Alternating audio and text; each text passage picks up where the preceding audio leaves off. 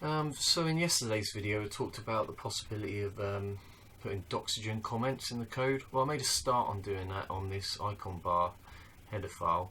I am going to do it, but if you look at it at the moment, where I'm trying to use edit and write at the moment, it's going to make this really difficult to read because there's no sort of like there's no different colours or anything like that. So it's just adding noise really to the file at the moment. So I think I will add Java doc style Doxygen comments, but I'm not going to do it yet. What I'll do is maybe wait until I've got the application self-hosting, and then off camera I'll just plough through it with my own time and add all the comments in. I'll tell you what I do definitely need is the SALib will need comments in it as well, because if anyone wants to use it, obviously they'll be useful for them to know what it actually does and how to make use of it. So it is going to happen, but I'm not going to do it today just because I think it's just going to make it very difficult to try and work through. At the moment there's no benefit to this because we're not like I'm the only one working on it at the moment. I know what I've written so far, and there's no like application that's able to like link these comments, so I can't like hover over a name and then get it to bring up the comments like you might get in Visual Studio or something like that. So so I'm going to add them in, but not yet. So I think for the time being I'm not going to save this. I'm going to discard it, and we'll stick with this back as it was. So tell you what, actually let's go, I think actually I've got to that. If I go back in to command window and go do git diff. So I did actually save that file, but it's just a lot of noise. The only thing I will do, actually I tell you what, let's see if git reset works. Actually if we do git pull checkout, let's do git checkout icon bar.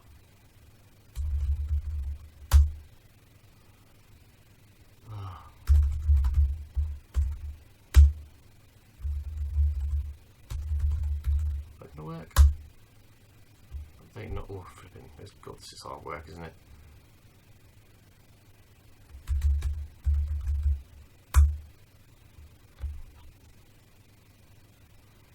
Git checkout develop SACode .source h.icon bar.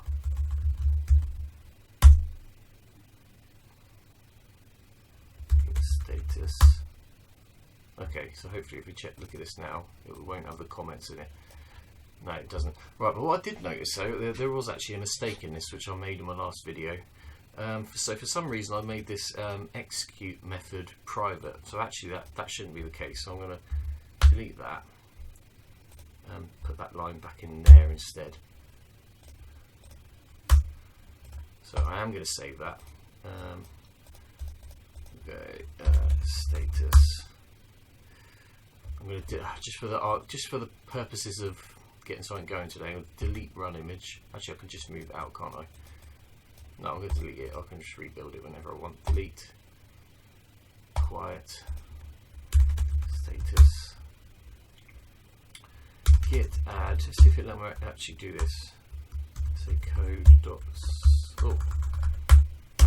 /thing SACode dot source dot h dot icon bar. Is that going to work? Ah, we did that. Actually did work. Okay, that's interesting. I wonder if that thing run would have worked if I'd have put the full source in, half in. Not sure. Right, git commit -m. Let's just do a quiet comment. Made execute method public instead of private. Status. Okay, let's do git push origin. See if this works. Okay, so that should have updated the repository on the internet. Cool.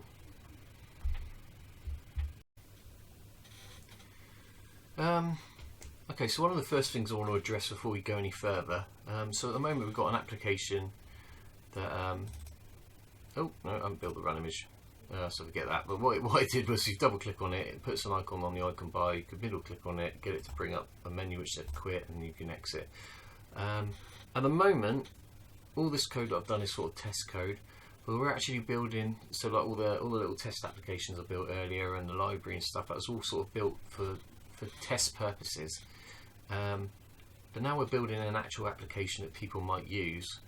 Got to take the error handling a bit more seriously, and at some point put in sort of protection as well, so that if anything goes wrong, people aren't going to lose their files. Maybe I can save them in the scrap directory or something like that.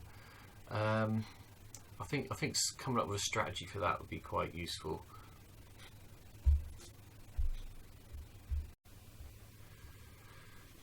Right, so one of the things I hadn't dealt with so far, like I said, was error handling. Because this is a real application, we need to actually handle errors and recover from them if possible, make sure we save data or whatever. So I've just spent 5 minutes writing like a very basic initial description of what we're going to come up with as an exception handling or error handling strategy. This is again, with all this sort of stuff, it's like going to be iterative. This is just what I'm going to implement sort of like today. So first line, then we've got error handling strategy. I've added this into the requirements document thing. Again, this is just made up really. I'm kind of making this up as I go along a little bit, so it's not very formalised. It's taken me 10 minutes to write. So, but yeah, so we're going to say the application is going to make use of C++ exceptions for the majority of error handling cases as follows. It's not really testable. So I'm going to create an exception hierarchy of exception class types that will be defined as thus. We have a base class exception, which will contain a member which is a 256 byte character array, which will store the message which can be reported to the user.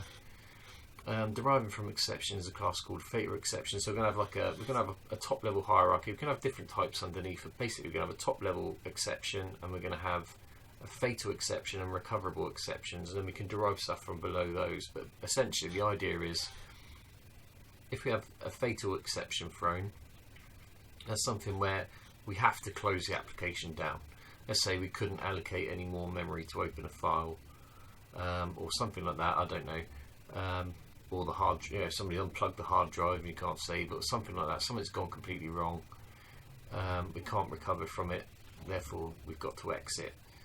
And a recoverable exception might be something along the lines of we tried opening a file, but somebody's in the time between it being listed in like the list of files in the side of the window, maybe somebody's renamed it in the filer and the file doesn't exist. So okay, a particular action didn't work, it'll throw an exception, but it shouldn't end the program. It's just normal day-to-day use of sort of handling of things that go wrong.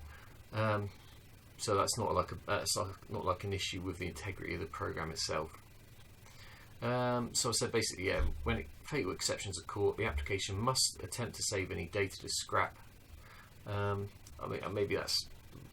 Actually, I should check the style guide at some point, and then close down immediately. So when recoverable exceptions are caught, the application can choose whether to handle the exception locally or to propagate the exception back through the call stack. So you can, let's say that we had a function that tried testing to see if there was a file on the disk, and then when the function doesn't find the file, it throws an exception. But we could say we'll try and see if this file exists, and if an exception is found, we'll do something else or whatever. Fatal exceptions can be caught at a local level if some code needs to process them, but if they are caught, they must be rethrown. So for example, let's say you try to think of an example. You know what? I'm too tired, I can't think of an example. I'm just going to go, bugger that bit. Right, okay. So the application will have a top level exception handler in main. So I've got the main entry point here. So at the very least, all these statements here need to be wrapped in an exception handler. It will capture all exceptions before they propagate to the operating system. So we don't really want to leave it, basically like let exceptions propagate up to the Wimp, because at least we have the opportunity to log what went wrong. report an error message ourselves, something like that, you know. Exceptions from the C++ standard library will be marshalled and rethrown in an appropriate exception type, if appropriate, at the point of use. So let's say that we, I might not be able to do this, or have a top level one that catches them as well. But the idea will be, let's say that we try, I don't know, we try and allocate a massive buffer, but there's not enough memory available. So through like a standard library exception, when we try to call, essentially we called new or something like that, but maybe we've still got enough memory to do something else, so we don't want to end the application or something, I don't know. Or maybe we tried accessing a file and it's disappeared again.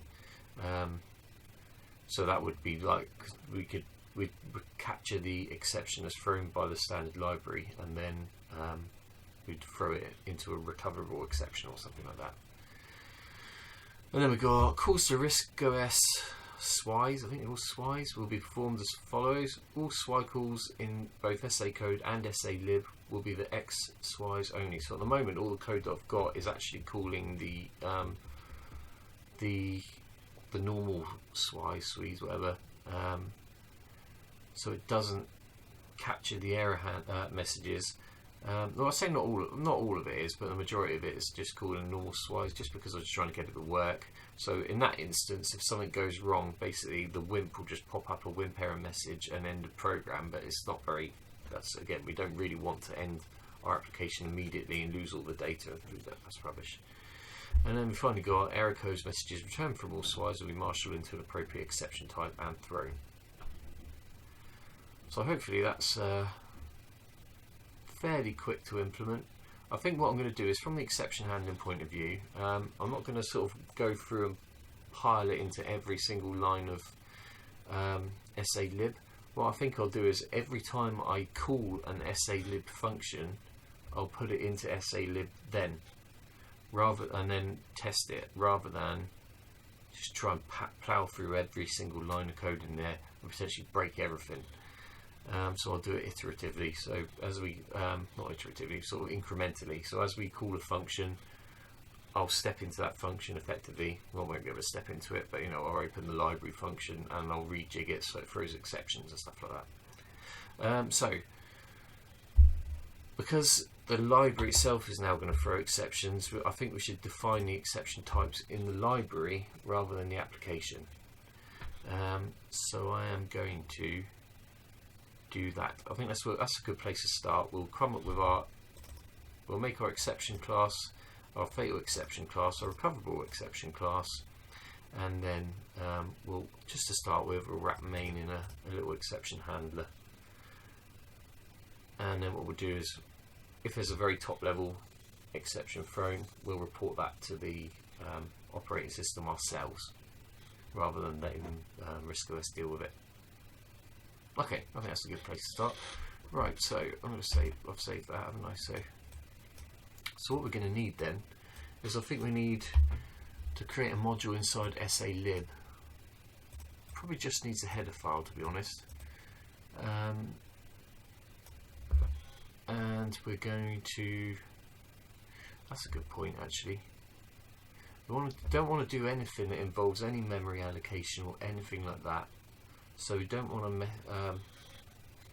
I think we want the most basic data types. So it's like it all sort of always works. So we're not going to use like a standard string or something like that, because that obviously uses operator new, which is like a dynamic memory allocation. Well, we're not going to do that. So we're going to create an object on the stack, and we'll contain the data. That's what I said about using a character 256 byte character pointer, and then we'll just use the function to copy the string into that.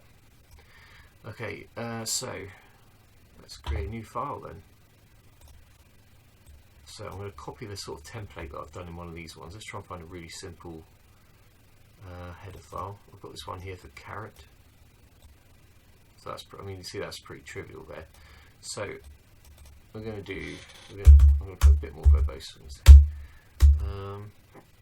Exception hierarchy, something like that. Types. I'm going to do hash if and def, and it's going to be, so I've done like split it by the namespaces, but I'm going to have this as a top level namespace. So I'm going to actually do it as SALib exception. So I'm going to do SALib exception. So I want this exception type to be available in every SALib namespace. Hash define SALib underscore exception h if there's chaos going on downstairs.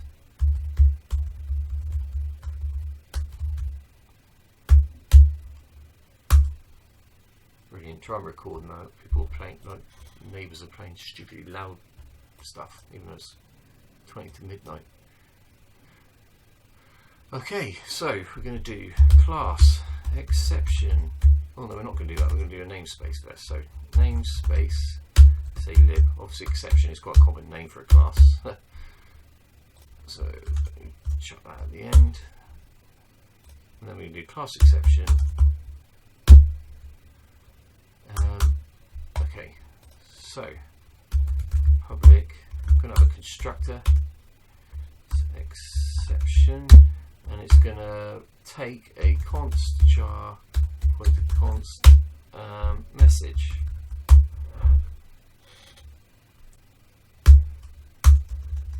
And we'll have a virtual destructor just in case.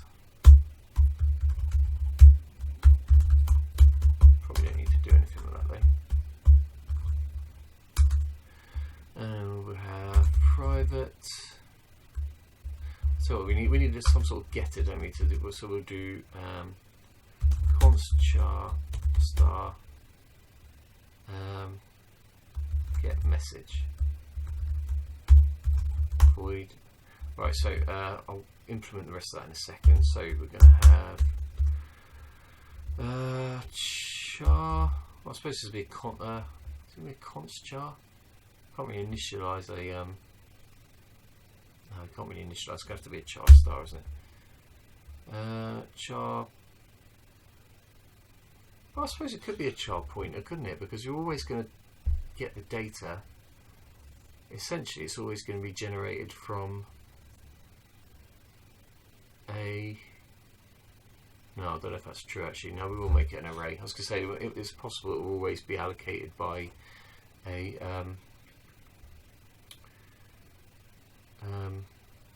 essentially by a string literal, but I don't think that's true necessarily. So it's a char underscore message message string or something like that. I'll just have message. I'm going to make that 256 bytes. Okay.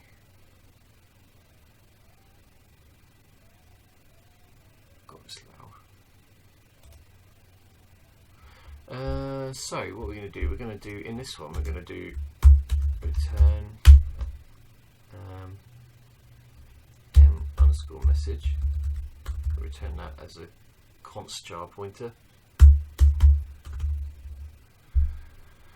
And then how are we actually going to copy this in? So let's actually just close this, don't need this anymore. Save exception.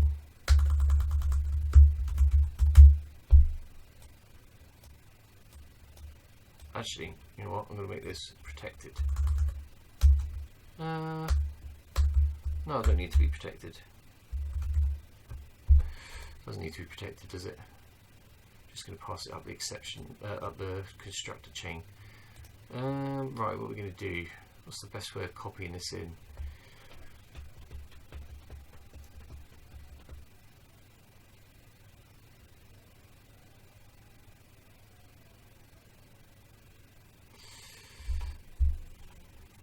Okay, we'll do. I'm going to include.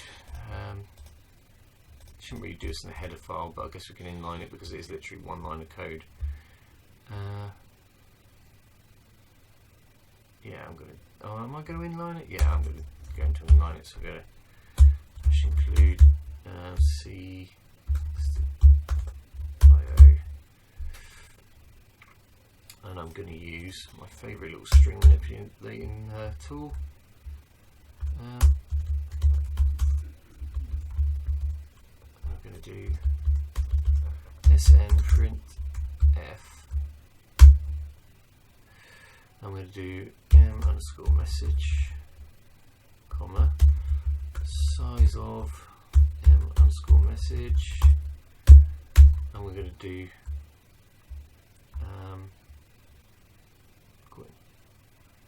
what do we want to do?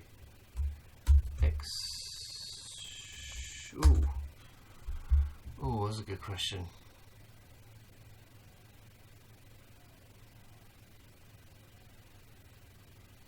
No, okay. I was going to say something along the lines of exception, colon, and then like put the string in, and then it would be comma message. But you might want to know what the exception type was, actually.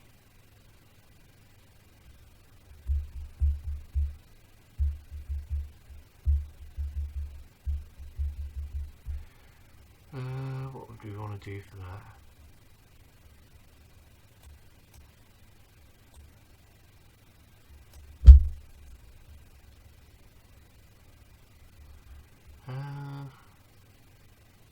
Just wondering, yeah, would we want to say, let's say for example we've got our class under here. I'm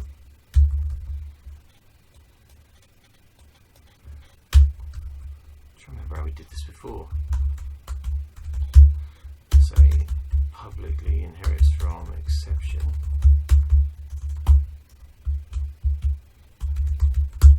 Like, would we want fatal exception?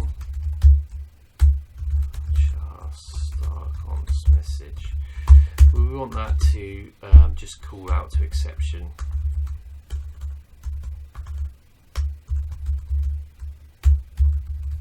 Like that.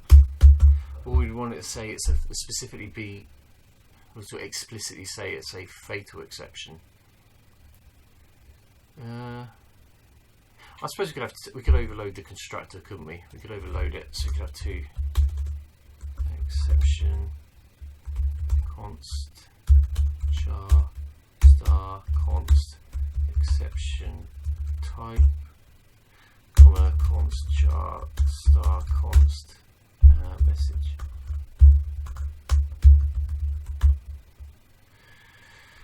I know we could do something similar.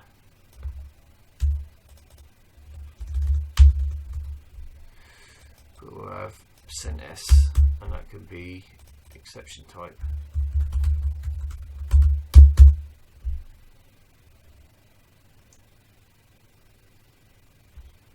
Is that going to work? I suppose so. Yeah, I guess that'll work, wouldn't it? So we could do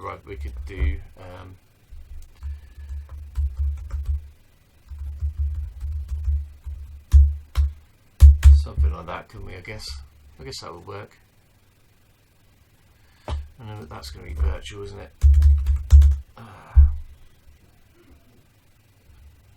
Might want to overload that. And probably don't want to. Do we want to make them copyable? I guess we probably do. Just in case. Although we're going to pass them around by reference, probably be alright. So then we got, so that's probably all we need then. We've got a class fatal exception. I mean, I can update this at a later point. Class recoverable exception. Oop. Oh god, I can't type at all on this keyboard. Not that I was ever that great at typing to start with. And it's going to be recoverable exception. Well, I guess do I even need to overload the destructor?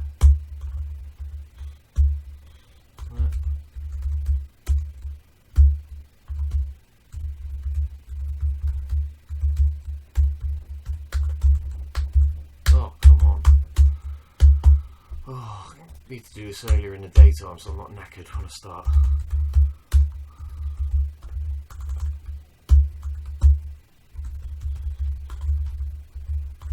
Come on, fingers, you can do it.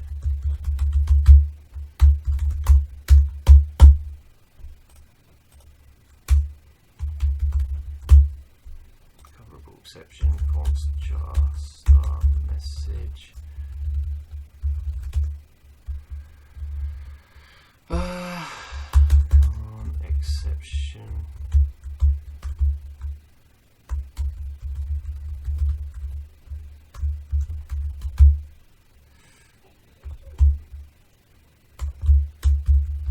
I suppose what we actually want to do is, because these could also be derived, couldn't they? We can do a second. Oh, shut up, everyone! I don't know what makes so much noise. It's fucking midnight. We could do a second constructor, couldn't we? That just if it derives from that, then we'll pass it in. So I'll call this fatal exception const jar star exception type. Oh, what we could do is we can make that protected, couldn't we?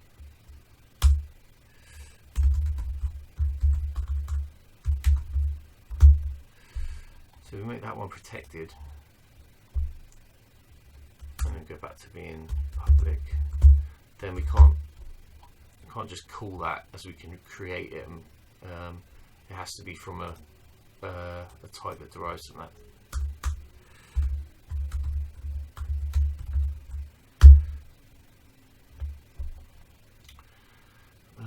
Message, we'll call that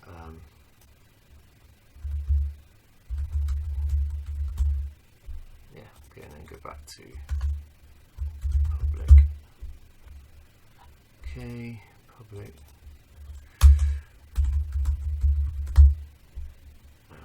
Just rip this bit off. Oop.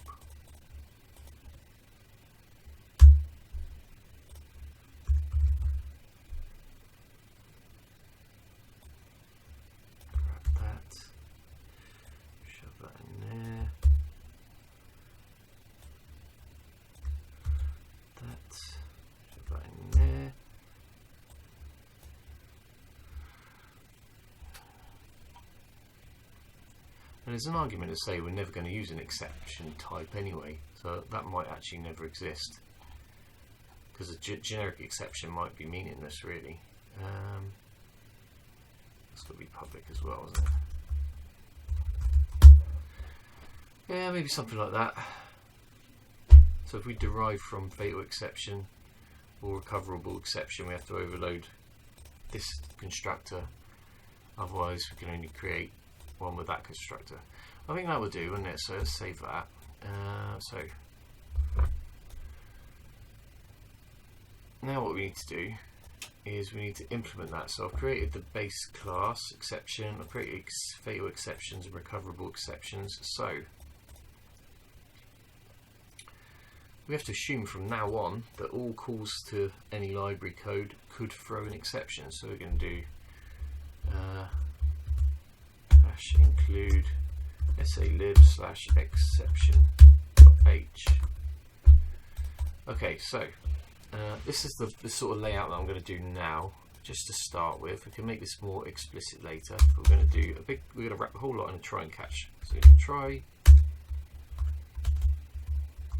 Oh, no, we're not.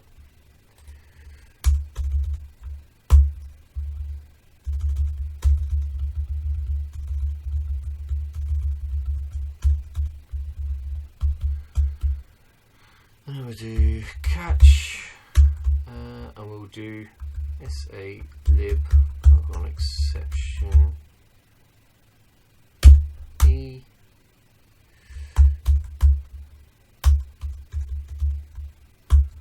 And then I'll do another one just in case something goes wrong. We'll do catch little dot, I think something like that, isn't it? Do you know what? I've written the exception handler for God knows how many months. I'm just going to pause this so I can actually remember that I've got this right. Also, I know for a fact that's actually got to be a reference, isn't it? But let me just double check that I've got this right, because it's good. I could have got the syntax list wrong. Bear with me a second. Okay, just double check that, and I think that looks right. So what I'm going to do is I'm just going to put some placeholders in here for the minute. I'm going to say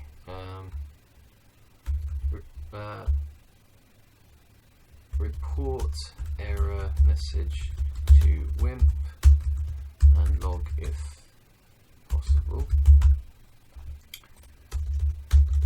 this one I'll do report a general error message to Wimp and log if possible. So because we're using our exception type, we can be a bit more specific. Now what I could do is, we could put an extra catch in there, couldn't we? And we could catch standard library errors. So we could do catch stood on exception, I think it is, reference E.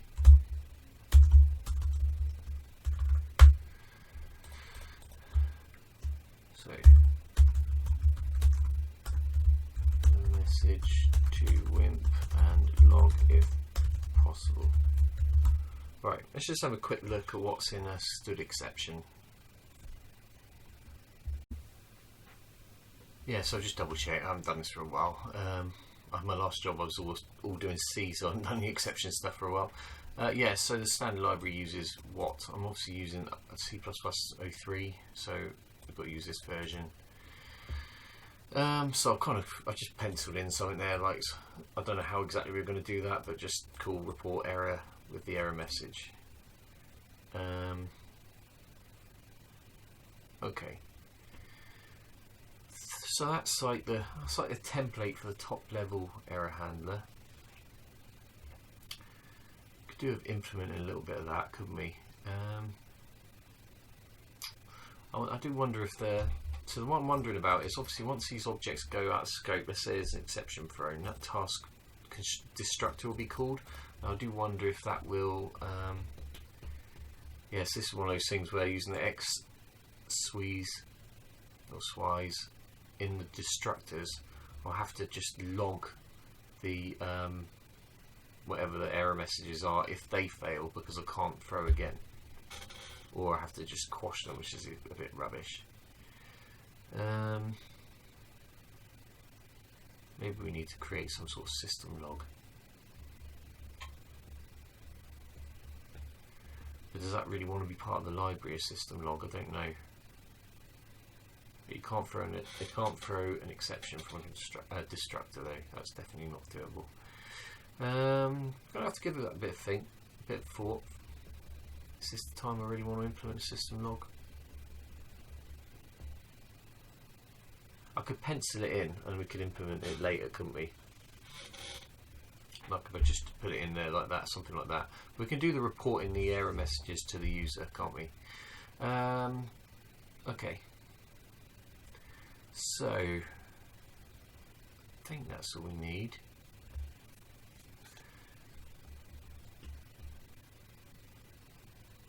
For the moment, let's go back to our library then, and we are going to actually save that. Let's just check out it even compiles. So that'd be a good start, wouldn't it? And close this for the moment. So does our SACode still build, or have I broken it somehow?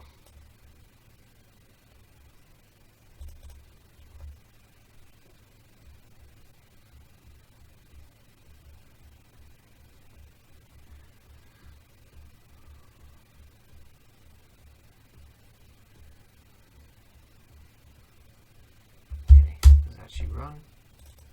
Yes, it does. Okay. So yeah, I mean this stuff, we could put that inside an application class, but that might be all that we need to do. If we get too much stuff inside this try catch, we'll just wrap that into its own application object or something like that, I think. Especially when we start trying to process like the command line arguments. Okay, so what I think we need to do then, I think we need to create a new method in here, which maybe is just a function or something like that, but we need the ability to bring up the top level Windows error box. Now in a previous video we did something about that, didn't we? So God knows where I've saved it, because it's been quite a while ago. Error test, non-modal error test, might be this one.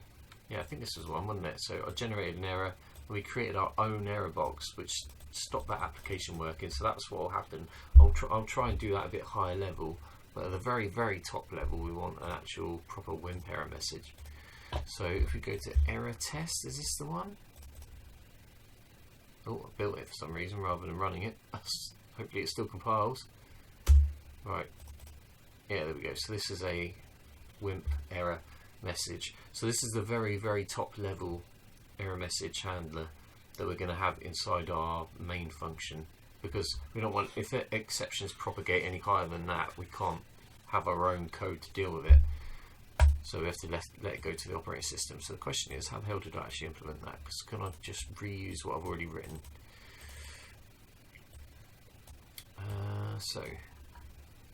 Okay, so this is our code then we've got for, which I've taken from, oh there we go, so it's come from Steve Fry's C programming tutorial. So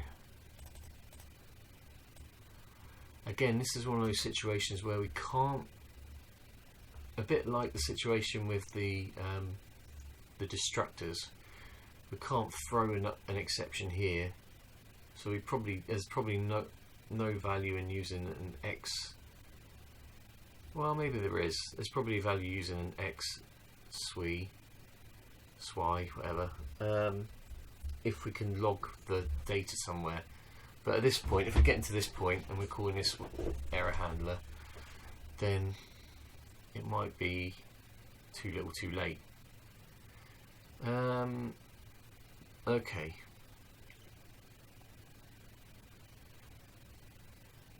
So, I do wonder actually, should that be tied to a task? Not sure. Let's close that. We'll leave this open because we can use that as our sort of baseline to start with. So, create a new file. We'll once again rip off this carrot class. Well, it's not even a class actually. I'm going to rip that off entirely. Copy. Paste them into there. So we're going to make this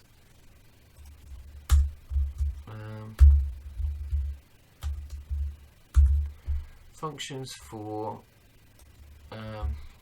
displaying Wimp error message boxes. Okay, we'll call that SA. Again, this is going to be, well, this is now Wimp level, isn't it? So we're not doing it at like the command line level. So this is an SALib Wimp item. So we'll do error message. We'll call it error message or error. Call error message.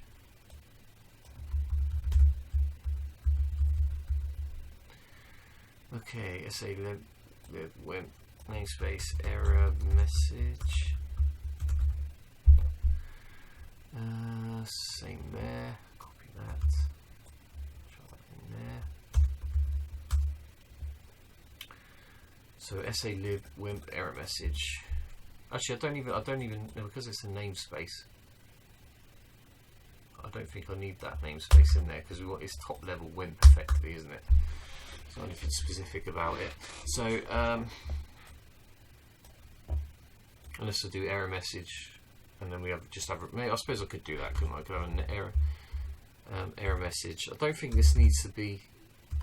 It's not need to be a class or anything. So I'm going to do namespace. Yeah, error message. And then I can just have a function called report, couldn't I?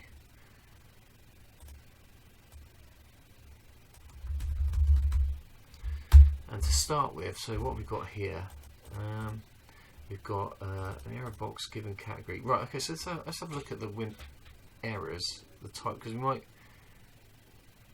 well, we could start out with one, can't we? Yeah, we'll start out with one type. We'll just do a const. Well, what do we need? We need we've got 1, 2, 3 icons there. Let's SALib sprite up there. Okay, yeah. So we've got like an application sprite name as well. I think that's it. Let's just double check this application. I can't remember exactly what it does. So public, do this again, error test, run image, message from error test. This is a test error, right? So it's going to be message from, and then that's the name, and then we've got our string, which is in the Wimp report error by category. So let's load SALib and have a look at what that actually does. Wimp, squeeze. Wimp will report errors, don't we? Report error. What's the difference between this one?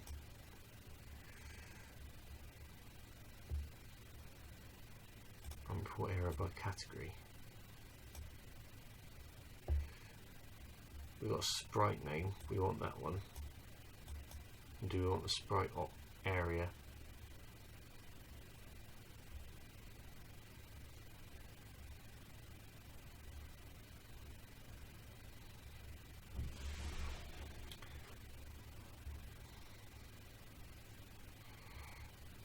Back to this, what does this do? So that's more an information, isn't it? But we want more like a formal error type, don't we? I'm going to have a quick look at the style guide and see what it says about errors. Just bear with me a second. Okay, so the style guide doesn't say a huge amount about error boxes as such.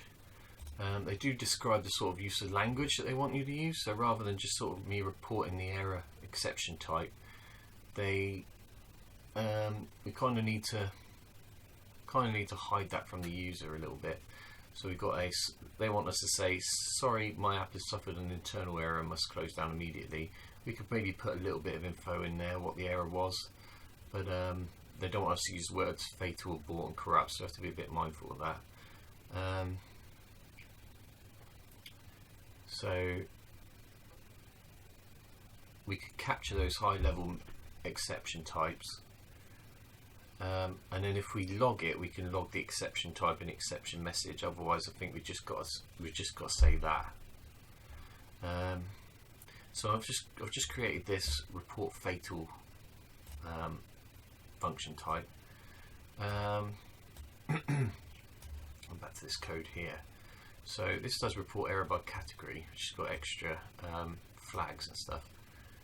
So I'm guessing they both, it looks like both of these report error messages are essentially, let's hide the style guide, go back to the programmer's reference guide. I assume, no, I don't know actually. I don't know where these extra fields are coming from actually. It must be a different one. Because this one's like, you can be specific about the sprite name that you call, which isn't there. I think we'll try this one to start with. Just to start with, because all we're going to do is report a fatal exception, so we need the most basic version of that. I think that would do, wouldn't it? Okay, so we'll do report fatal. We have const char. What do we need? We need the application name and we need the message, don't we? So const char, const application name, const char star const message. So what we'll do is we'll go back to this. We'll pop up message from application name. We'll say this is a test error. Oh, we do actually want the, I guess we do want an icon, don't we? I assume we're not passing that in. We have to tell it what that icon is. Okay, so we probably want that icon name there to be there. And we really want that to be not the exclamation point, but we want it to be the sort of like the error message bit.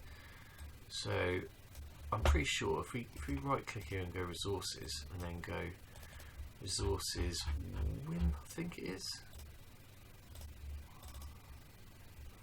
Look at, is it tools? Not tools. We go to sprites. I think there's like an error message sprite. Yeah, we want this one to come up rather than that sort of info one, which is, we want it to be, look, this is we're doing a fatal error here, so we want it to be explicit. There's no coming back from it. I guess it's this one actually. There we go. But the sprite name is error. Okay, so I'm going to save this as we called this error message, didn't we? So let's save error message. It's going to be in SALib. And we need to implement that, so I'm going to implement it based on this, I think. Oh, well, we did say, sorry, we did say we wanted a sprite name, didn't we? Const char star const sprite name. Actually, we could have that next to the application name.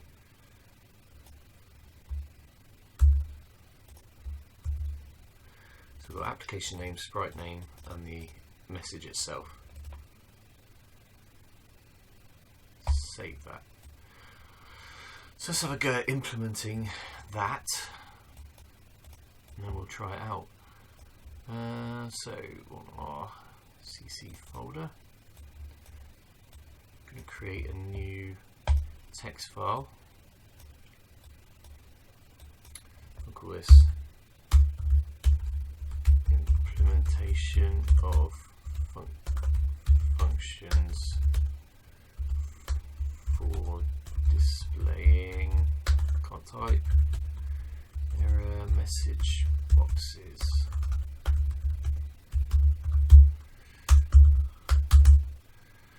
Hash include, and we'll say, what was it, SALib slash error message.h. Pretty sure that's it. No, that's a good question actually. Was I using using namespace bit here? Good example. Yeah, I was using the names. Well, I wasn't using namespaces. I was just writing the code in the same namespaces. So this is going to be again namespace. Say lib.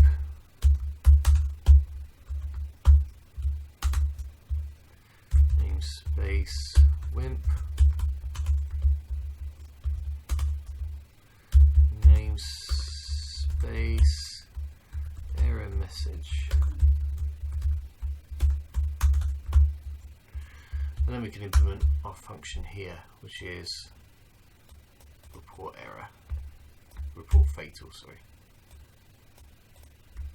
And then we don't need that anymore for the moment, so let's save that as error message.cc.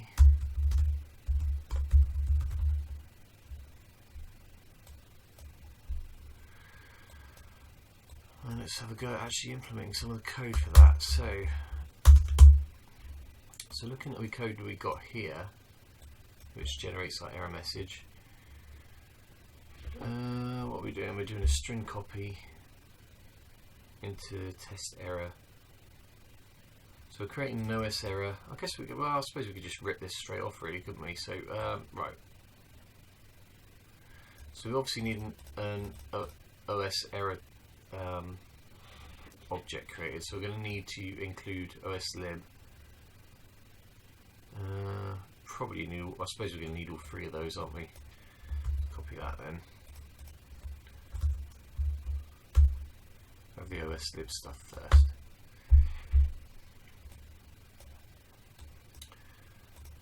Okay, oh, close that. Close that. Get rid of some of this stuff. Let's hide the main file for the moment. Hide the program's reference manual. We'll keep this report error bug category one open. Let's get rid of some of these source code folders as well. Go away. Everything can go away. Because we're just working in SALib for the moment. So, let's see what of this we want to actually use.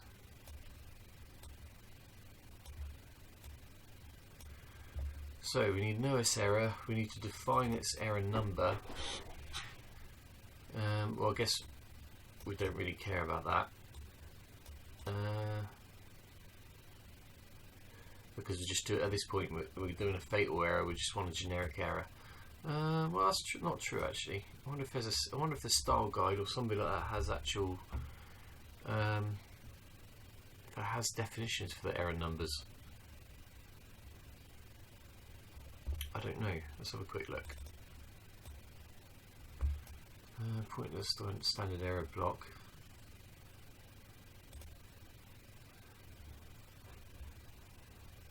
Won't report error calls the service to be generated.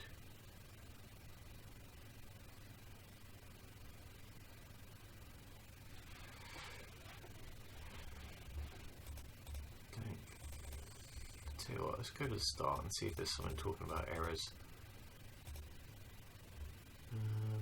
Generating and handling errors. See what it says about that in the programmer's reference guide. Error handling, types of SWI, error numbers, operate. Okay, there we go. So we need to kind of come up with something from here. Third parties generating their own errors must apply to Acorn for identifier. Okay.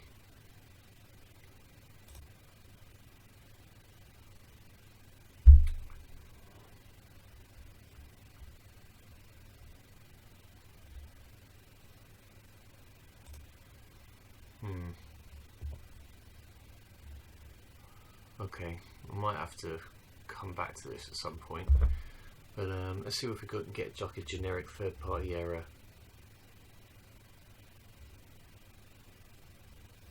Errors.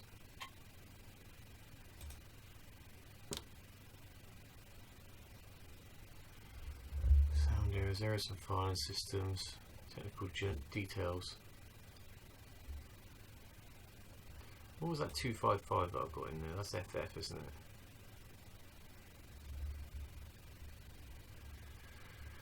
General OS errors, debug errors.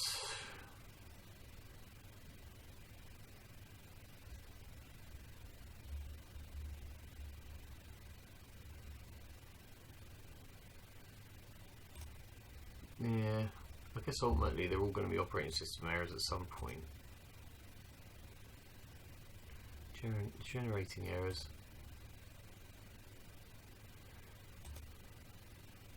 Yeah, okay.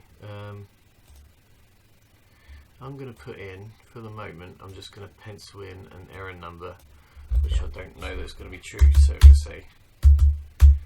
To do work identify an appropriate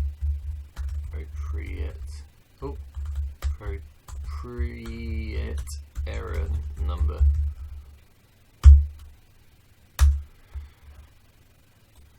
Okay, but for the moment we're just going to do OS error,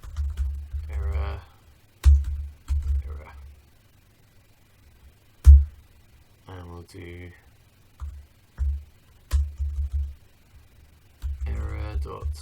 error num equals 255, like we've got there.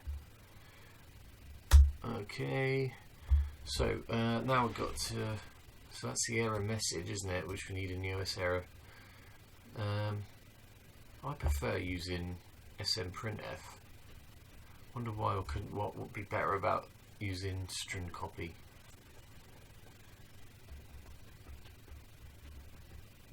Because you have to add the zero character on the self there. I hate that. I'm going to say I'm going to include that. Alright, we'll try that.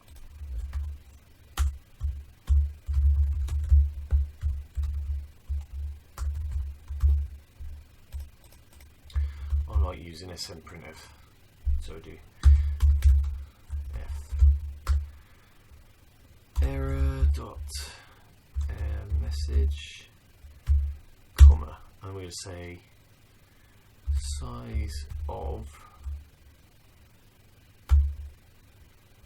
error message.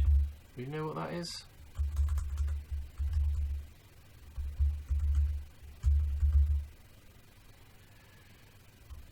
Or can we use that? Maybe we use that variable OS error limit.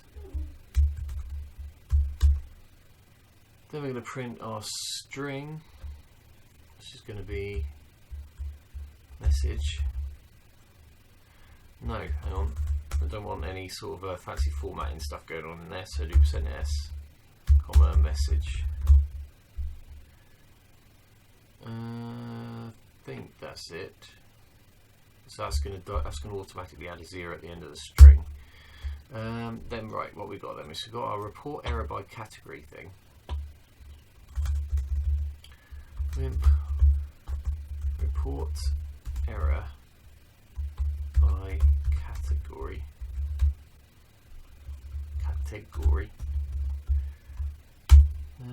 Right, so we're going to pass that. Right, actually, let's have a look at the actual definition for that. So close that. So we've got our OS error, which is going to be passed by reference. So we've got the address of OS error.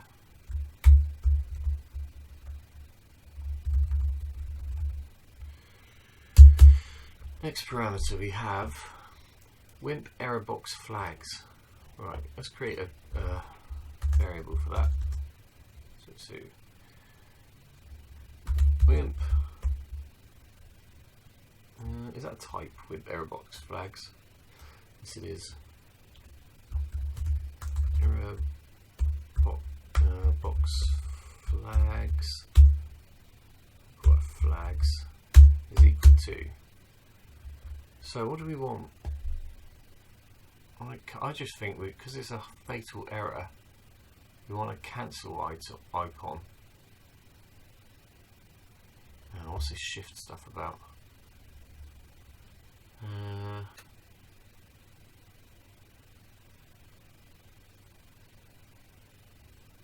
Category error info, category shift. Right, we're going to need to look at the programmer's reference manual for that again then. Which is that one. Go back there. It's going to take a moment. Go back from pinboard and see if we get the squeeze there. Oh, that's the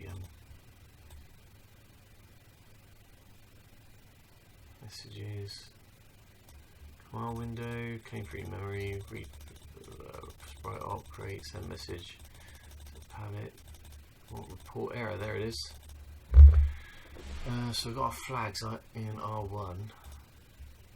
So bit 0.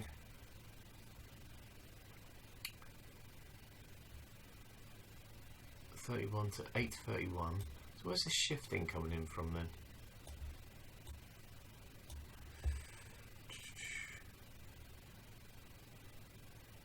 Airbox category shift.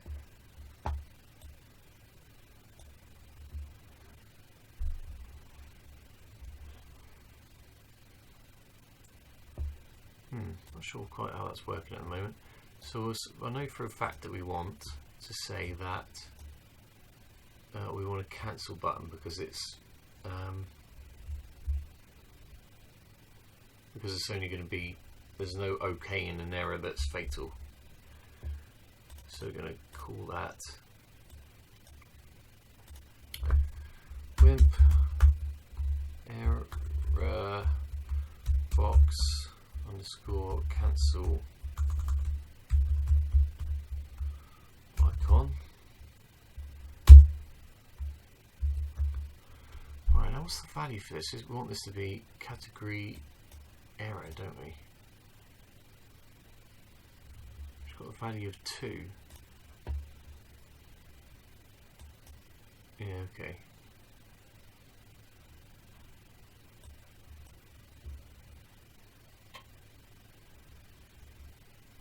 Okay, report error by category. I wonder what this SWI's actually calling. Is this a different SWI than this one?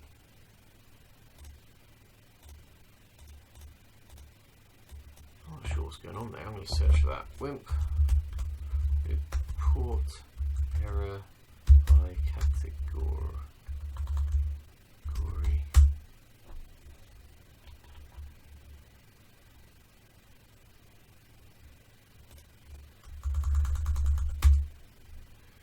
Report error replacement. That's similar to what I did, isn't it? Use of this should be avoided where possible due to the non-multitasking nature of these errors. Yeah.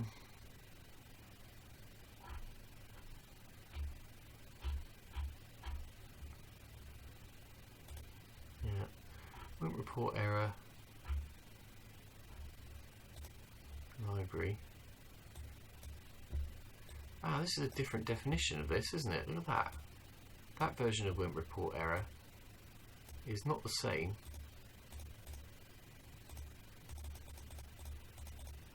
Oh, well, we lost the plot here.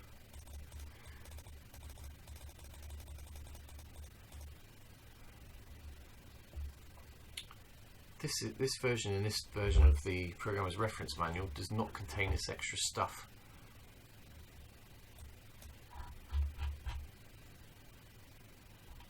So this is actually a different SWI. Okay, we'll minimise that then because that's clearly not very useful. Okay, that's a bit strange. I wonder if the PRMs that are on this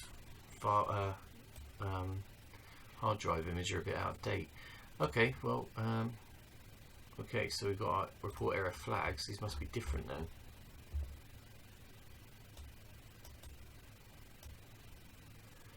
Highlight cancel, okay, or okay with no cancel button. Do not use Wimp style error message. Do not use Wimp. Oh, right, okay. Immediately. Simulate icon click. Do not beep. Error box type list.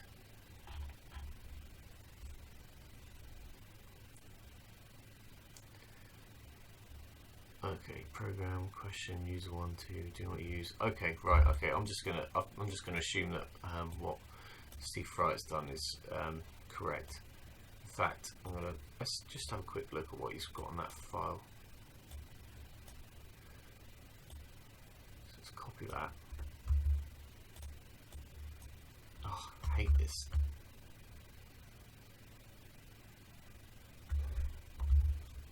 Nope.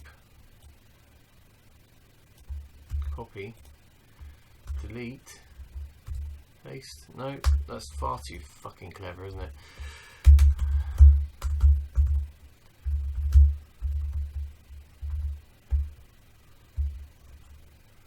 Control reporting errors.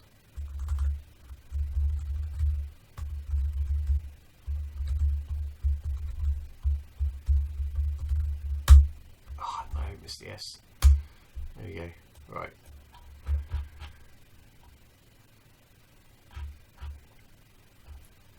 What does it say about the other bit? Generic function.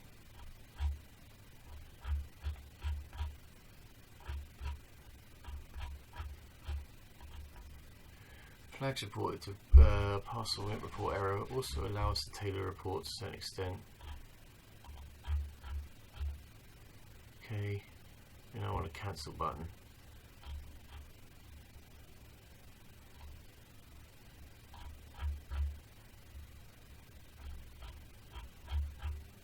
Grading our report. There we go. Yeah, there we go. Accesses Wimp report error. Accesses the usage of Wimp report error, which has been deprecated in 1994. So I think that version of program reference manual is out of date.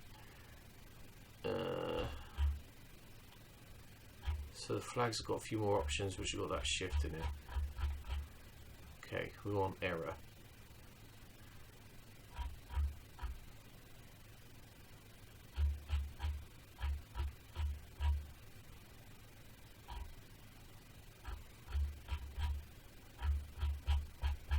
Yeah, okay. I'm going to minimise that, it might come in useful. Alright, okay. So, pretty much then what he's done, I've copied. We're going to copy, so we're going to say we want. So we've got that error box given category.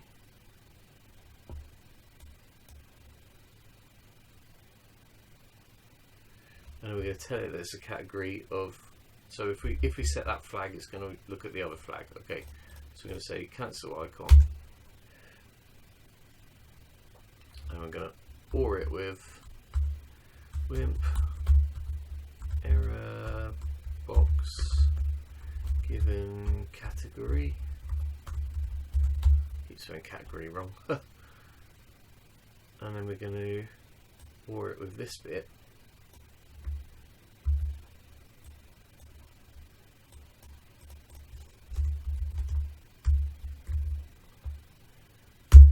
Instead of being category info, I'm going to make it error.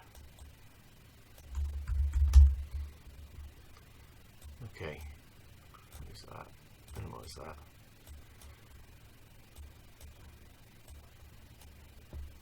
And I'm making this line a bit big, so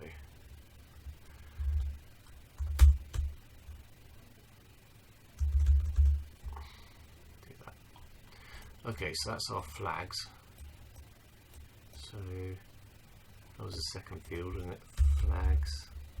Which I could do just for argument's sake.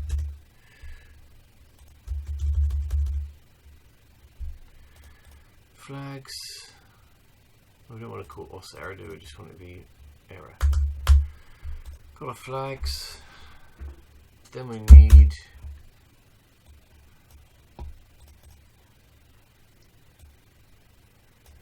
the name of the application.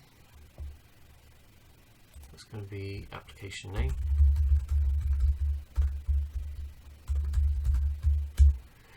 Then we got the sprite name. Is it? Yep, sprite name. Now I'm always going to assume that this sprite name is the application name with the so I'm always going to assume it's going to be, whenever I use it, it's going to be in a generic sprite pool and not in the like an application specific one. So sprite op area, I'm guessing that's constant for that sprite op area. So I'm going to just copy that wholesale.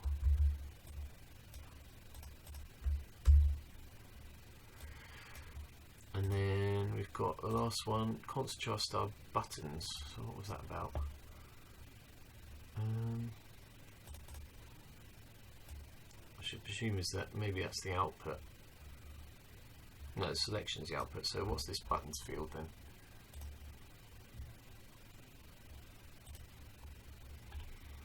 Pointer to string containing a list of user-specific button names, comma delimited.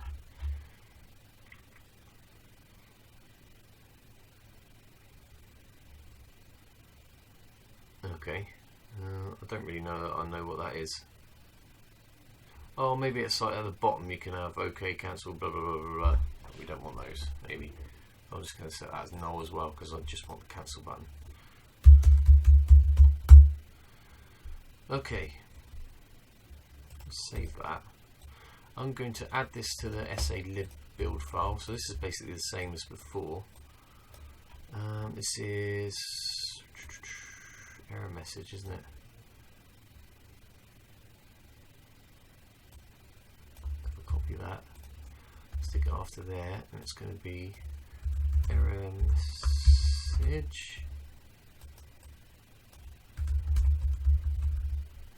I'm going to add that to the library, drag.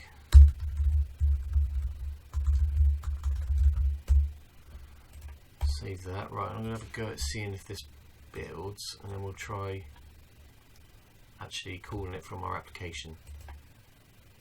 Save, close, set directory, Control F12, do it in the command window because it could have a lot of error messages.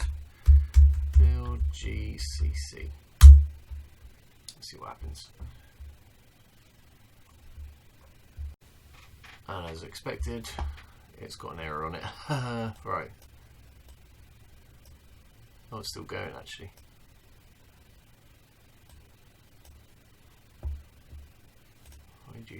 Hide you, it's going to be slow. I'll just wait until this comes up with the full error messages. Yep, second I click stop, it finished. Perfect. Right, so what we've got, error message .h line 17.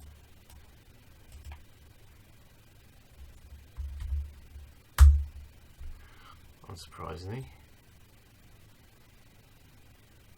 expected that before void. Ah, there it is. Save, try again.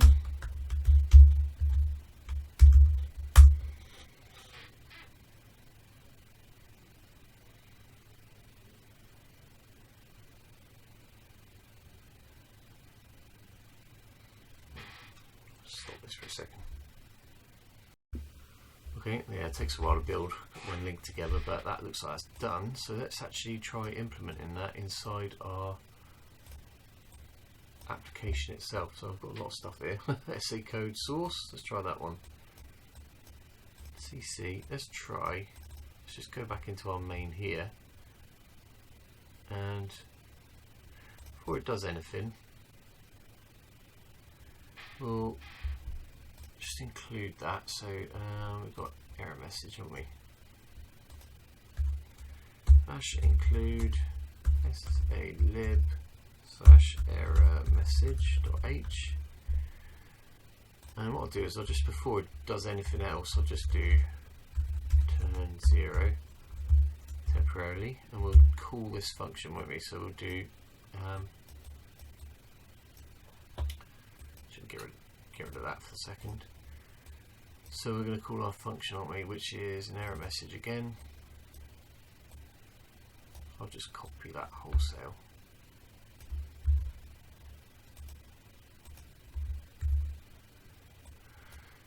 And the namespace of that, SALib, Wimp, we'll call error message,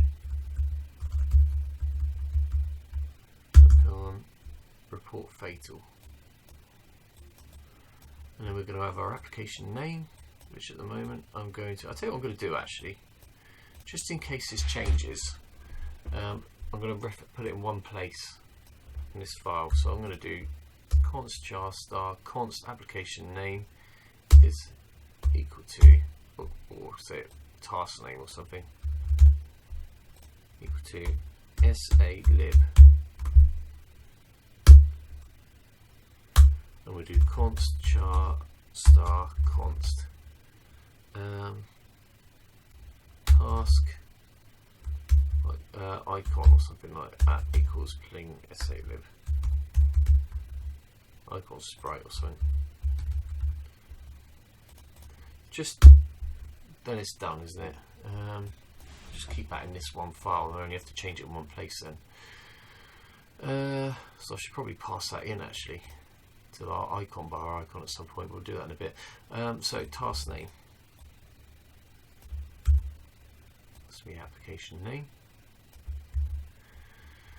Task icon sprite, put that in as sprite name, and in our message we'll do this is a test error message. Save that, close that, set that as our directory, and let's see if I can remember the right key combination. Let's see if that actually builds and works.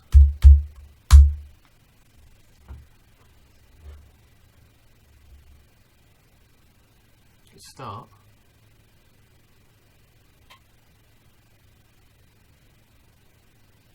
So I'm hoping we'll see a little error box come up on the screen, like in the middle, with the exclamation mark for the error and also our SACode icon. Did I actually put that in there right?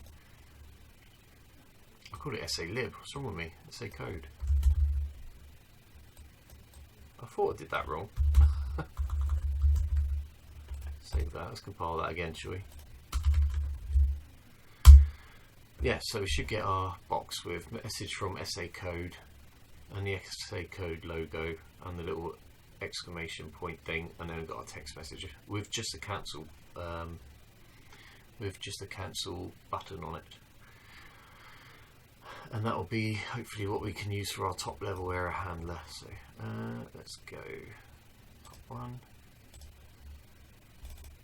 Here it is, message from SACode. We've got our icon. That's not what I expected, but it's okay, I guess. Is that right? I suppose that's alright. This is a test error message, cancel, and then the program ends. Cool. Okay, I think that works then. So we can go back to we can implement that into our error handler for the moment at basic level.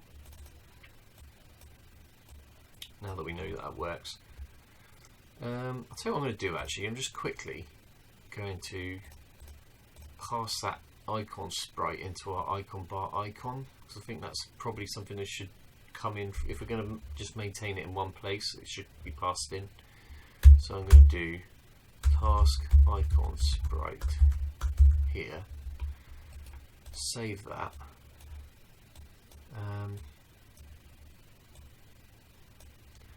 Go to our icon bar,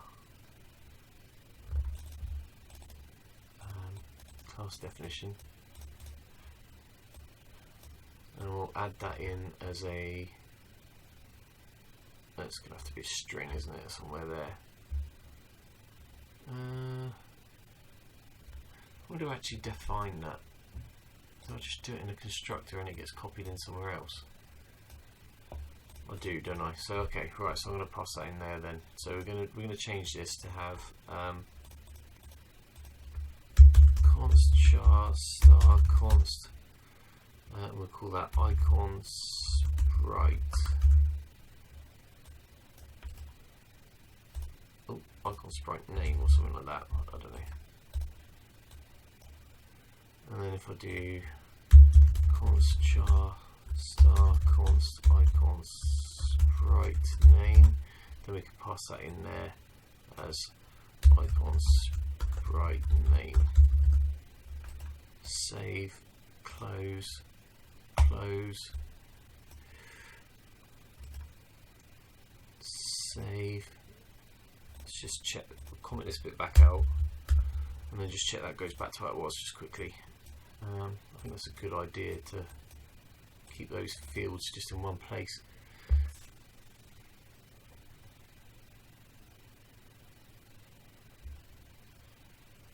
Gonna be off topic there though.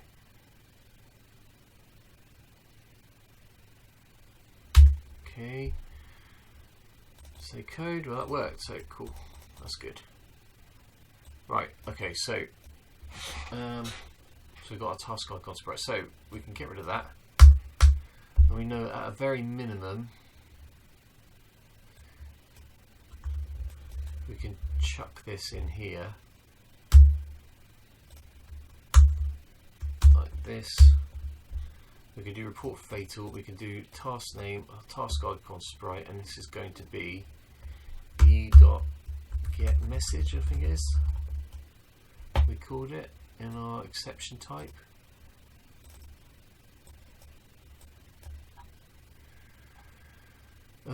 Get message, yes. Okay. And at the very least, we've got an error message being reported there.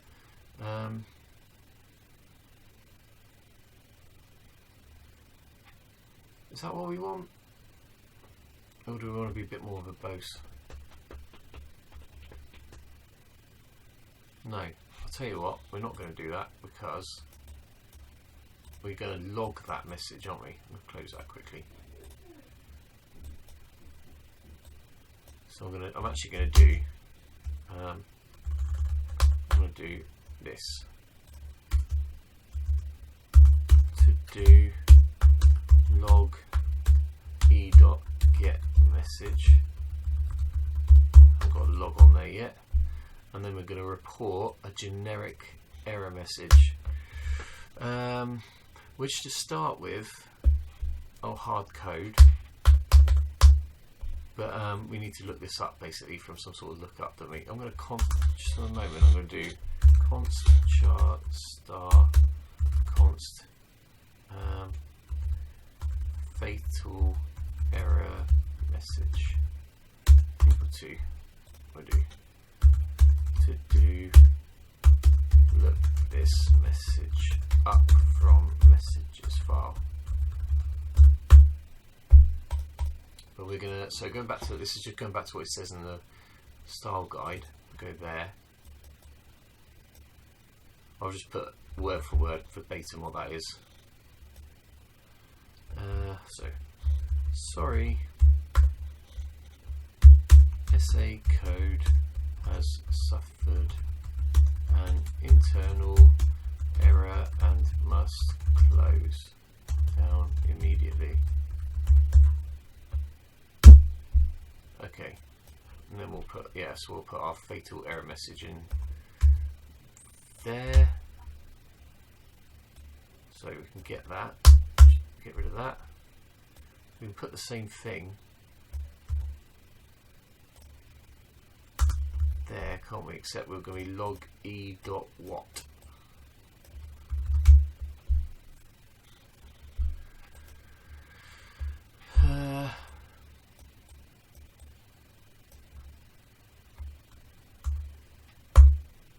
Do log e.what, and then this one we'll do this.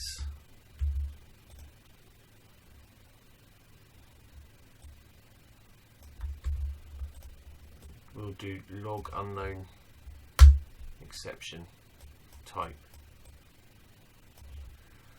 Unknown exception thrown. Okay. So if I save that, with a bit of luck, I should be able to go into this somewhere and we should be able to throw an exception and get the report to come up. Let's try that. So I'm going to go, I'll tell you what I'll do, I'll make it so that when we click on the quit, it throws the exception rather than, yes, then we'll get the application up and running, and then instead of quitting it will throw an exception and we'll get a report and hopefully it'll close it all down. That'll be an interesting test. So I'm going to close that, minimize this, go into iconbar.cc. So before, not there, sorry, it's in the header file, wasn't it? Right, so before we were doing this task quit, mtask request to quit. I'm going to cover that up.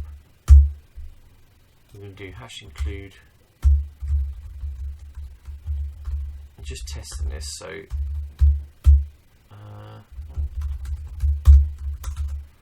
I'll make that spaced out, and then I'm going to do throw SALib. I've got an exception. Oh no, fatal exception. And then we're going to put in test exception. We're not going to see this message. Save. Build it. But if it works, when we try and quit, it should do that exception and bring that pop-up.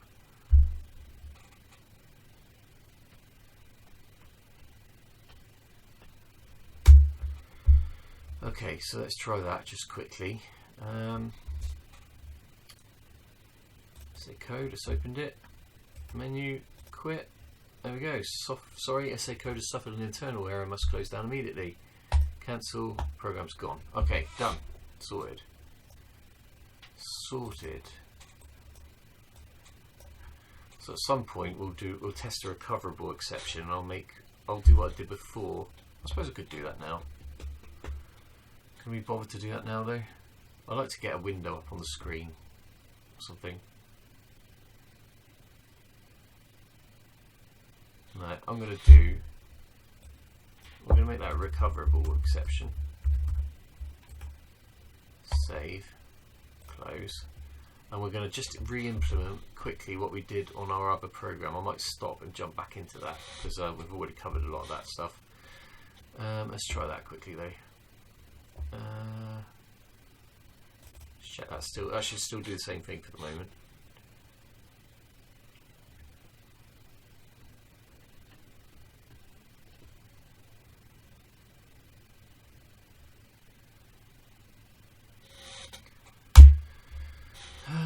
Right, SACode should still do the same thing, which it does.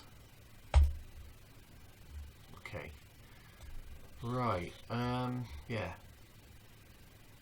I'm going to have a quick look at what I've done before, and then we'll re-implement that that recoverable exception type and just test that out. Well, I was just having a look at this test error application that I built before. I think I'm going to do something quickly like this. Just I just want to strip this back down. So look at it again. We generate an error, but this time we've just frozen out that part of the application, but we can still move this around. This is still like a live page. The rest of the Wimp is live. What I'm going to do is, instead of using the so at the moment I've got like a template file. Close that. Oh no, didn't mean to close that. So I'm using a template, but what I might do is actually programmatically design a window that looks the same as that, but also have parameters where we can change the background and foreground colors, so that let's say for example we use this, make this SACode equivalent thing. Well, you can change the background and foreground of that, or you will be able to. So I mean, it would look neater if the error message box kind of had the same look and feel as that, really. I mean, it's not a big deal. I could use the same one as RISC OS, but I think it'd be neater if it has its own sort. If you can customize it to either look, by default it would look like the RISC OS version, but you can, if we can override the class with, we make it a class and we can override the constructor. Sorry, overload the constructor to pass in like just different Wimp colors. Then we can kind of make it look a bit better. Yeah. What was interesting is when that error came up, it was a circle, wasn't it? I wonder what that sprite name was. Don't know. I do not know. Could be an interesting activity. You'll get to go through some of the window manager stuff to design a window, and then we'll just rip off this code here, which basically sits in a poll loop and just waits. We'll make it so instead of just having a show OK, we actually have an OK cancel. What we do is we'll just do a bare minimum. Actually, we'll do a minimum viable product to start with, because and then we'll add more features as I need them. Excuse me.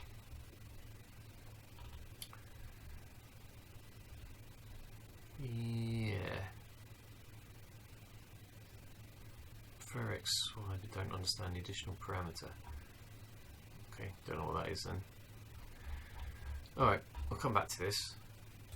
But to start with, I'll leave this open.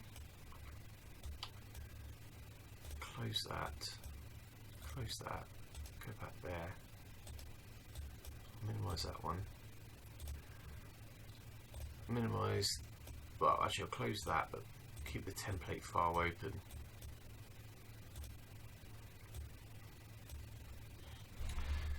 Okay, so this is the first time then. So obviously on my little test applications I've implemented Windows, so this will be the first time we actually try building one ourselves in this application. I'll probably do it in SALib. Probably, I guess the sensible thing is to put it inside this error message bit. So if I do report fatal, I could do said that inside that error message we could have a class in there, which we could do class something along the lines of class non-blocking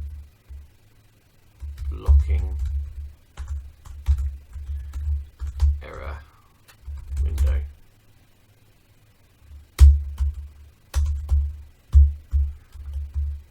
Something like that. Do you want to derive that from window? That's interesting. It's interesting that I've already got window and icon inside there. Do you know what? I'm going to put this up at the top first. That's a mistake.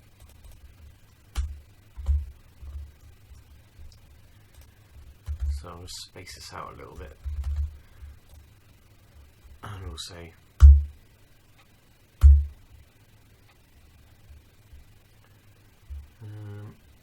yeah, if I put one of these little dividers in it, it'll make it obvious what's blocking and not blocking.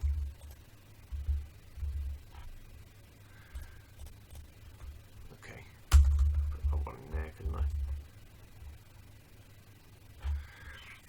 Okay, so Right, so now I need to go into how the windows work, don't I? So let's find an existing example program that I've built, and we'll kind of strip that one down really. So go public. We're going to need a reference to a task in there. No, we're not.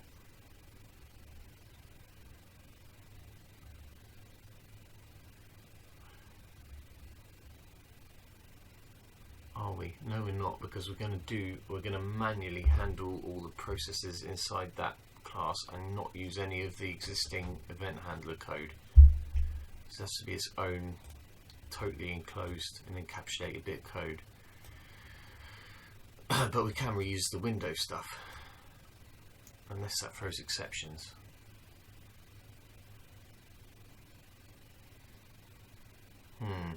Yeah. Not sure.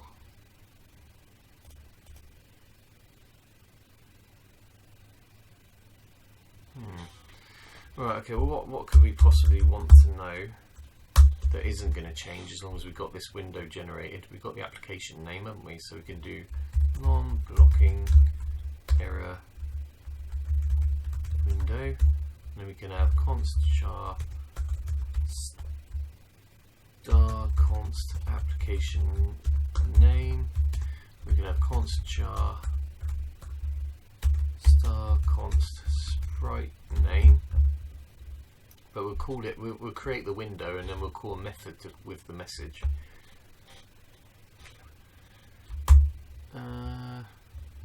So to store that, we're going to do private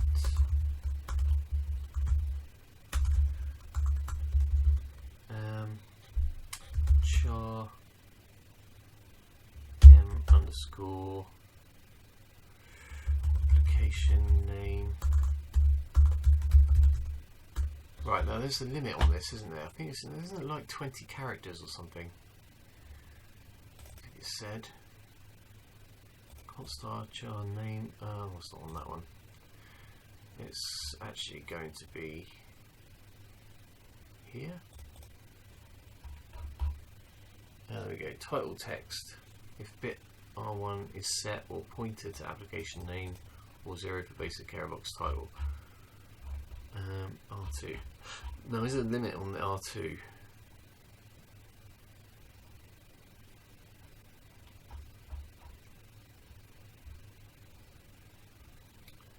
Pointed to title name. Is there a limit to how big that can be?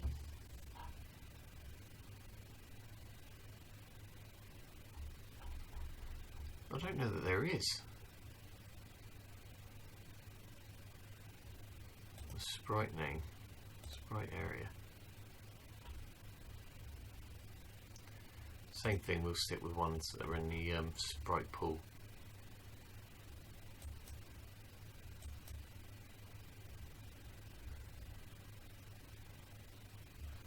Yeah, okay, I'm going to set a hard limit on that of 20 characters. Or 25 or something like that. I'll make it 21. I'm going to do char m underscore sprite name 21. In fact, I think it is 20. So I'm gonna hard code those in. So we've got that. But then we also want, so if we include, let's delete these for a minute because I don't actually know what I'm going to need yet, but we do know that we're going to need color.h. So if I do overloaded version of that, we'll have, let's go to color.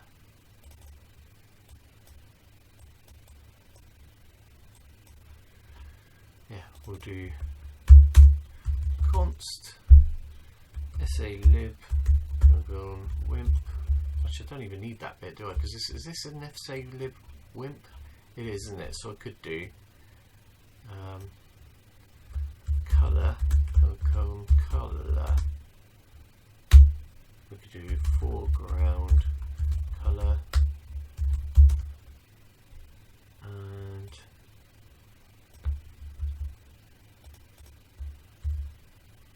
background colour.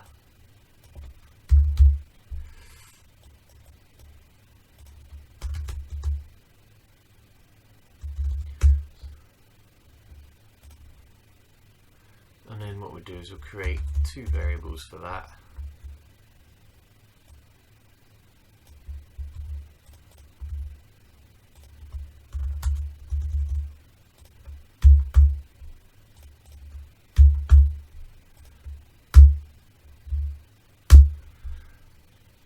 Okay, so save that, and then we probably want a virtual destructor maybe, don't know. I don't know, I'm not sure if I want to be derived from yet. I'll tell you what I do want though, I don't want this to be copyable, so I'm going to make a private copy constructor, an assignment operator.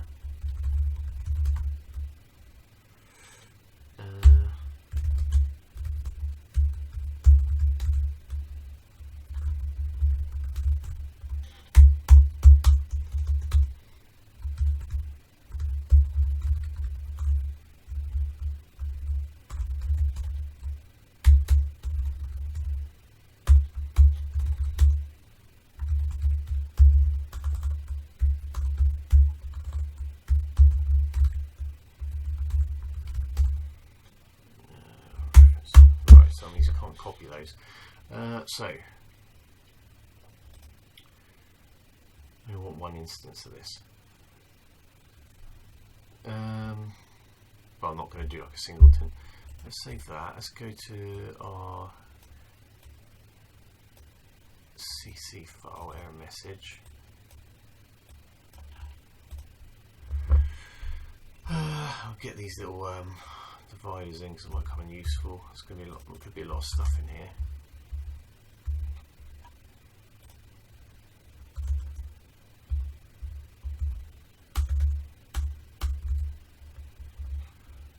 So let's create our constructor here, just roughly.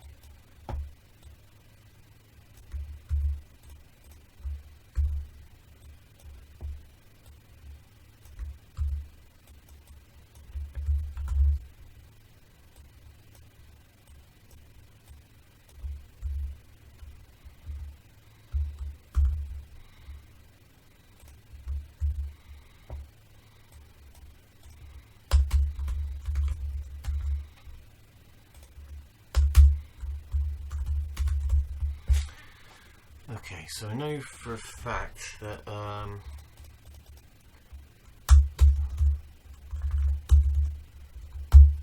we're going to make m_foreground color.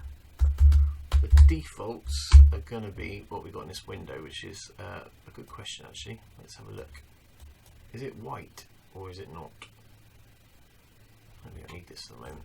Right, so let's go to our template. Error window. Right, okay, so this colour here, error window, what does it say the background colour is? Work background is 1, whatever the value for that is. That looks about as light grey as you can get, isn't it? So it's going to be colour, colon. Let's find a header file. God, we've got so much stuff going on. It's going to be very light grey, which is number 1. On enum.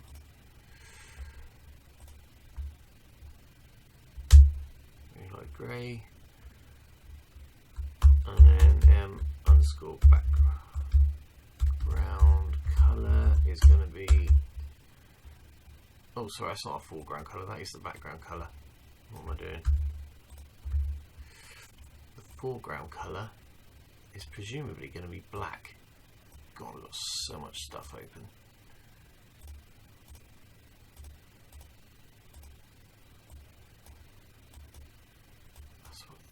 So much going on these things. Yeah, foreground colour is going to be black, isn't it? Work foreground black 7. There we go.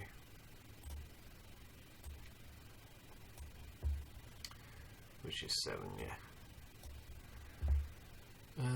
So it's going to be colour gone black. Whereas this one is going to be initialised to the values it pulls in. So we've got foreground colour, background colour.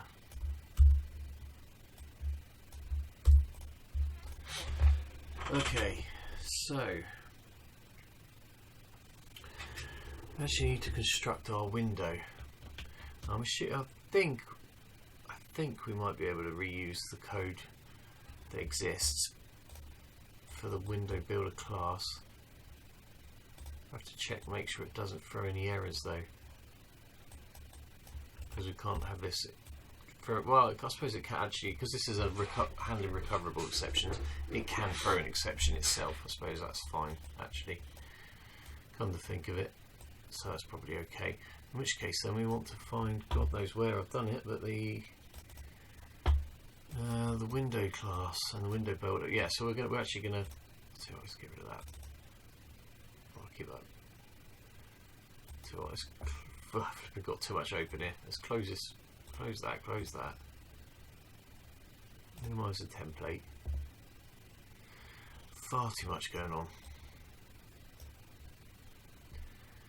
So I need to find an application. So this is the folder that's got the applications on it. I need to find the simplest one that opens a window. What's that probably going to be?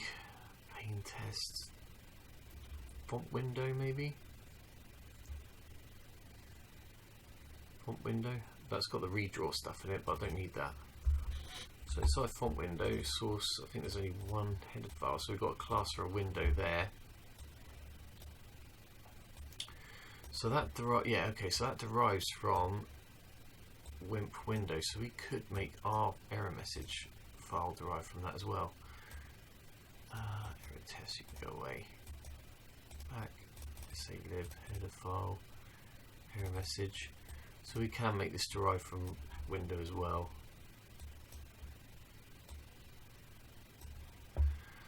Non-blocking error window, we'll make that public window. Nope, that's not how that works. Is that going to work? Is that the right namespace? I think it is, isn't it? Should be alright. Right, so what do we actually need? Now, I'm not going to make it respond and attach to the normal Wimp whole handler. I'm going to handle Wimp messages in that section itself. So, what do I actually need to implement there? On close, redraw, rectangle. Do I need any of that? I don't know. I think I just need the builder section. Let's close that. Let's go to the constructor for that then.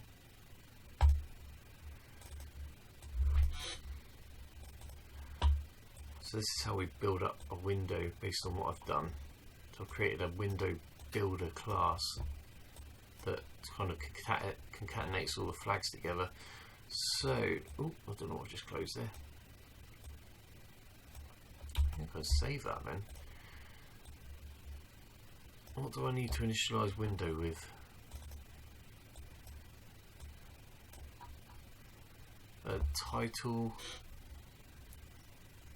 or a builder object. Okay, so we can do the builder object. So go to error message.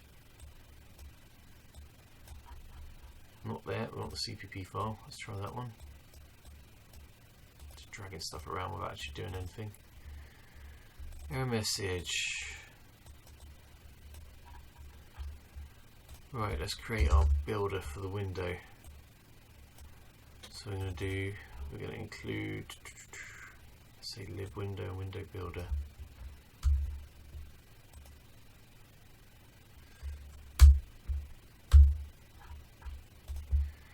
And what I'm going to do is just basically copy this sort of thing. So I've basically done this. This kind of works quite well. So it's a good template. So we've got a definition of build window. Now what we need is a title bar. So we've got our application name, haven't we? So we could pass that into our window builder, because I'm pretty sure the window builder contains the name of the title. Yeah, there we go. So if we pass our application name in there, so we do const, oh, right, that's moved, how's that happened? We do const char star const application name, and that gives us the name to build.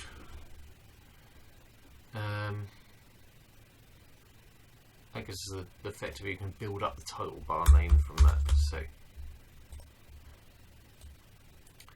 but we need to do now. We can't do any memory allocation in any of this stuff. So no operating new, really. So I'm not going to use std string or anything like that. Or do I have to? I guess I have to actually.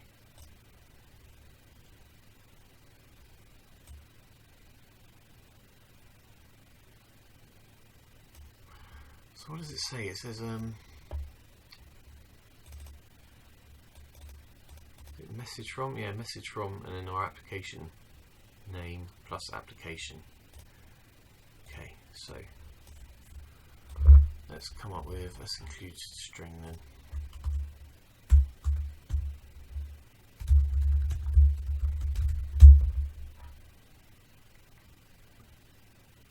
So it was essential on that one that we had no memory allocation, but we can have memory allocation in this level.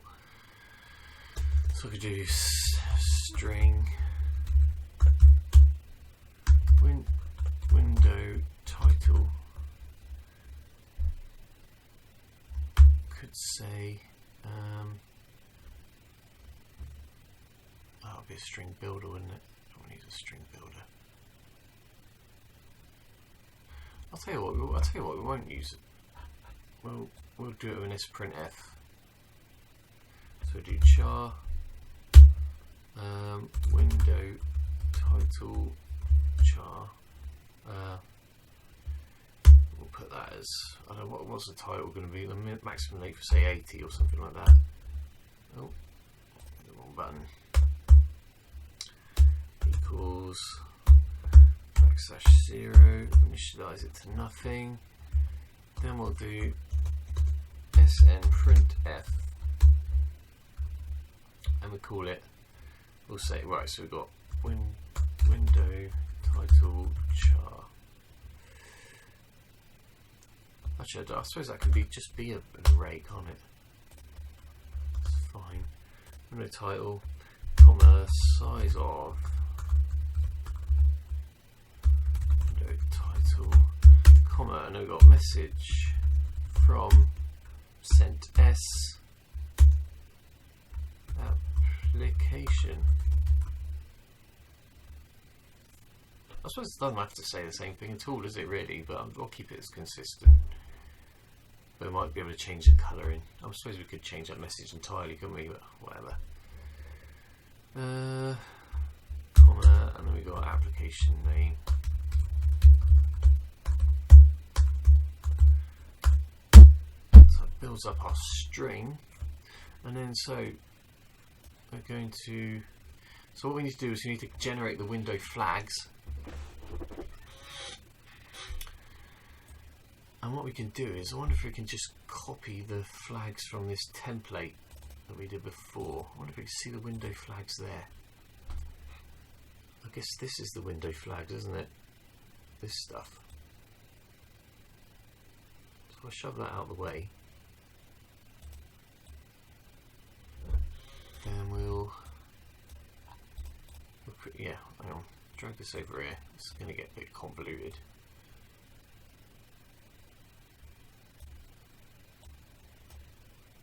In the middle, maybe. Oh, I need to be able to tile these windows properly.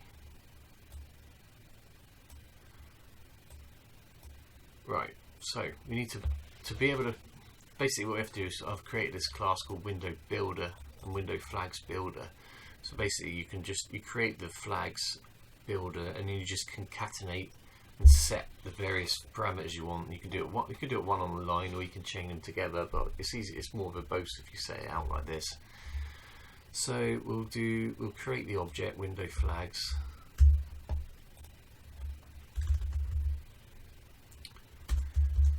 And then what do we want to do?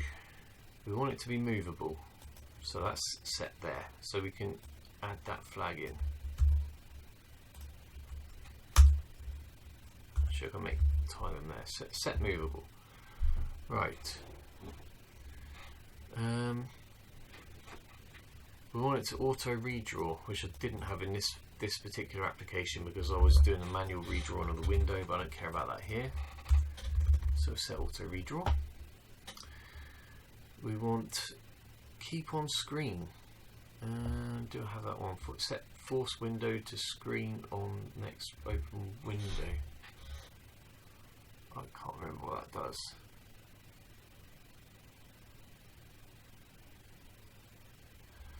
I've got that on that one. Force on screen. Let's go and have a look at the actual builder class then. Another file I've got open. Window builder. Look at the flag options there. So we've got set movable, set redraw, set is pane. It's not pane, can be opened outside screen. So we don't want to set that. Force window to stay on the screen. I will set that one because I'm pretty sure that's the right flag, isn't it? Keep on screen. Okay, so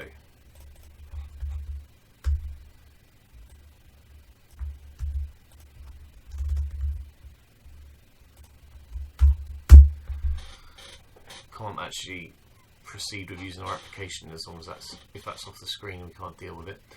So it has a title bar, so we can put has title bar.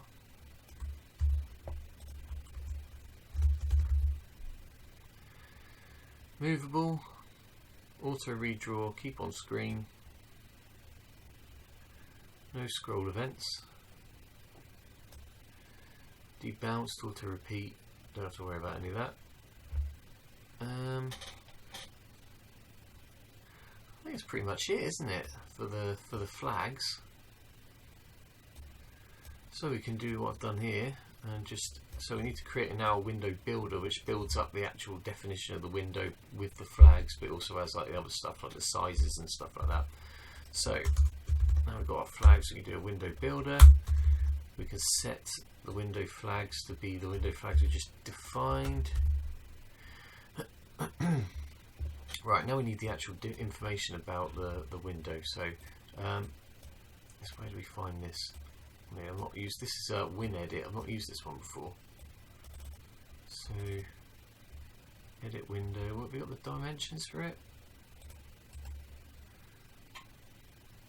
Work area. How do I set the visible area? Visible area, there we go. Width 864, height 500, so we could make that. I think that's probably not quite right. Let's do set.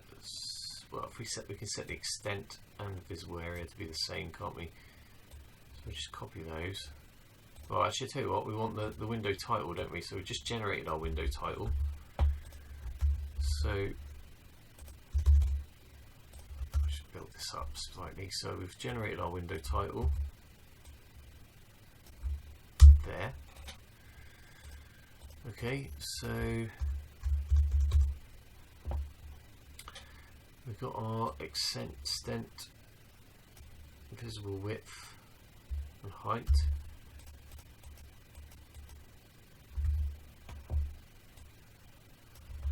So, basing it on this window, the width and the height, if we make those 860,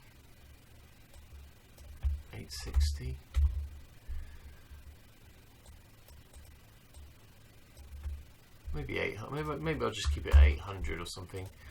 I mean, it might be able to look this up in a minute, but we can just pencil these in for the moment. So 800 by 500. Right, here we go. So now we need to do set window work area background color. So that's something we need. So we need to pass the background color in and the foreground color really. But, so then two new parameters that need to go into this function. So we'll do constant color, foreground color, background color. In fact, I don't really even need to store these, do I? Because I think we're just constructing them. We probably don't even need to preserve those because it's not going to change over the lifetime of the application. So if I just in case any other fields are going, yeah. So I think actually we could avoid initializing that and even get rid of those two fields altogether. Actually, you know what? No, I've changed my mind. We'll keep those in because we've got icons to generate, haven't we? So Control Z worked.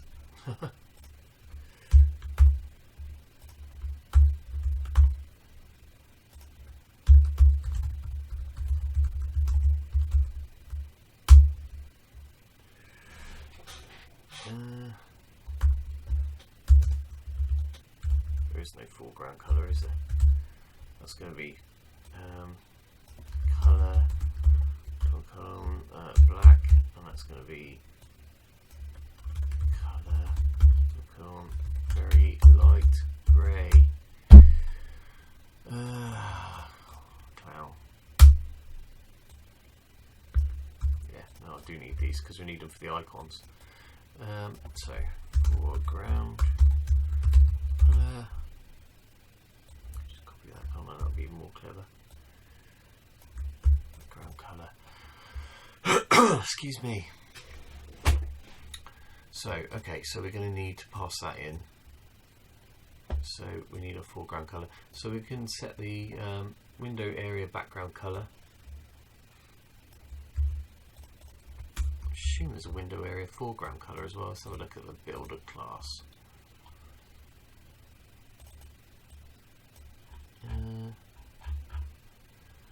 Set window, set title, window area background and foreground color. There we go.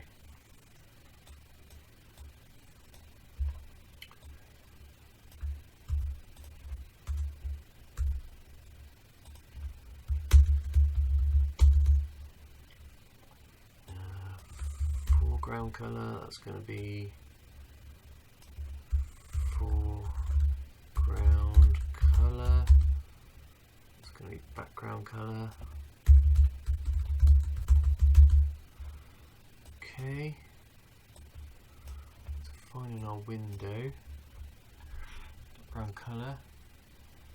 Is that everything we need? I suppose we can just for clarity's sake, we can guarantee these scroll offsets are set as 0, but I don't think that's a problem. And then we return the window builder object that we've created. So do return window builder.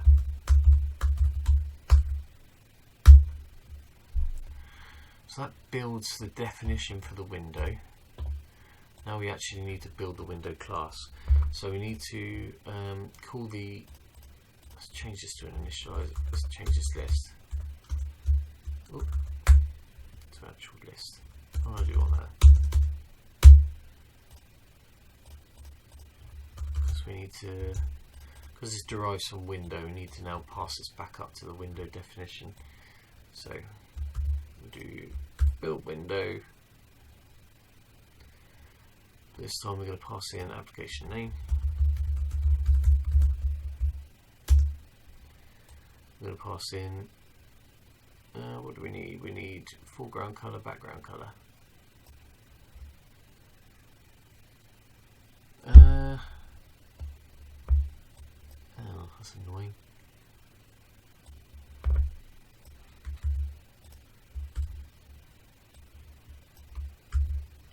You know what would have been really clever?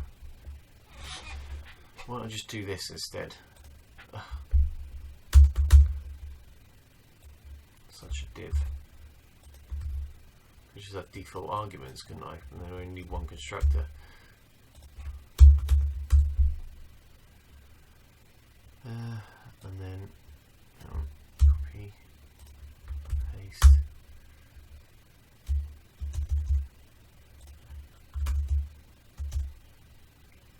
Application name. Then we've got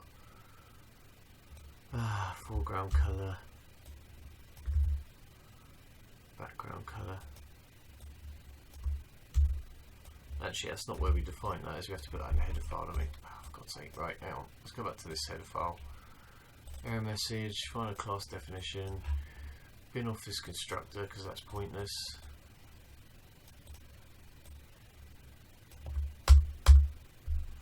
And then we put the default arguments in here, don't we? Equals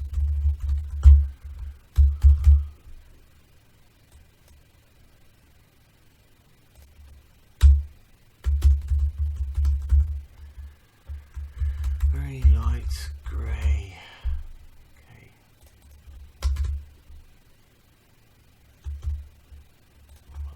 Keep it pretty clear. Right, okay, save that. That's here. Get rid of this one. Rubbish. Now we've got defaults in there which we don't need to put into the CPP file. Background colour.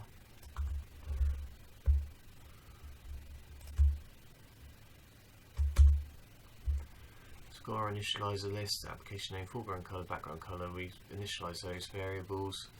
We create the window object by passing the window builder in, and we're not going to do what we did I do here, which is attaching window open request handlers and things like that, because we're going to handle all that ourselves. So all this stuff I think is kind of redundant. What I can do, so we can try compiling this. I think we should be able to just build this and open that window. Let's minimize that. God, this is getting so out of hand. So for the moment I'm just going to try building this window and see what we get. Font window, not that one. Bin. SACode, there we go. Right, flipping now, this is getting to be a bit convoluted, isn't it? Let's create a new non-blocking error window. So let's chuck that in here. So we're just going to create the window and open it in the middle of the screen and just leave it there. So it's going to be an SALib, Wimp, on-blocking error window, and then our constructor, we've got our application name. So we'll do task, that can be task name, comma. Then we've got a sprite name. Do we need a sprite name? We do need the sprite name. Task icon sprite, but we're not doing anything with it yet. We need, so again, I suppose we do need the application name, sprite name. We don't, and then we need a foreground color and a background color, but I'm going to leave those blank for the minute. What we should be able to do, I haven't given it a name, have I?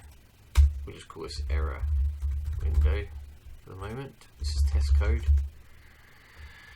Error window dot open. Just hopefully, if I save that, save this, build SALib, hopefully it'll just work, and we'll get a little rectangle on the screen which doesn't really do anything. Set directory 12, build GCC.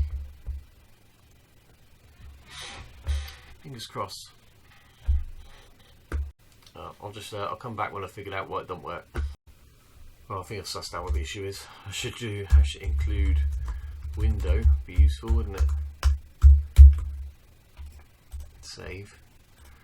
And then in the oh god, what we got now? In error message. Yeah, I also got rid of the the SA Wimp, all that sort of stuff. I mean, I don't actually need that because we don't need that because we're in the same folder, aren't we, and in the same namespace. I'm so used to putting all that stuff in, but I don't actually need it because I'm normally working in user code, but I'm actually working on library code right now. Okay, so save that, close. I'm going to close these, get rid of some of this crap. What's this one? I think we'll hide SACode for the moment. Okay, and build GCC. Hopefully it'll work this time.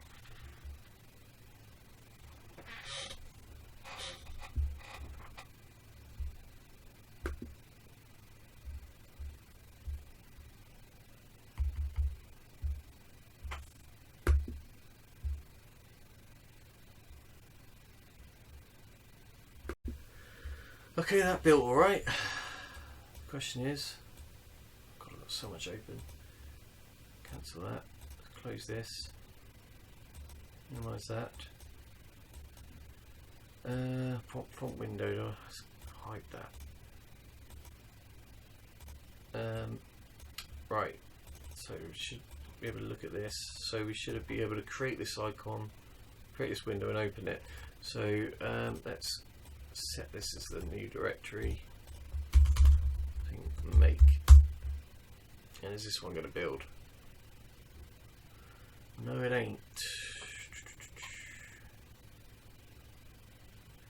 Non-blocking error window is not a member of SALib and Wimp. Is it not? I've actually. Well, let's have a look. Oh no, it's actually in its own error space.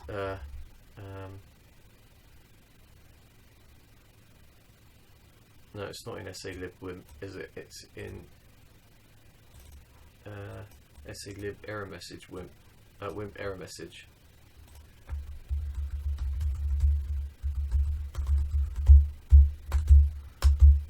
I think that's it, isn't it? Let's just check that for a minute.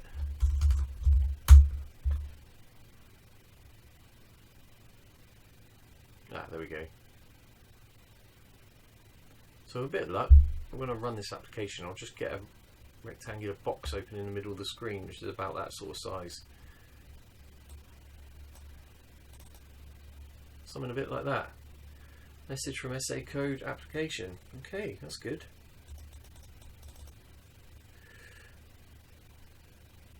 Good.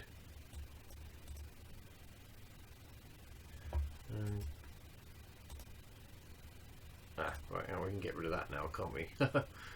Let's get rid of that stuff.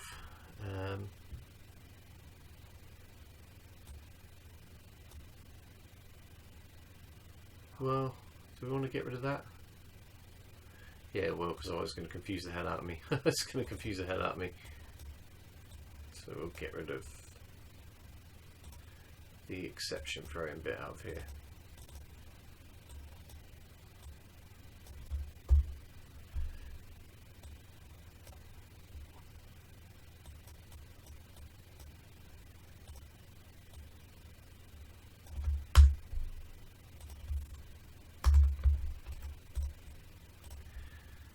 Okay, let's just check that builds now.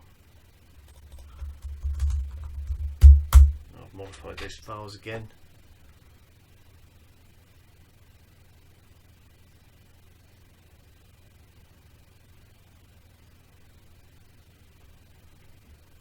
I've got time to do some logging as well. SACode opens the window, can't do anything with it. Quit. Okay, cool, we're back to where we were. So now we've got our window definition made. Now we need to plonk the icons on, don't we? So let's build up that window with the icons. Actually, I'll tell you what I'll do quickly, just to check. I'll also do, I guess colours already implicitly included now. We'll include SALib, Wimp, colour, dot, and we'll say, go on, let's like have it back to front, or have, I don't know, light blue, and SALib, Wimp, color, dark grey. Just to see if this works. I'll try and invert the colours. I might have got those names wrong.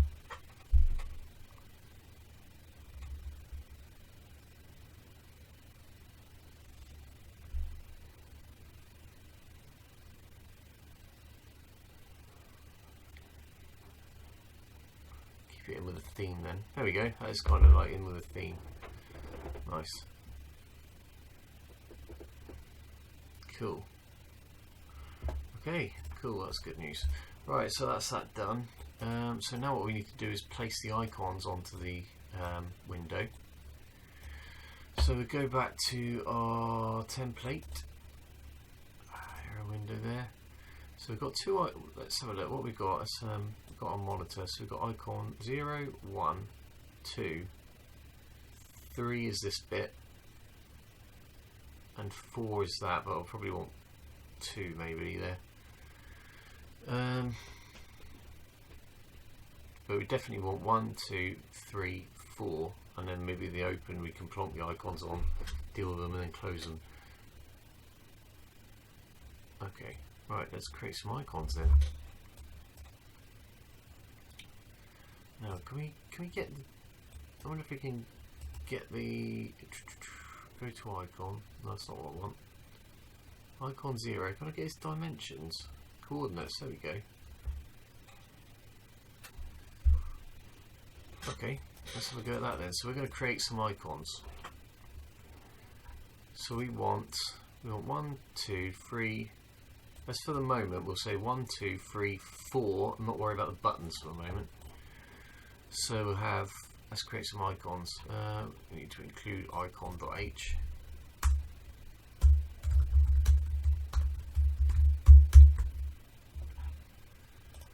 And we'll create them as members. Oh no, I'll tell you what I haven't done actually. We haven't finished this constructor, let's do that first. I haven't finished copying the text into those. Well, do you know what? I don't need to do. I don't need them to be. No, we decided that they could actually be standard strings, couldn't they? So it could include string.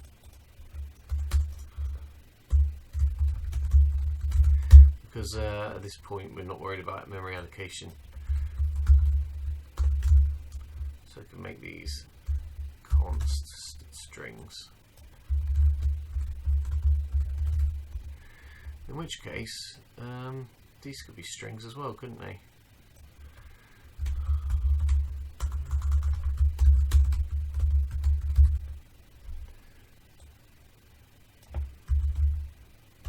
Because if we have a memory allocation issue, that is a fatal exception.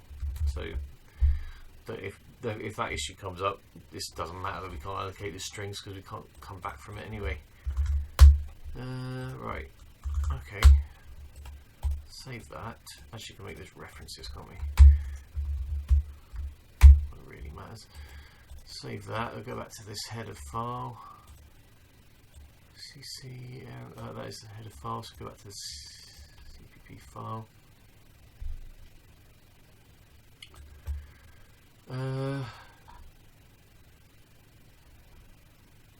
So we still. I think we'll still do it like this for that. We'll make that const string reference application name const string reference, and then I can initialize those two with their objects.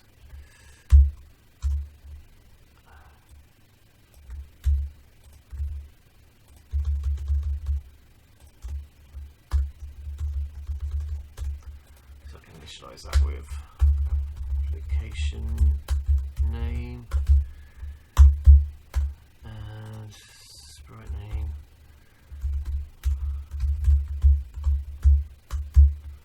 Right, this could actually be just a string as well. String reference, and then I can just make that application name.c string. That makes things easier, doesn't it? So application name, blah, blah, blah, blah.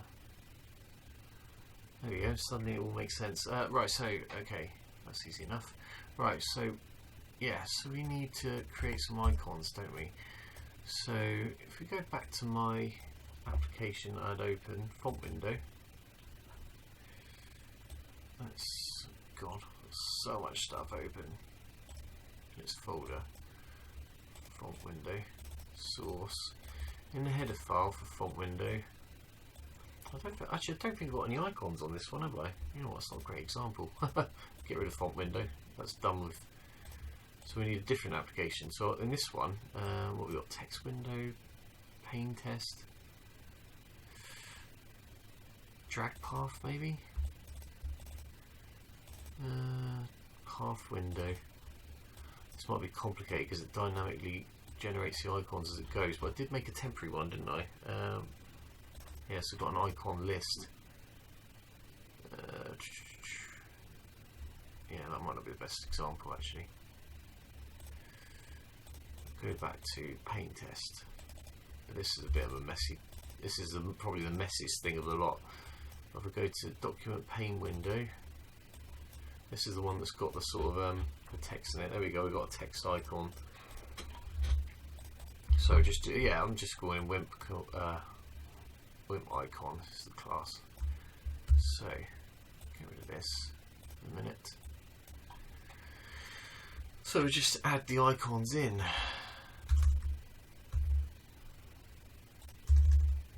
And actually we do want 4 icons, don't we? So we can just copy that and then change the names.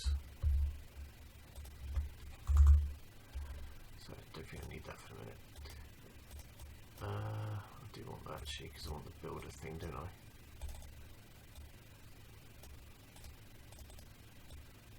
I'll minimize that for a minute.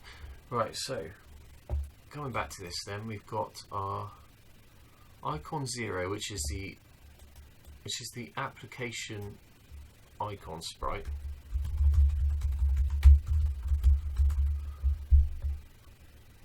Application icon.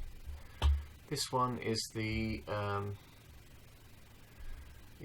type. Is it the category icon?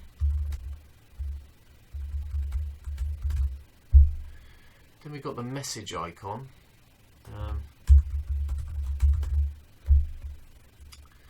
And then we've got this thing, which is, what is this? It's like a group box.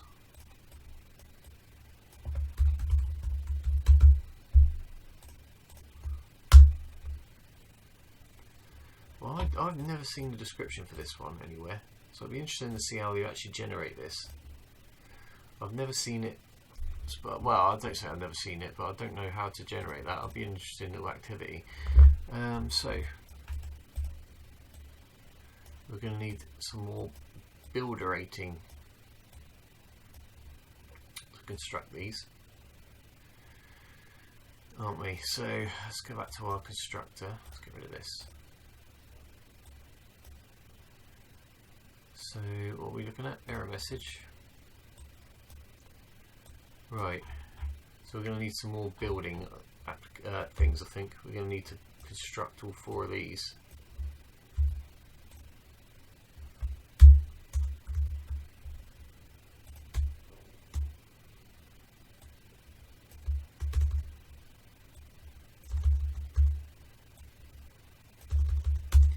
I seem to remember that go to the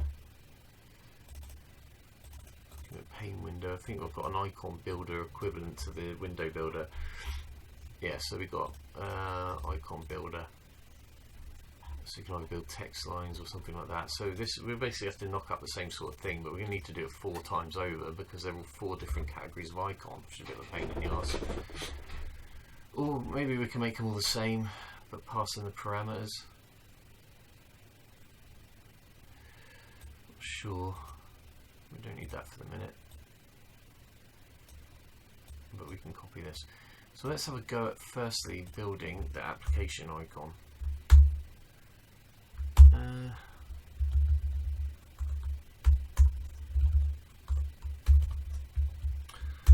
think what we're probably going to have to come up with is another static builder thing for each one of those for the moment. And then if I can make a comment, I will do. So we'll do static icon builder. Is that what I did? Yeah, icon builder. We'll call this, say this one is build application icon. So I guess we can hard code in the position of it actually, can't we? So what do we actually need to know to be able to build this icon? Just need the sprite name, don't we, I think? I suppose you've got an icon, foreground and background colour, so I suppose you can pass those in. So we can have const string reference sprite name. It's only ever going to be a sprite. And then I guess if we've got a background colour and a foreground colour, then we probably should put that in anyway, even though it might not need to do anything with it.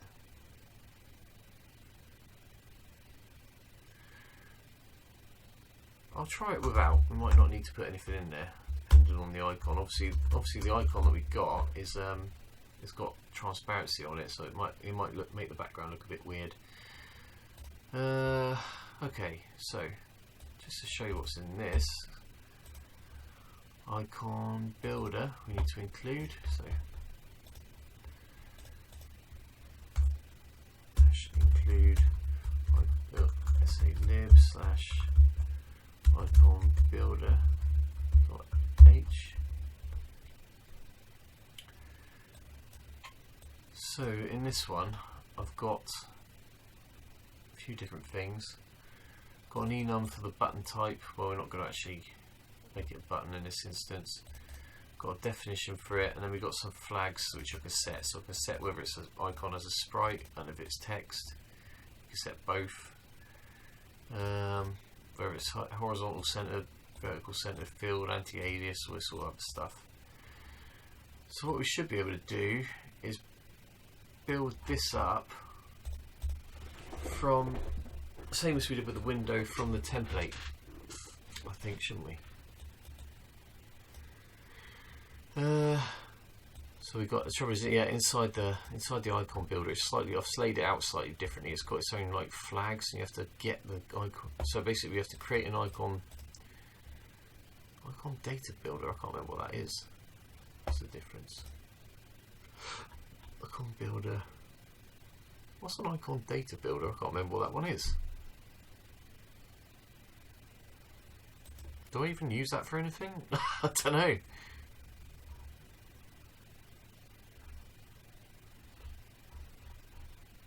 Icon flags builder. Icon data builder. Oh, okay, so then an icon builder has one of each. Oh god, bloody hell, I forgot about that. Oh, he's a convoluted. Okay, so we'll just try and rip this off as much as I can. Oh, I'll tell you what I did do. I've already done this, haven't I? Because if we look at this application, oh, I don't think I've closed the folder. Go back to it. So if I, actually, what I did do in this projects pain test, we run it.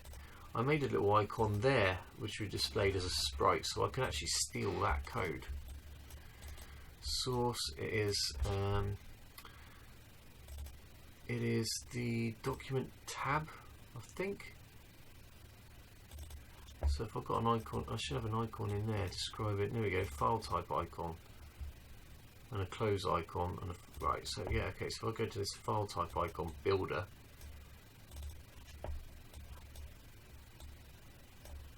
build template, blah, blah, blah. So I've got yeah, there we go, build file type icon.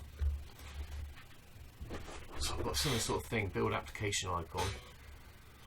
So I've defined its extent. That right, okay, so that's the first thing we need to do then. Let's find out where it is. So, oh, flipping hell, so much stuff open. Close. Close. Keep that open.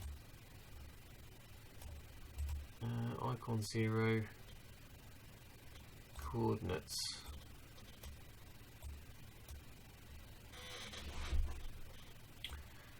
Do I even use that extent anywhere? Yeah, I do say extent. Okay. Okay, let's just try. Let's try and do that then. So we'll create a rectangle, which means I'm going to need to include rectangle.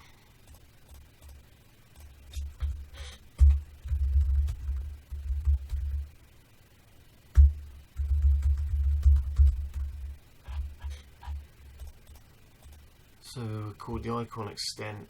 What's this going to be? I wonder if I can view the extent of that.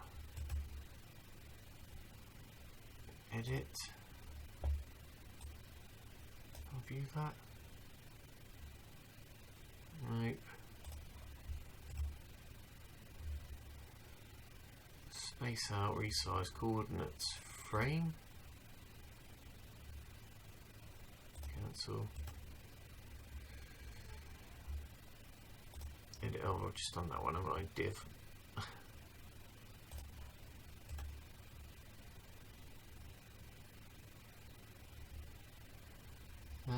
Space out, resize, line, coordinates. Then. Okay, so I guess we take the center. Oh no. Oh, we've got the left top width and height, haven't we? Top width. Right. So that this rectangle is similar to that. So if say our left side is, I don't know, 70. We made this a bit smaller, didn't we? And then the top is -110, so we'll make it -100 maybe.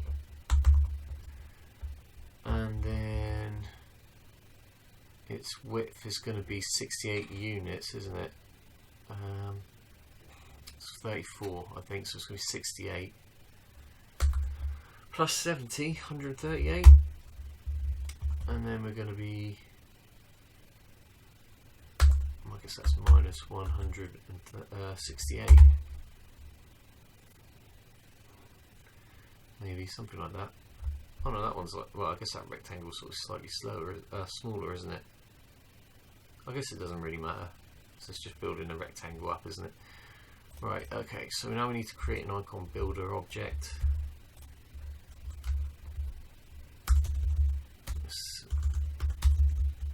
Set the extent, icon extent. Okay. Right, and then we need to get the flags builder outside of the icon builder and then set the flags. So I guess that's probably quite similar actually, isn't it? We pretty much want that. That's pretty much what we want, isn't it? I think if we do icon 0,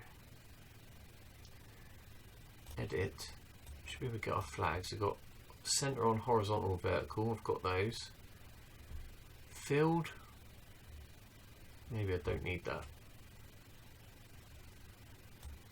But it is a sprite and it is indirected. Well, I've automated the indirected stuff. Button type is ignore all clicks, isn't it, or something like that. Button type click drag, but I don't need that. So I'm actually I think this is about right, isn't it? I think we just copy all that and it's pretty much there. So the sprite is an icon. Sorry, the icon is a sprite. It's centered horizontally and vertically across those dimensions, which may or may not be right. Button type, ignore all clicks. And the sprite name we're going to set to sprite name. There we go. So I can now initialize that application icon with build application icon. Oh.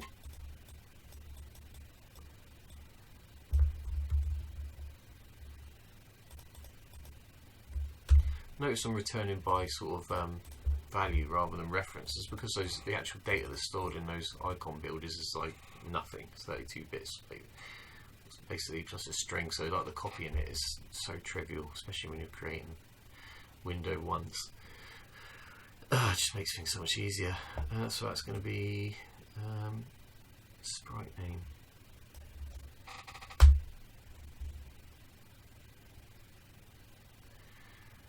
Okay, that one was easy.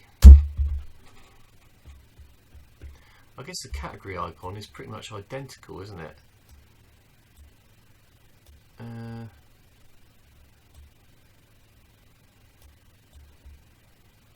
So we could use a common function for those two, couldn't we? Let's do build application icon. We actually want build sprite icon. We'll give it the sprite name, and then we'll do a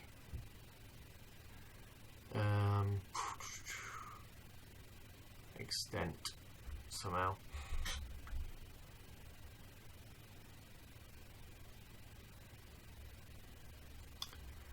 How am I going to initialize that?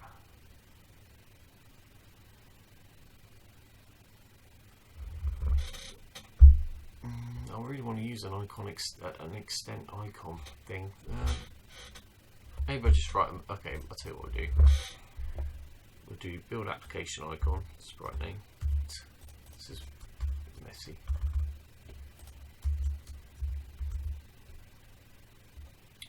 And then we'll have build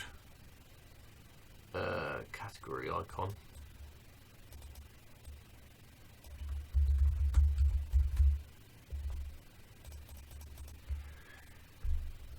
We'll do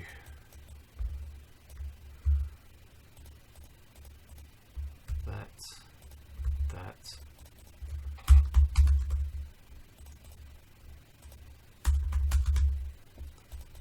And yeah, we'll just do put the different extent rectangles in there.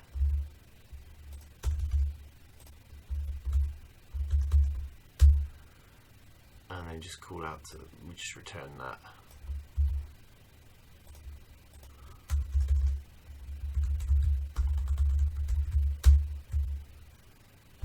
And we'll put in icon extent.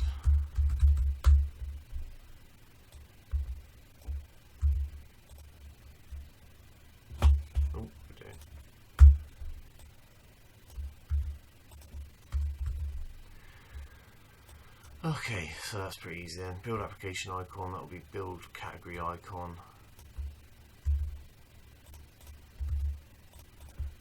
Right, okay, so where do we define that then? On non-blocking error. Right, so now this might have to be hard coded. Because this is going to now be, if this is an error window,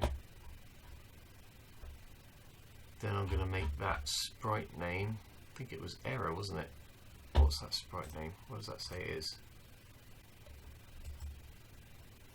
Edit. The sprite is called error. Okay, so I'm going to call that, I'm going to hard code that in as error. Right, let's get some dimensions for that and some details. Edit.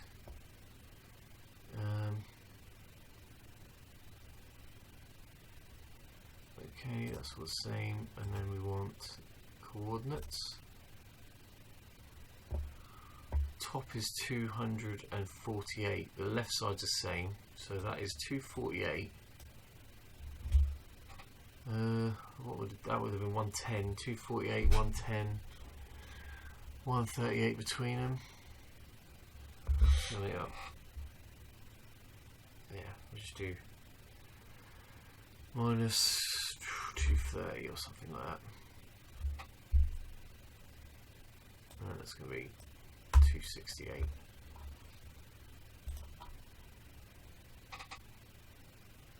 Okay, so we're almost there. So that should be the two application icons. So tell you what I'm going to do. I'm going to comment this out and actually test it out. Actually, we'll do. Save that, close that, minimize that rubbish, close that, go back to the header file, comment those two lines out, save, set directory. Let's try building it, and hopefully we'll see the icons come up.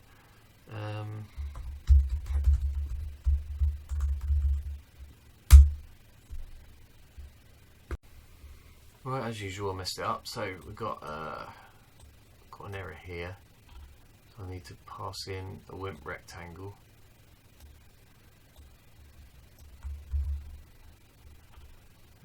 We'll do. Forgot all about that, to be honest. So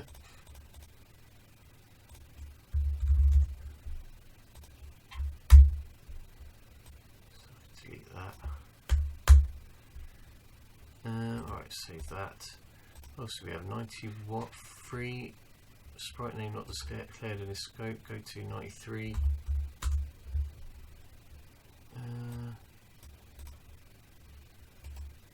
Oh, just done that, have I?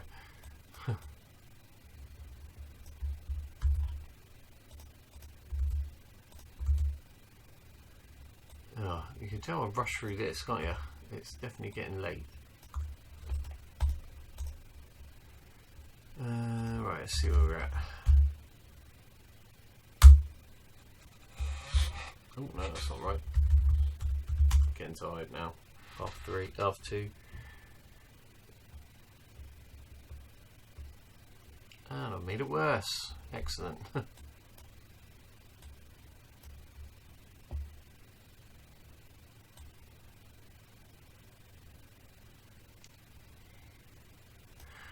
$112, no matching call for icon builder.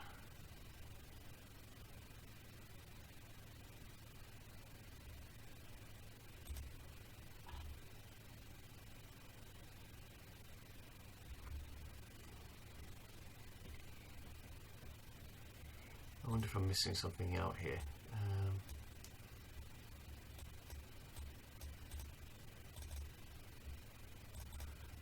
Icon, what we've got in the icon? We've got an icon builder. Oh, we need to pass a window and we need to pass a maximum text size. Okay, so we need a reference to a window as well. So in which case I'll need to do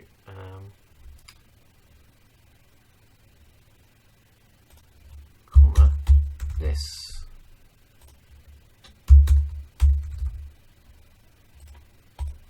Save that and then try this again.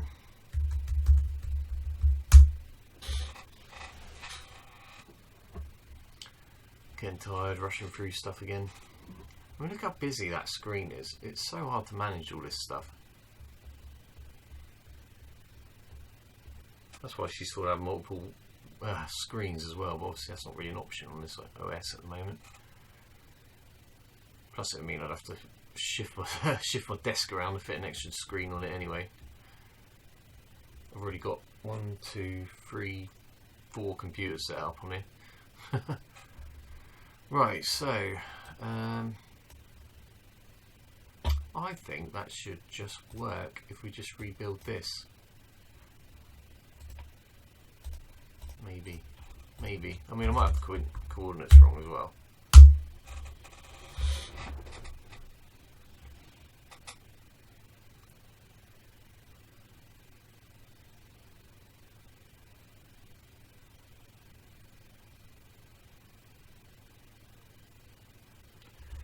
Let's have a look. SACode. Oh look, there we go. We've got our 2 little icons. Doesn't quite work the way you want, but you know what, I'm going to read just because that's doing my eyeballs in. Let's change those colours back to the default.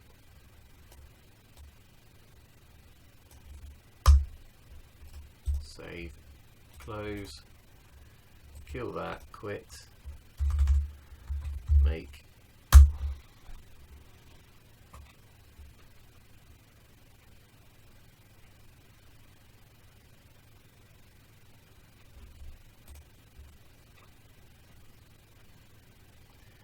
Yeah, you might have to tell those icons that the background colour isn't white because it was looking a bit weird. There we go. That's not bad, is it?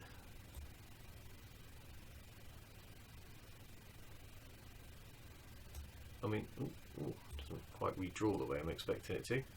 Oh, because it's not got, yeah, okay. It's not got any sort of redrawing stuff set out.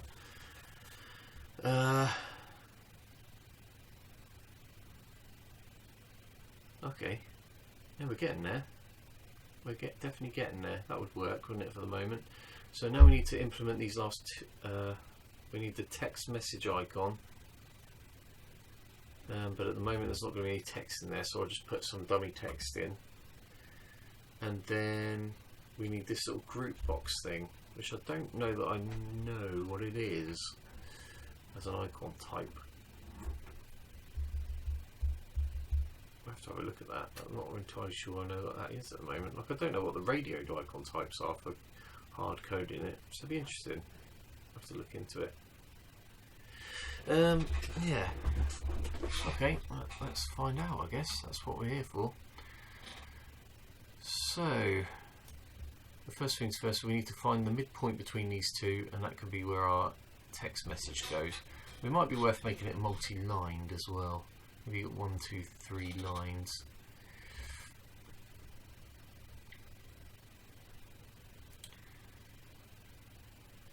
Yeah.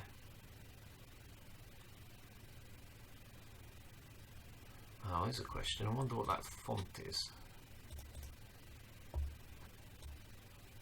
Hobbit and medium. How do we work that out? I don't really know.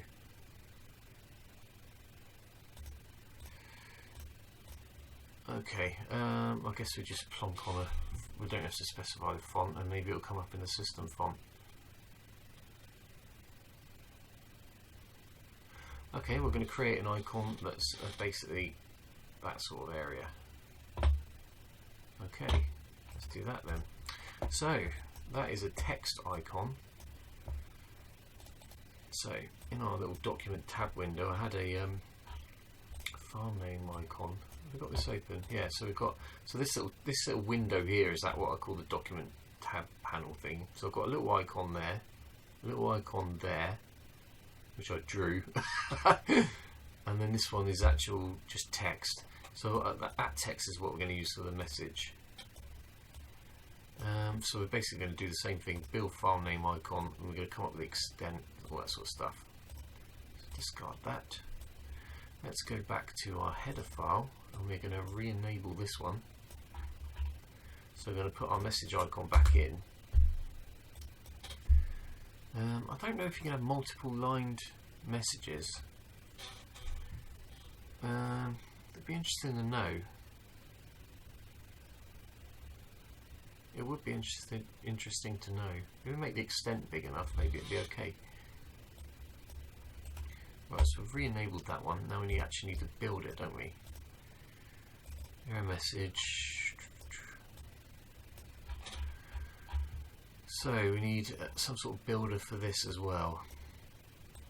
Now this time I'm going to build it with some dummy text, but when we open it I'll have to replace the text. So the text will have to be indirected. Yeah, so I'm not going to do these. Maybe I can avoid these two stages and it will come up with the right font. Right, so we're going to do, the next one is message icon, isn't it? Now I might need to work out if this is multi-lined. So I'm going to do, copy that. I'm going to say build text icon, message icon.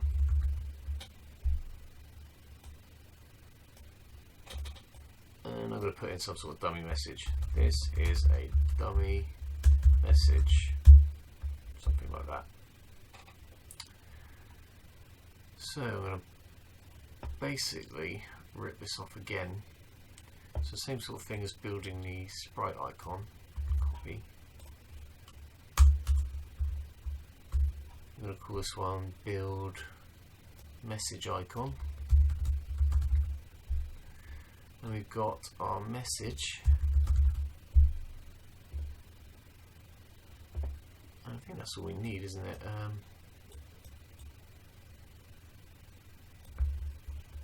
Delete that. So create our icon builder. Well, we need to create our extent first, don't we? So define the extent of this icon.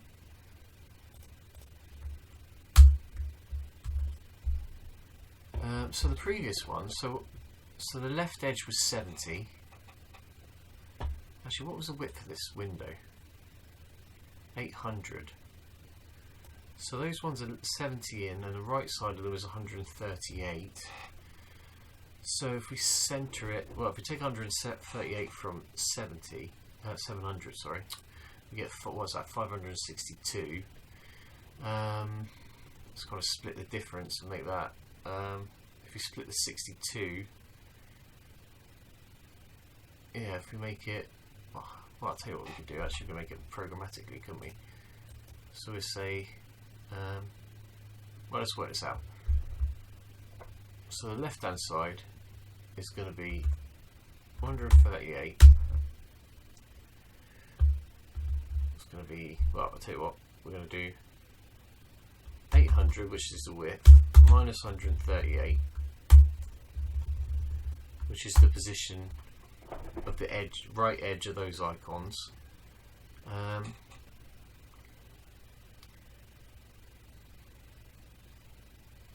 Oh, hang on a minute. No, that's not going to be the other side, isn't it? Actually, we're just going to work out, we just need an offset, don't we? If we say like 50 or something, or 60.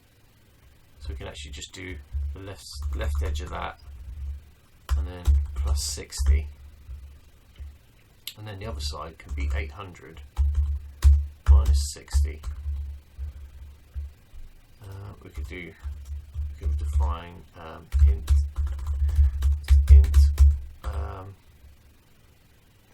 x offset equals 50. So we could do 138 plus x offset.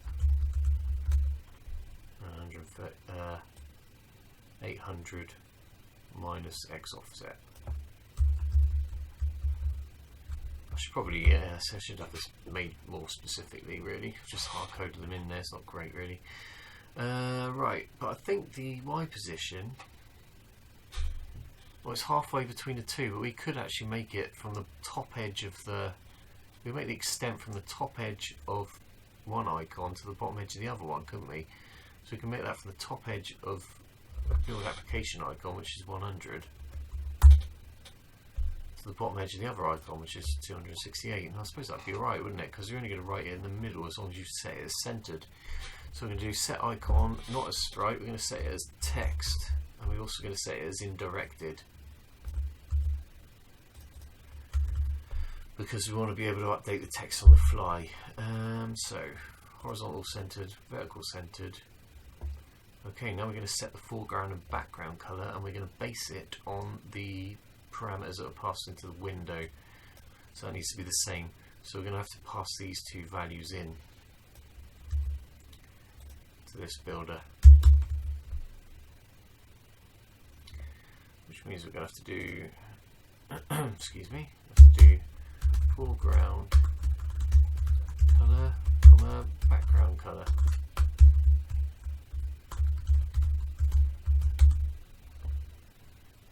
Okay, and now we've got those available in the builder. We can do, still want to ignore all clicks, but we'll add that later. Copy those two. We want the foreground, setting the foreground and background color. So we're just going to call that foreground color and background color. You know what, I should probably do this anyway on these two as well, because they did look a bit weird, didn't they? Let's just copy that into both of them, or into that one, just because it looked a bit strange around one of those icons when I had a grey background. Okay, so we've got a button type as ignore all clicks. So this time I was doing this thing about setting the anti-alias fonts and setting a particular font. I don't think I need to do that, but what I do need to do is set the text. So I'll do set text to message.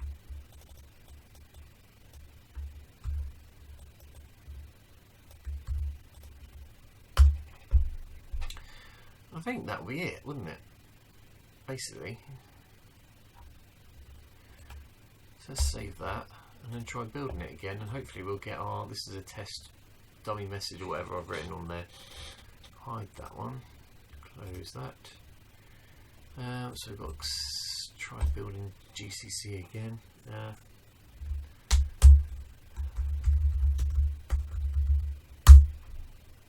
I'll find out what I've done wrong this time. Excuse me. Yep, plenty. Every time. Ah, okay, so I need to pass those two into the building sprite icon.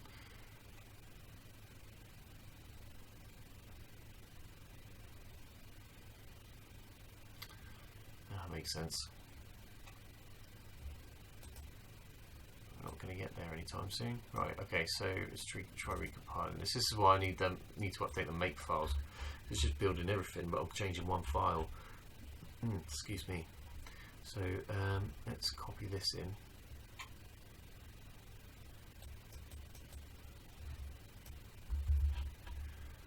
Copy, so we want to build the sprite icon.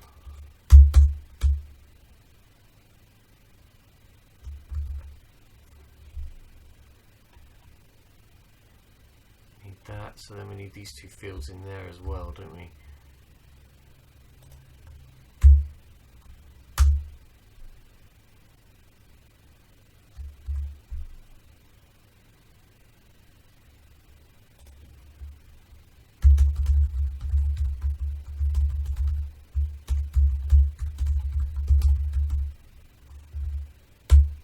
Type something right for a second then.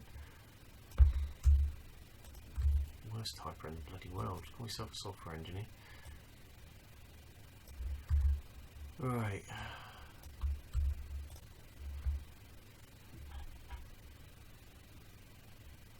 Yes, I've got to pass those two in as well, haven't I? Copy.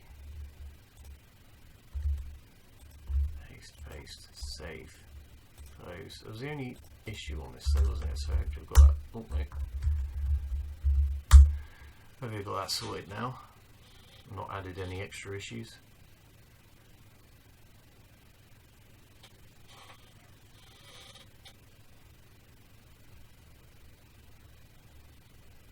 Come on. There's a lot of code to link together.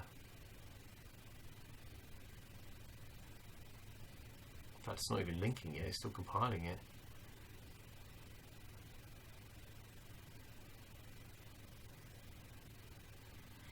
Oh, that seemed to work. Right, let's try and build this one then. There's been no changes to this bit, so this should just work, hopefully.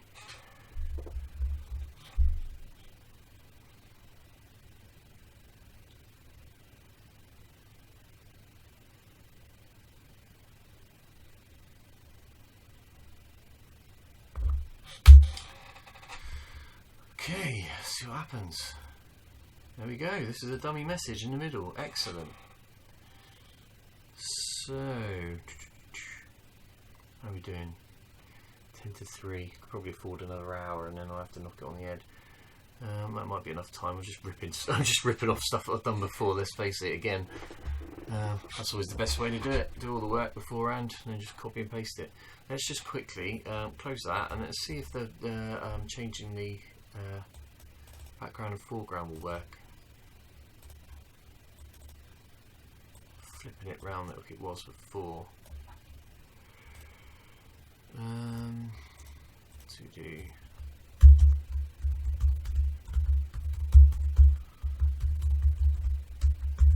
foreground is now going to be light, we'll say light blue, and the background is going to be very dark grey. Well, dark grey.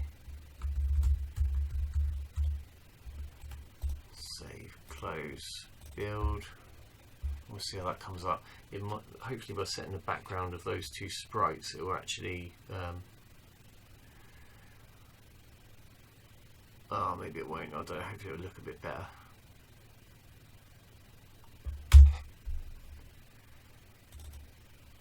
I think that's the best we're going to get with that. It's a bit crap really, but it is what it is. Okay, never mind. I think that's as good as we can get. That still looks alright. At least it's come up in the right font as well. This is a dummy message. Okay, right, so what do we need to do then? We need to figure out how the bloody hell do you create this thing? I'm not even sure how to create a button, so we have to try and figure out how what these. So this at the moment, all I've done is create text and sprite icons. I've never made programmatically anything else. So it will be interesting to try and actually make some icons that come pre-prepared in the templates file. So let's see if we can do that. Okay, quit that. We're getting there, we're getting something together. Okay.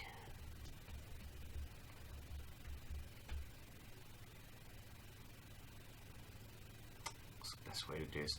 I'm going to come back in a minute. I'm going to have a bit of a nosy around and then come back when I hopefully got some answers. Alright. So actually only took me a few seconds to figure it out. So I just went into the style guide, which I already had open, just searched for group box, and it actually does tell you exactly how to make one. So it, as described here, it comprises of two icons. Well, at the moment I've only got the box itself and not the label. The box must have a lower icon number than the label, but we don't have to worry about that. But the box is a large icon surrounding all the contents of the box. It is an indirection string R4 and there's no text. Background is not filled. So the label is the same as the text label described. Okay, so we don't have to worry about that. So I think if we just create an icon with a validation string of R4, then we've indirected with text, but we don't have to worry about the size. Then maybe it will just work. I don't really know. I guess we just try it out. See what happens. So that's basically that is exactly how the fields are. So that's quite useful. So basically the validation string is how you select which of these sort of types of icon it displays. So we can get rid of this. Discard. So go back to our error message class. So we'll chuck our group box back in, save, close, back to the head CPP file. So this is essentially it's a text box, isn't it? Like we did with the text message icon. So it's going to be something similar. So we're going to call a function build group box icon. And I need the foreground and background color again, and obviously we're going to need this and stuff like that, so copy that,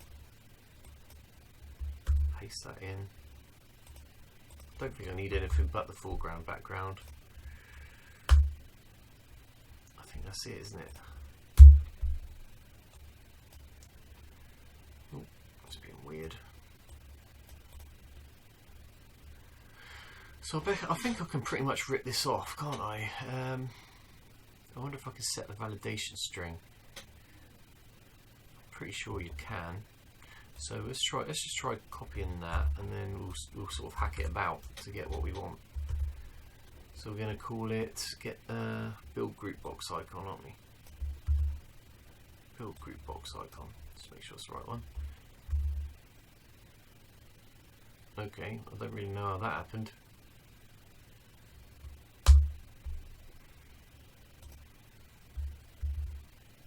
Was very strange. Hopefully it hasn't messed that up. No, it hasn't. Right, okay, so we get rid of the message. We just want the foreground background color. We need an icon builder. Right, so this is the interesting bit. So let's get the dimensions of this box here. Actually, what are we doing? Looking for coordinates, aren't we? So the height is, I've got a height is like 300, so I'll just do 300 from the bottom to the top, and we'll see where that lands up. Might have to adjust that quite a bit, I don't know. I'm going to make it slightly bigger than 300 then.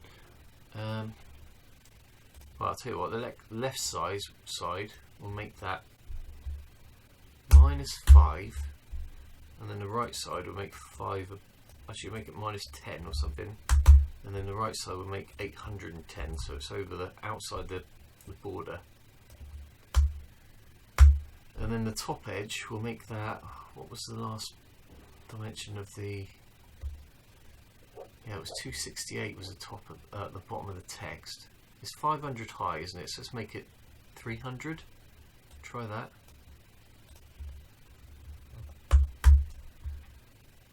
This might be too high up though. So, and then we'll make it 10 off the edge at the bottom as well.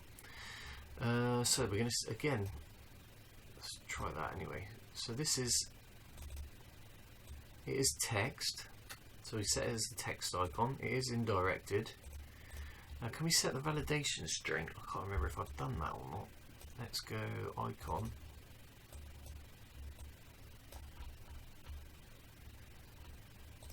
I might need to change this slightly. I might not have actually done it yet.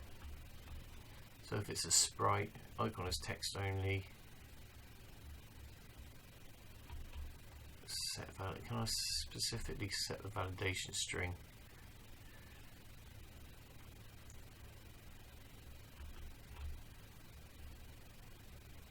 Anti-aliased. How on earth did I do this? Did I do a set validation string thing anywhere? This is where it's starting to come to the point where I might be reaching into code I haven't written yet.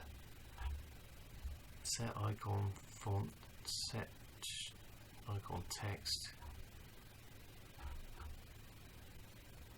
set text.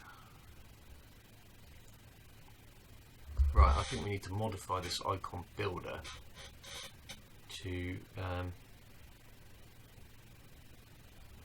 let's use a set flag. We'll do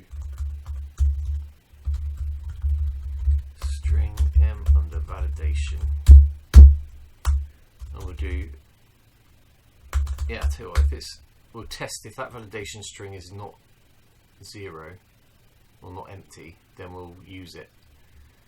Sprite name. Okay.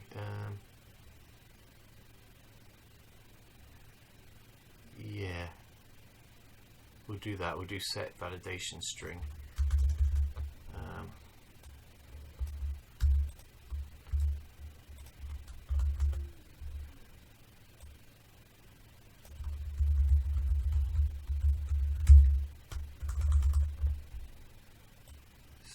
Cool. So set get validation, set validation.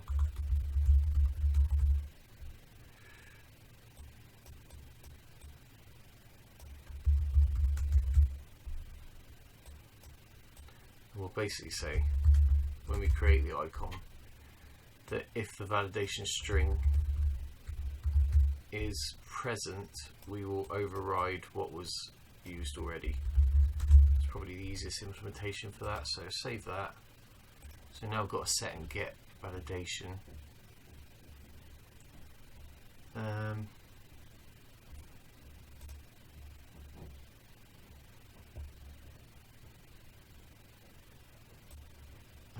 What do I need to do? So I've got yeah, so where's this validation? Get flags builders, get anti-aliens. Right, so we've got a temp validation string.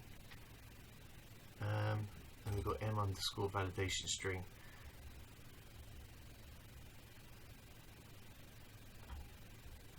Right, okay. Icon redirected. Where does validation string come from?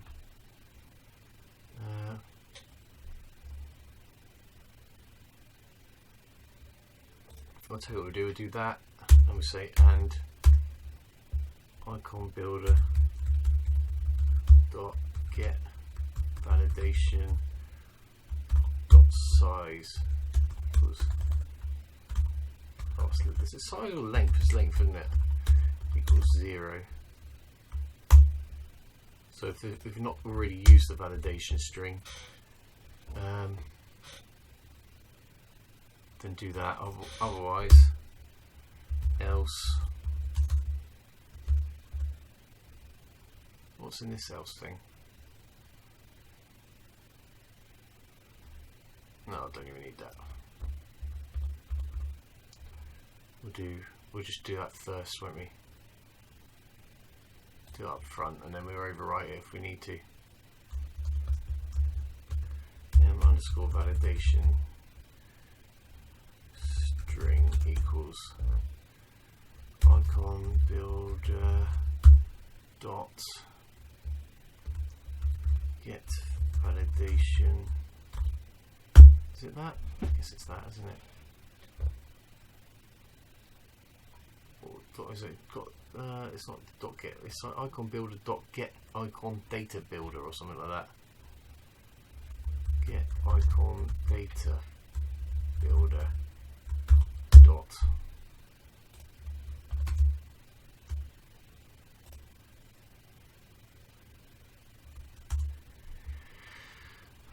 Is equal to get icon data builder.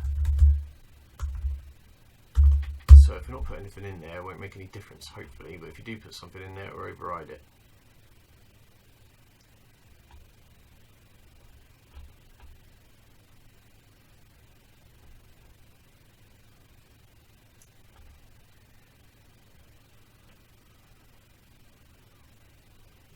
Is there any reason why that... well, I've set... yeah, it's using it as text, isn't it? I guess that's alright. If text size is greater than 0, icon is text, then we've overriding the validation if the validation is 0. Oh, I have no idea if that's going to work or not. Okay, so I made some changes there. Right, so back to this one then. So we're going to have to do get icon flags builder dot set validation.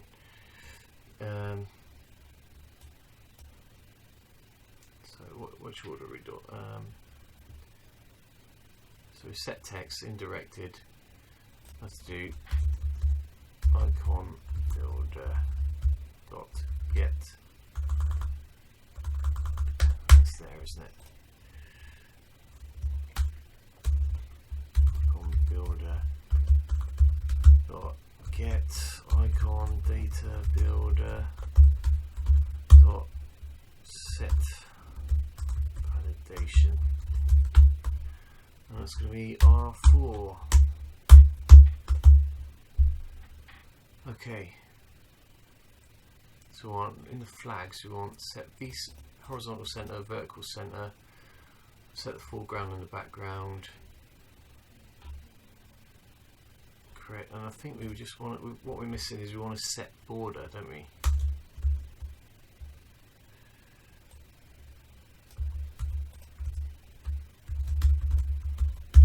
Is it just set border? Let's have a look.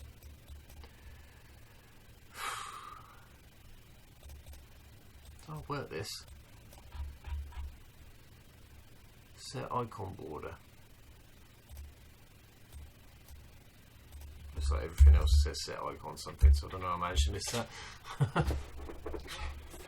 No button type, nor all clicks, yada yada yada. Maybe that'll work. Let's see. There could be a lot, and I've made a lot of changes here, so a lot of files could go wrong here. Set directory. I'm expecting this not to build first time.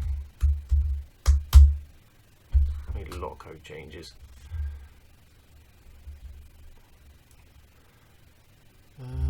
Message not declared in this scope.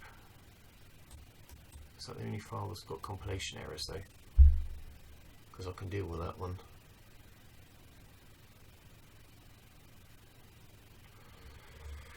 .309, getting on a bit. 310 now, second I said that.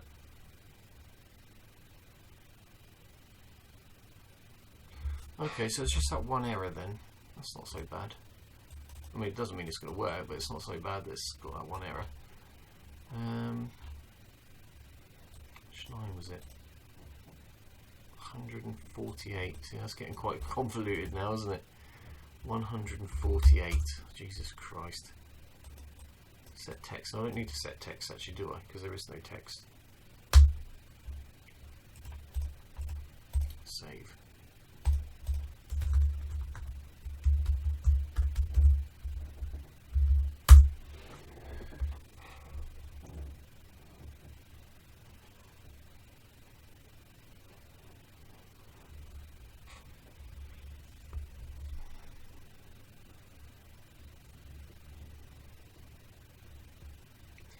Well, we're learning how this stuff works. very slowly but surely. I'm getting there, but that's a long way to go from doodling a little icon in Paint to actually building the text editor. So we're only pretty short because I'm starting work on Monday, so I don't think I'm going to get it finished then. I have to do some stuff while I'm working. We'll see where we get to. Okay, so that built. So if I recompile this, what do we actually get? It'd be amazing if it just works. I just feel like I've probably made it worse rather than better though.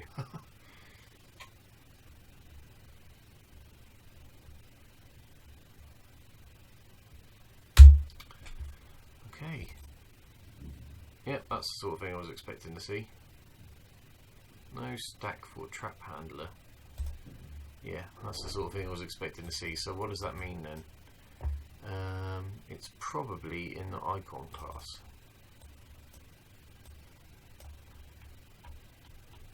So we said validation string is equal to get icon builder, get validation. So I said that if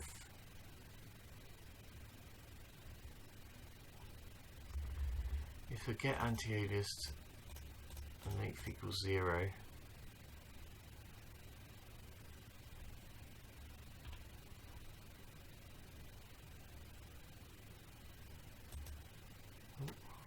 cancel. Right, I have no idea why that's caused an exception. Is it this code or the other one then? Maybe it's not in that file.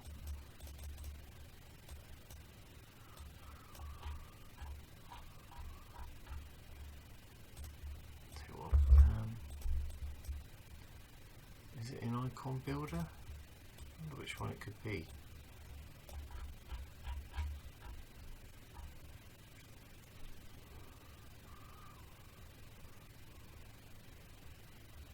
Get validation, const return invalidation, set validation.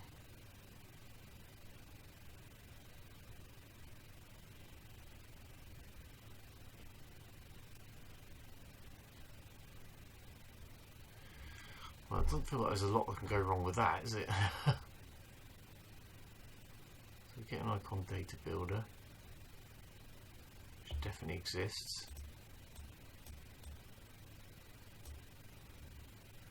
I need to find one line that I can comment out that stops it being an issue.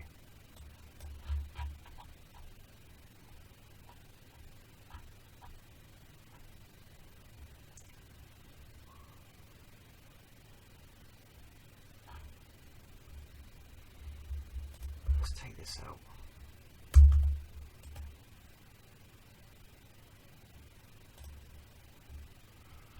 So group box icon, build group box icon, this. So where could an error come in from that? I mean, is that gonna work now? Should compile. I shouldn't have to do it in task window because I've only changed one line.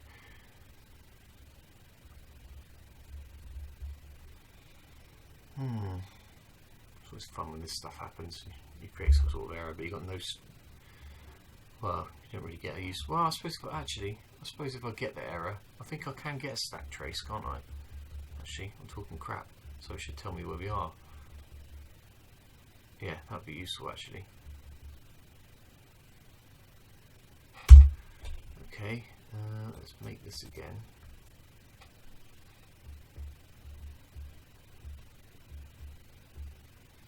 And hopefully, if this will give us a stack trace and tell us which function caused the error.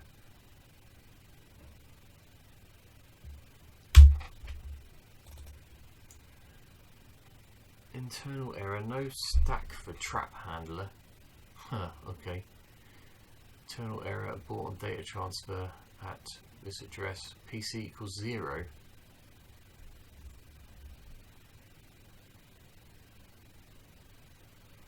That's not a very helpful message, is it? Okay, I'm going to have to undo a bunch of lines until it works. So what could we have that could be causing that? We've got an icon, that can't really go wrong, can it? we've got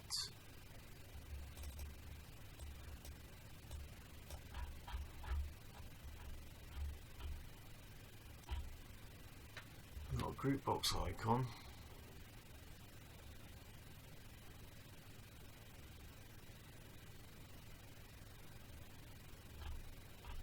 Can't believe it's something silly like the icon extends out of range, because that doesn't make any sense. Can't really see anything wrong with that either.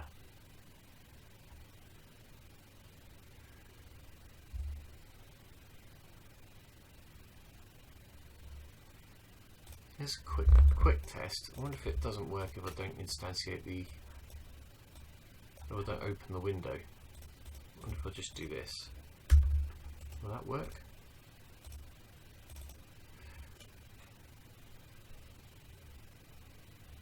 I don't expect that to make any difference, but you never know.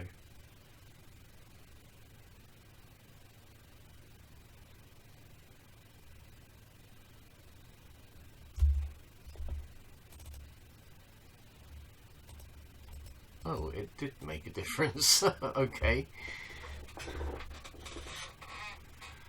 So that's not entirely sure what that is.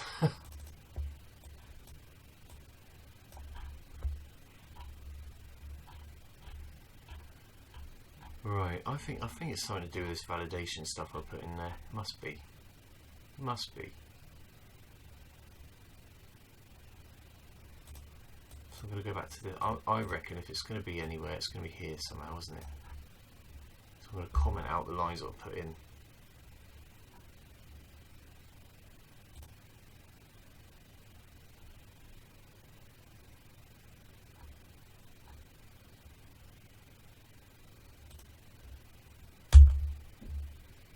Comment out that.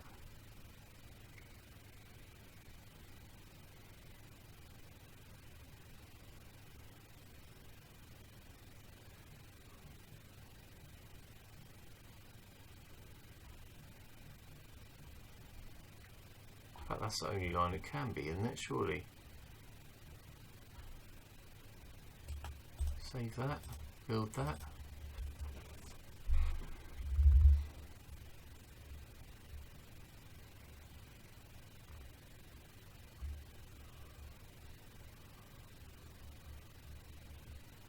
I do remember having some issues with actually this version of C++ not copying strings properly. Like I had to empty the string and then copy it over, or something weird like that. I'm sure it was something strange like that.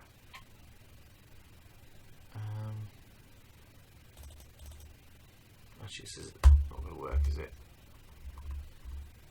Right, exit then. Oh, fecking excellent. Pressing escape is a fatal error. Brilliant. That's so useful. Right, bear with me a sec. I have to restart the computer. Right, sorry about that. Next day I just decided I was going to go to bed. Had a few things to sort out today, but I had a little bit of time during the afternoon before I had to go out and play a snooker match. And I've managed to just about figure out what the issue was. I basically had a bug in my icon.cc file, because it's kind of like all being half written at the time. I basically split up whether it was a oh, did I actually put that line back in? Yeah, I actually kind of like had separated. I said if it's a sprite, if the sprite name is greater than 0, then it's a sprite. Else it must, if the text is greater than 0, then it's text. But there was no other condition where where it was like a text box, but the size of the text was 0, which is exactly what I was using this sort of use case for. So I was just causing effectively I was like initializing these icons with data structures that hadn't been set to any values. So it was causing errors. And the other issue I was finding was I had to change this icon extent. So basically, I've tried modifying the size of the window just to add 100 onto it, and then try and see if I can get the width smaller and then like scroll to the middle, but it doesn't seem to be working. But basically I had to make the extent within like the bottom edge, it only seemed to show the icon if this bottom edge of the rectangle for the icon extent was less than the size of the window. I don't really know why that is, but anyway, if I run this now, you can see we've got a little bar at the bottom. So we just need to add in a couple of, we could put in like a couple of icons, and then we can either show or hide them. Basically, I think that's probably the best thing.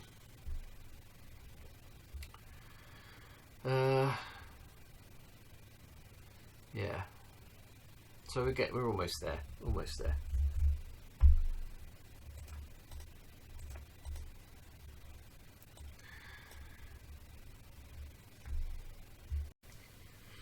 Right, so I just rerun this application that uses the real RISC OS error boxes. I've just modified it to use a cancel and an OK button using this Wimp error box flags.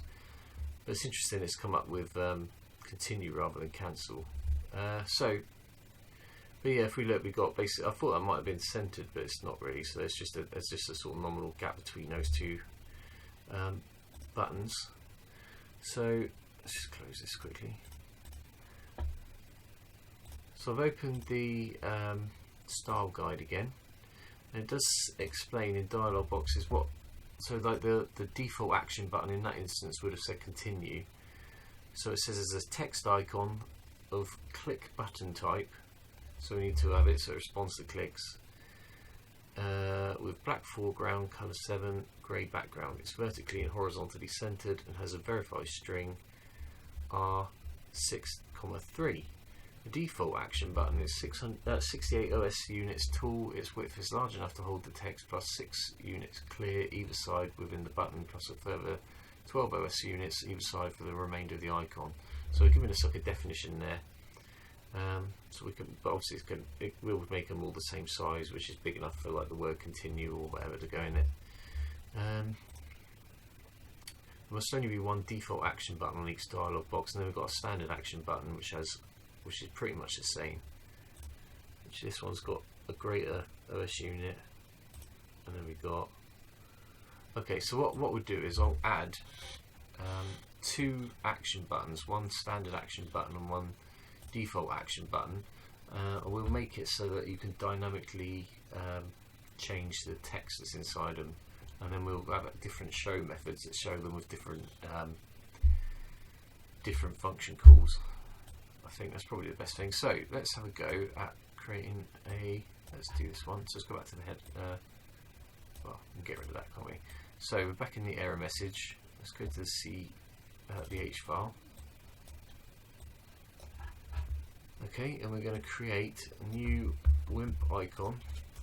Let's separate these out. I'm going to call this a default action button. So we could call this m_default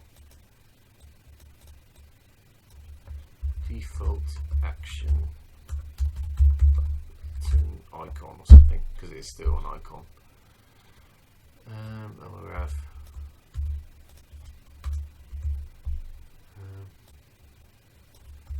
I don't know, standard action button icon. Copy those. We'll shove those in here to be initialized.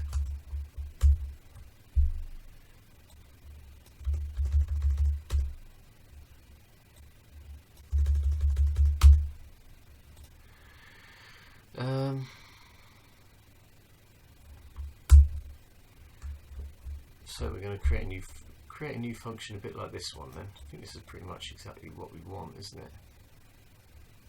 Copy that. Probably optimize this somewhat. So we'll make this build default action button icon.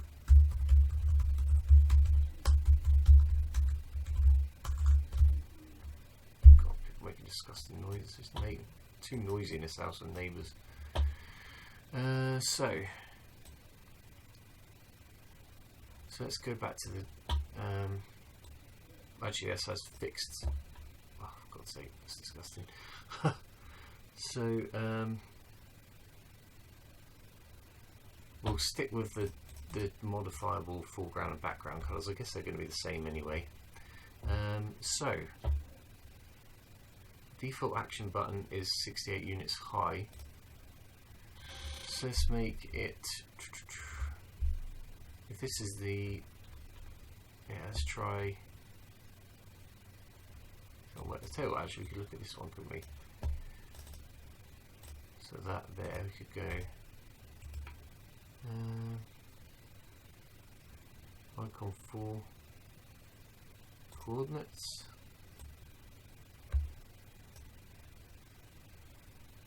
What's the width? Width is 250. So that should be about right. Width 250, height 68. So if we do, now let's do this.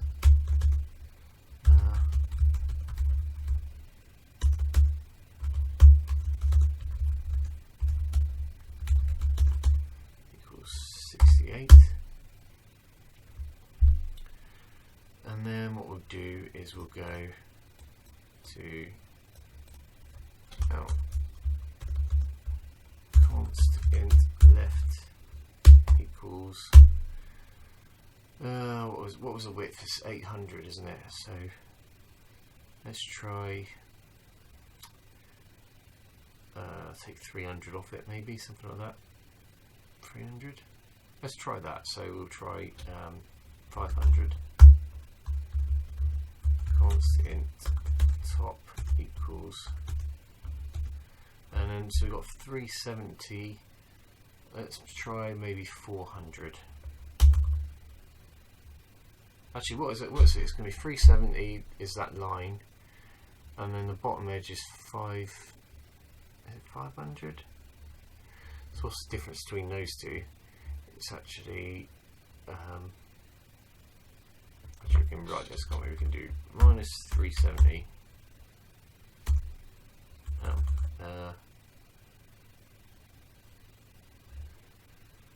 What we got? Minus 500 plus 370. No, hang on a minute. Plus.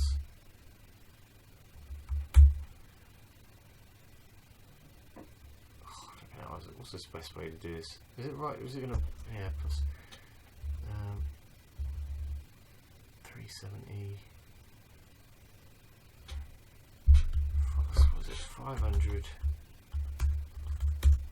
minus 370. So that's going to be what, 130 is the middle point, and then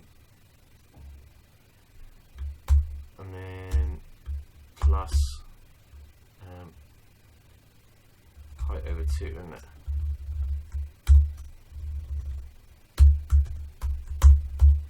Something like that. So we've got 500 as a bottom edge, plus 130. Oh, hang on a minute, is that what I want? No, I want that over 2.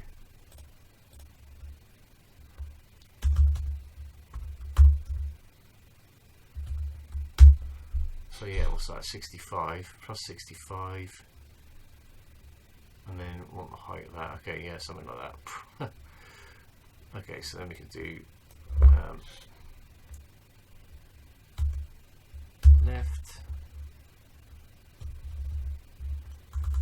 top, left plus width, top plus height, something like that. Okay, so back to here. The validation string is R6,3.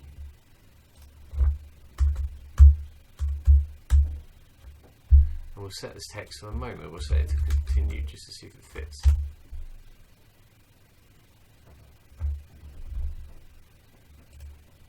Oh, noisy people.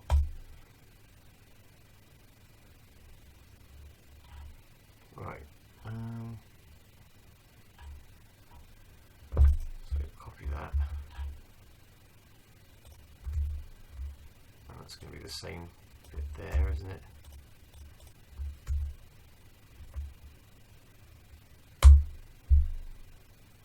then this one is going to be very similar.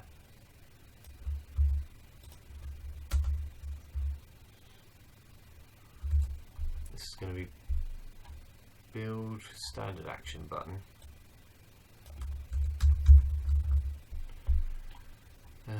Right, so what's the dimensions of that? I think the dimensions are different, aren't they? They're like, the height is 52,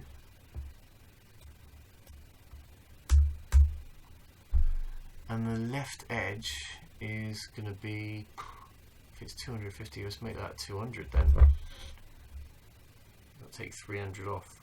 What's the difference? I wonder if it says what the gap between them is.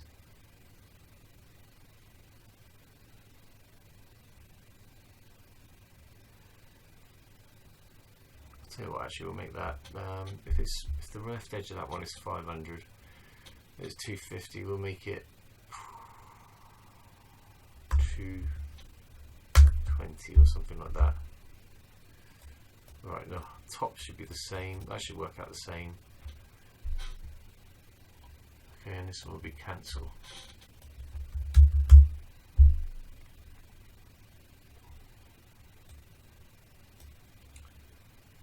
Okay, let's try that then.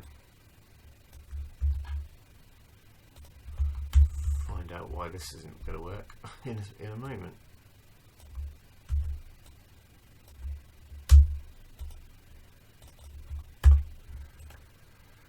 Alright, save. Oh no, the validation string for that one is different, isn't it? That one is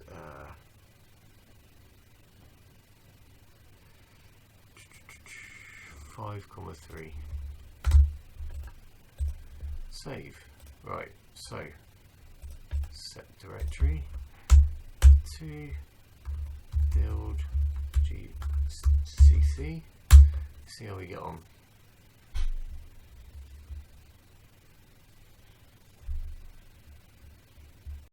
And of course, got some error messages, so let's have a quick look. Default action button icon. Have I not saved the header file? Oh, is that still go? Oh, it's still building. Oh, for God's sake.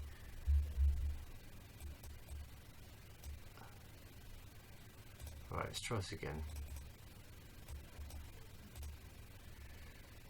Class does not have any field called default action button icon.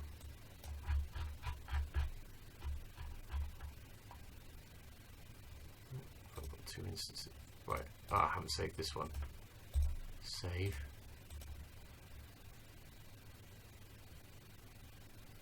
That might actually just be the cause of the error there. Just see quickly what happens.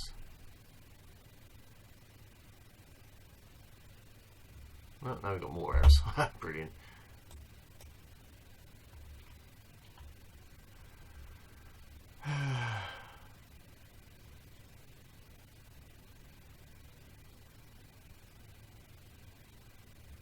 In constructor, clock convert, error message, non-blocking window to Wimp color.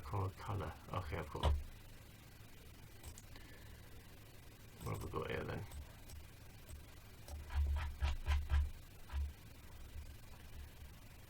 Build default action button. Oh, I've got an extra bracket in there. Oh, haven't I? Is that it? That's it. What else have we got? Icon.h. I think this is all the same. Maybe it's all the same thing.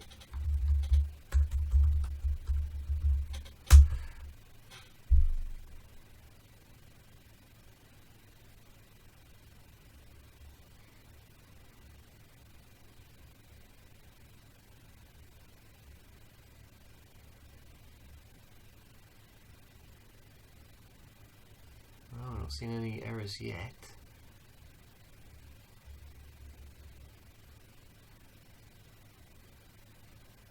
Pause.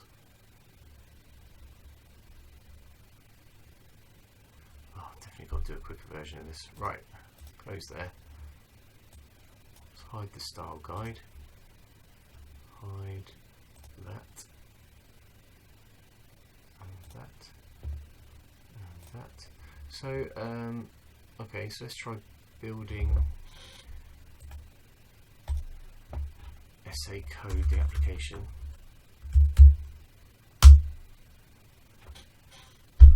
See if that works, and we'll see what we end up with.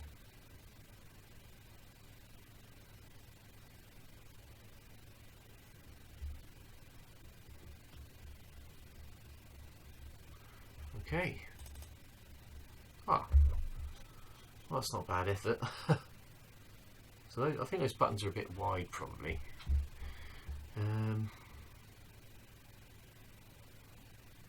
Probably a little bit wide. I think the spacing could go a little bit between them, and obviously I've got the bloody height position wrong.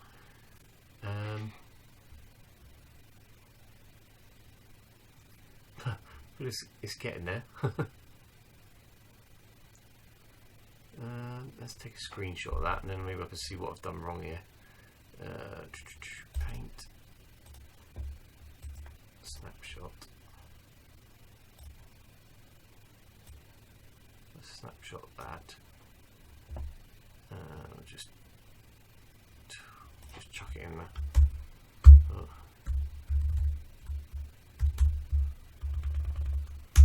Just put it in the root directory for a minute. Keep that open. There's our sort of like reference there, so I can close that. Right, so what have we learnt?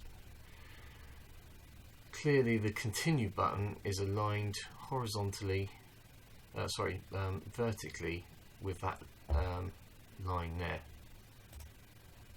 So let's go back to this error message. Close that for a minute. So default action button. I've worked this height out wrong, haven't I? So what was the previous one? This one, we've got the line extent. So that line is 370. So that seems to be centered around 370. So we've got minus 500. So 500 minus 370 is 130. Divided by 2 is 65 plus 32. So it's only, yes, okay. I think it needs to be a lot lower, doesn't it?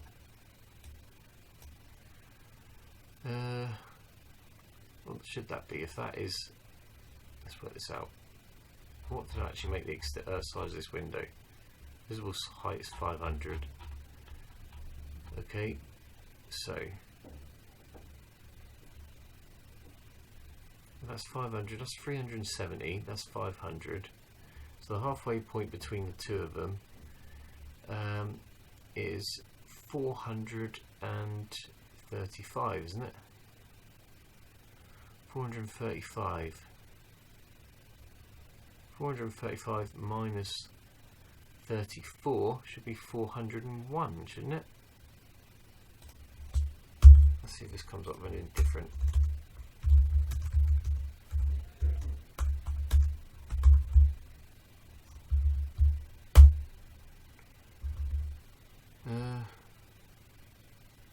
Alright, I'll see.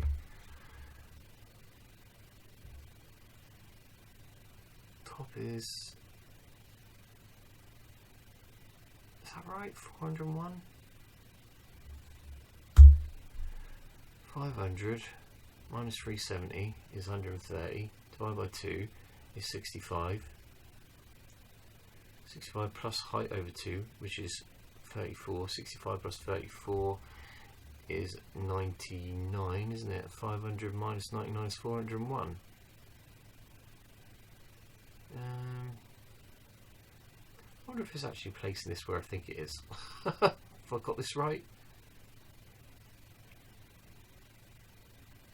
Or maybe it just centers it around the X and Y. I don't know. I can't remember how this works. Let's have a quick look at icon definition. So you get extent. Yeah. Just copies it out of a rectangle. So it should be centered in the rectangle. So the height there, you know, the top should be 401 and hang on a minute. Let's try that instead, shall we? And that. Maybe that one will work.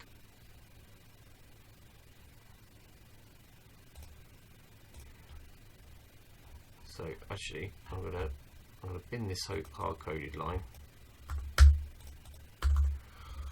Right. Okay. So I think hopefully that'll work this time. Right. But what I do think though is that let's make that X position slightly further to the right. What's the height of that? It's 68. Let's make it 520. Let's move it along 20. And then we'll say this one, we'll move this one along 20 as well. So I'll make that 240. Try that. And we'll just try it, because I've only changed a couple of numbers, so if I can just double click that and not have to worry about the compilation errors.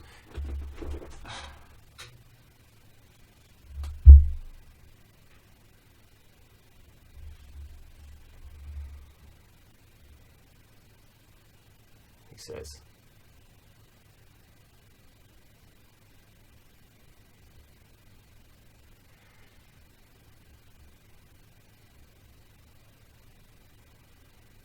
God, this is slow.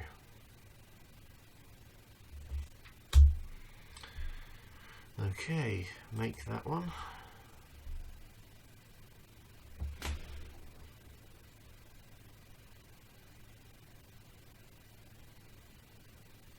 So the other one takes ages to build because it's building a library, and then this one takes ages to link because it's linking the massive library in. Right, let's run it. Okay, well they've gone where I expect. Well, they've gone arse over head. What's happened?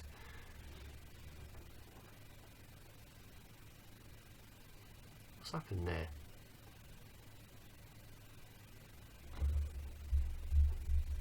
They were the right size before. Now they're in the right place, but they're what?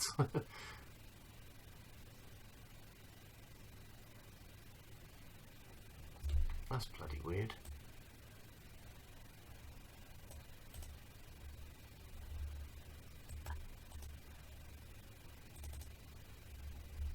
What?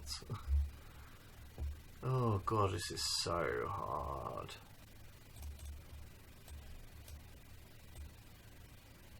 So close to being right, but it isn't. It's in the right position.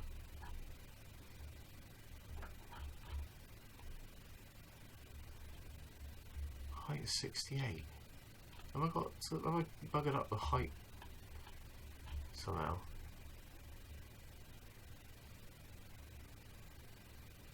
Hang on a minute. Top equal to.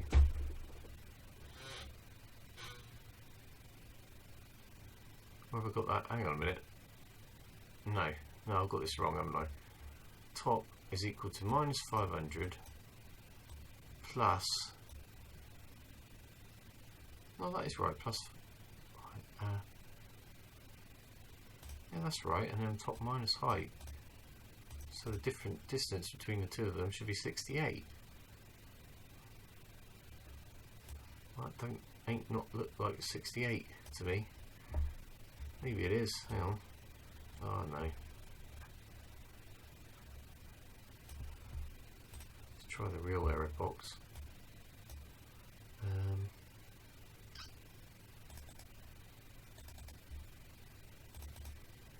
Yeah, clearly a lot smaller. I think those whips are probably 200 and they're a bit closer together as well. Okay, I don't really know what's happened there. So, okay, well let's make these whips 200. 200. There, 200.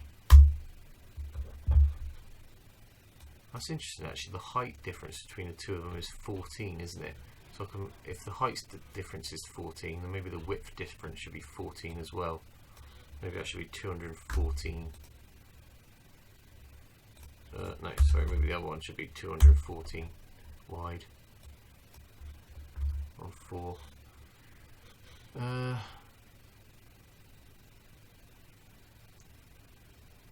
maybe we should do it from the right side as well. Actually, just thinking. Actually, maybe we should make right. Maybe we should do const int right equals.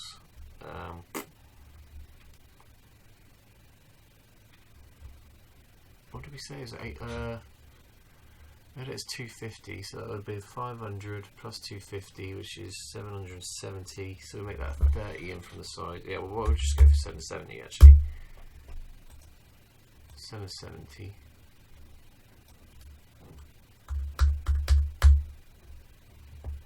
And then instead we'll have right minus width.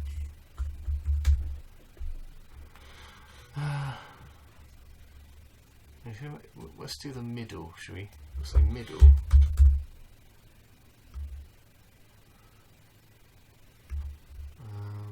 Middle y is equal to, we'll say it's going to be minus 500 plus 500 minus 370 over 2. So we could say middle y, so top one is going to be minus height over 2, and then that's going to be right, and that one's going to be middle y plus height over 2. And that one's going to be plus, that's the top, and that one's going to be minus, that's the bottom. Is that right? I don't bloody know anymore.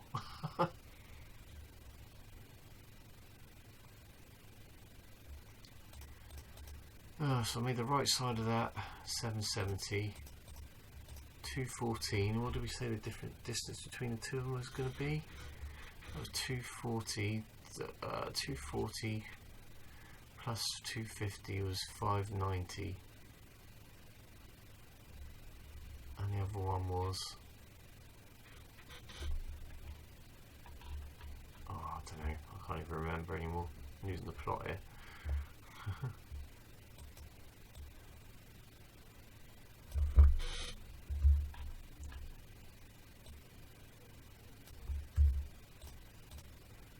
Is equal to 770 plus minus 220 for the width for the the width of that one, 214, minus the spacing, we'll say 20. Let me have something like that do. Okay, middle y should be the same. So we've got right width, middle y, height plus 2. Oh, that's who knows, is that going to work? Who bloody knows anymore? I'm using the plot here. Tired again, and I'm struggling, my brain's struggling to work. Oh dear, right, okay, let's try and build it again. Right, built the library and rebuilt SACode, see what we get this time. Everything's right, except it's like the border's back to front. It's like it's negative,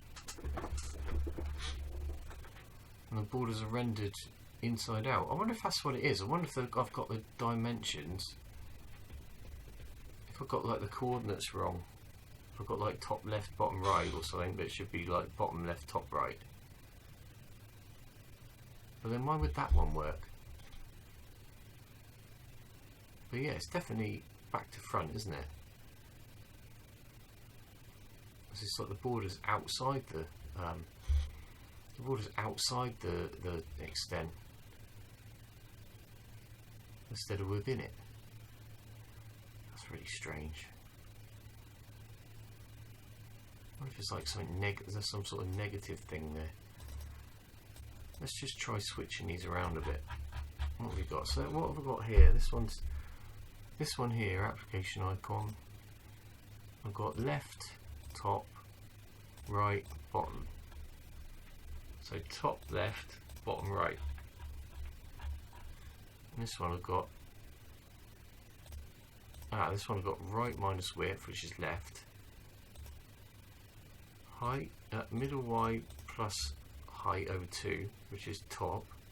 Right, which is left. And then bottom right. Why is that not right then?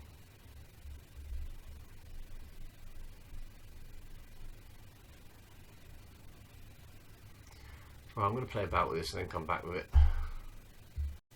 I'm just looking at this programmer's reference manual, and it talks about the window definitions. Let's say, if we imagine that the fourth coordinates were min x, min y, max x, max y, we've actually got min x is left, min y is the biggest, most is the bottom edge. So I wonder if I swap this round, so the bottom edge and the top edge is swapped. I wonder if that will make a difference. Might be that just all the other ones work alright, but this one doesn't. So we've got the left edge. Right, I'm going to swap this round, make that the bottom edge, top edge.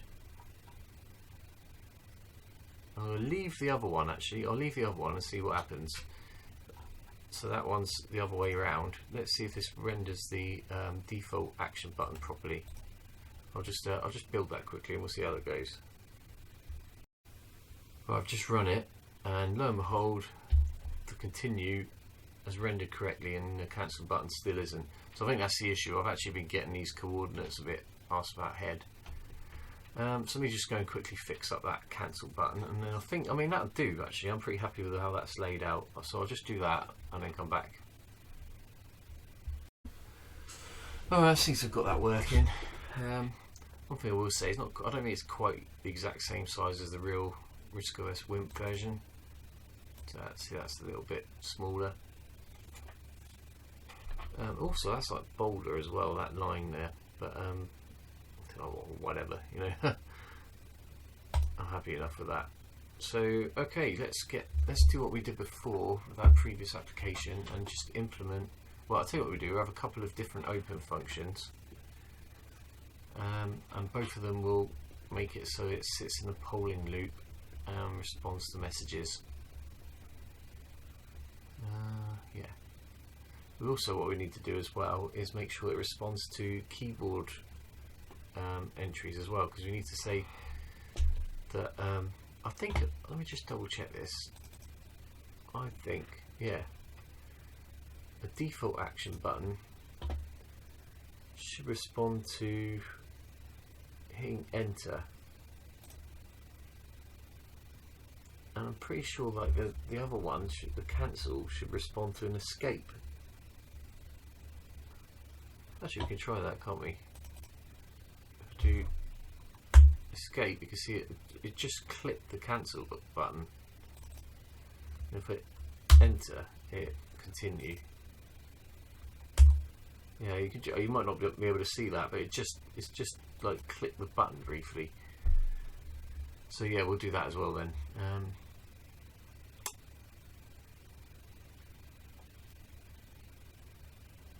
Yeah. So we'll make it so we can dynamically change the content of those two, and we need to be able to show or hide that button as well. Let's figure this out then. So I might have to dynamically create these buttons. I don't know if I can just delete an icon, or if I can hide an icon. Can I hide an icon? Make an icon visible?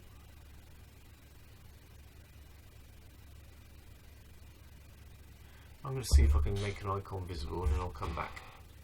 So I was just reading the programmer's reference manual, and it says about creating and deleting icons.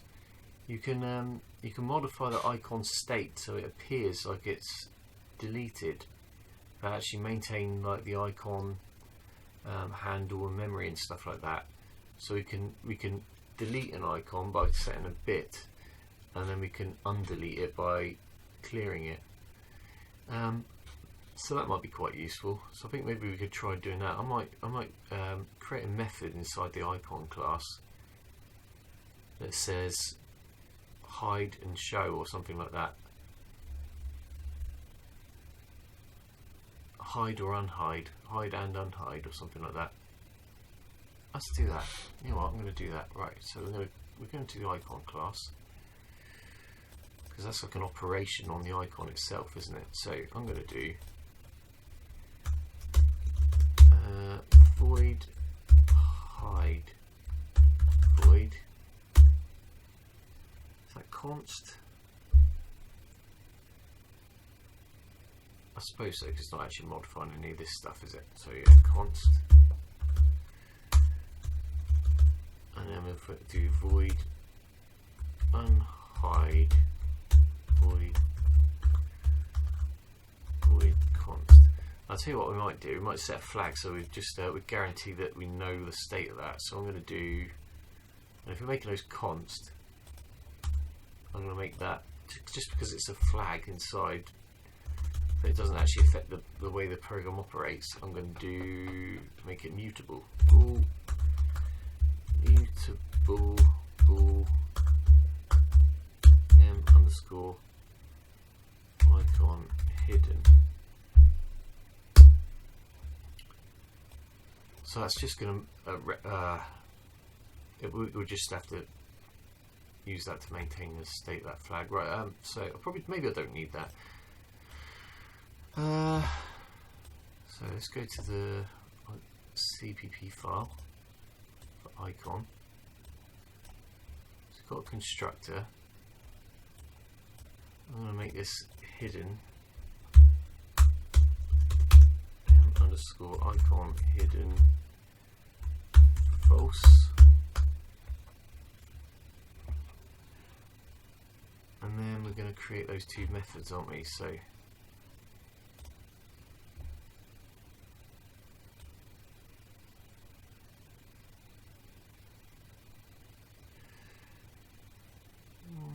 wonder what that one's doing. So this is using set icon state, isn't it? I think. So what's that one doing that's actually causing it to do a redraw? Not sure. Right, we're going to copy those two anyway.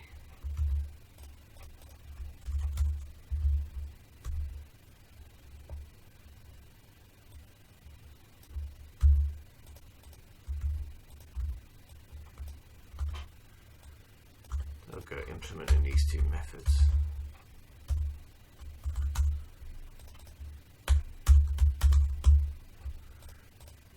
So we'll say if not m underscore icon hidden. Now, if it's not hidden, then we're going to, we'll say if hidden return or something like that.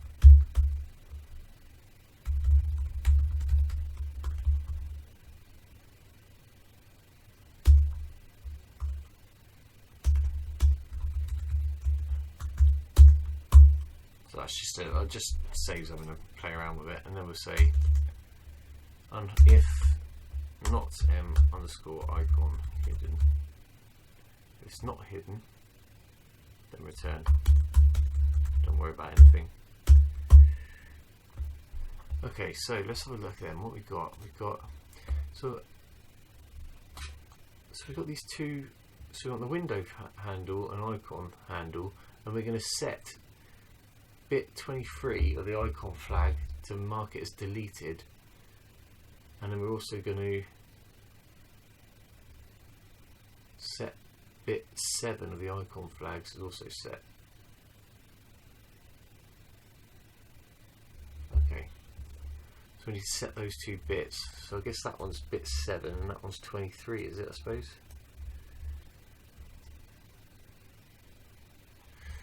Okay, let's try this then.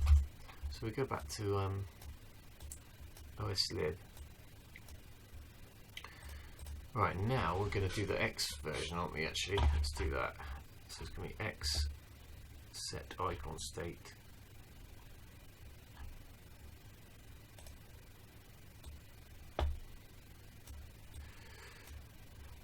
Right, and I'm going to do, we've got OS error in there. What one's that defined in? OSLib/OS, right.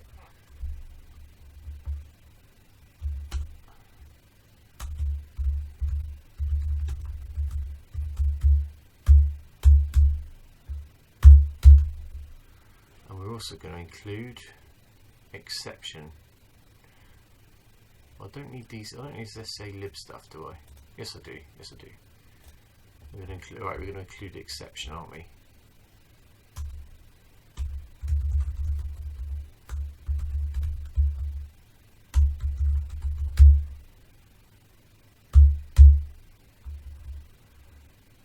Is it exception? I'm pretty sure it is exception. Yeah. Okay. Right. So. Right.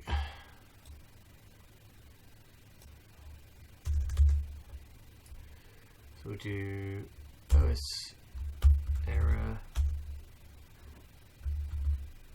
equals to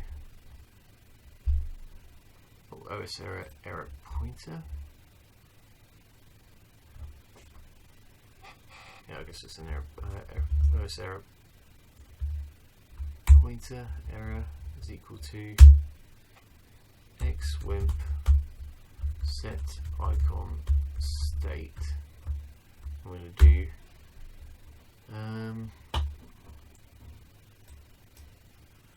so the handle then, that's going to be this.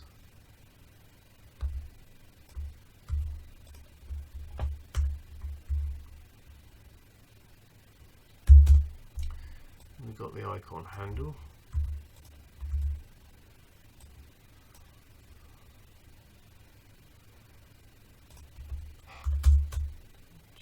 Up here. So we've got the window handle, the icon handle, and then we need the flags that we're going to set the bits for, and the flags that we want to clear the bits. So I think this time we're going to I'll tell you what we'll do actually. Said right, it says, we're just going to write this down, set bits 7 and 23, and on this one we want to clear bits 7 and 23. I'll unhide. Clear bits 7 and 23, and the way they wrote that is in hex, which is 0x 008 00080.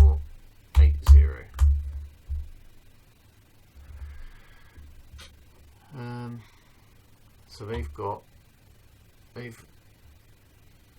what are those two ones? They're clear bits. Do I want to clear all the bits except for that? I just want to set a state as normal, but just maintain those bits, don't I? I don't want to clear the rest of them. I just want to set the bits that are already set. I don't think I want to clear those bits, do I? Let's just find this set icon state.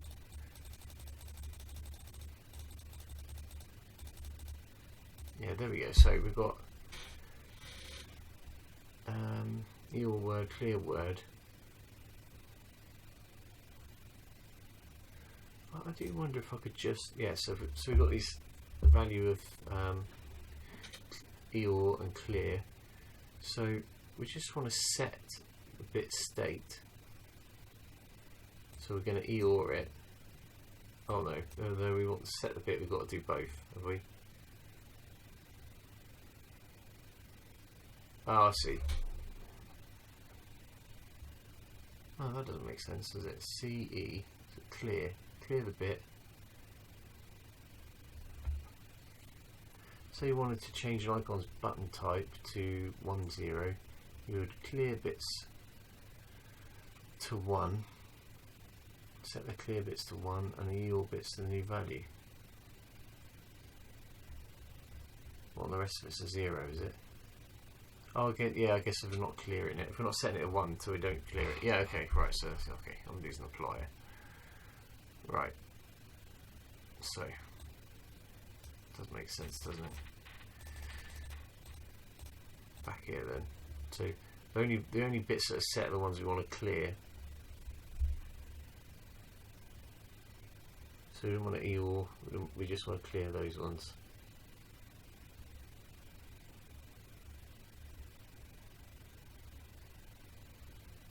We just want to EOR them and not actually clear any of them, do we? I don't think we need to. I don't know what we want to do that, do we? I'm gonna, right, okay, I'm using the ply. Right.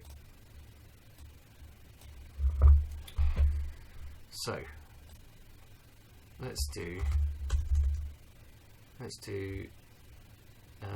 Wimp icon flags. We'll say your bits, whatever, equals to, and we'll say, right, so we want to set this deleted bit, which is 2, 3, 4, 5, 6, which is that bit. Is that bit 23? Yeah, so that's bit 23. So we got, that's going to be Wimp icon deleted, and we need to, do we need to set bit 7?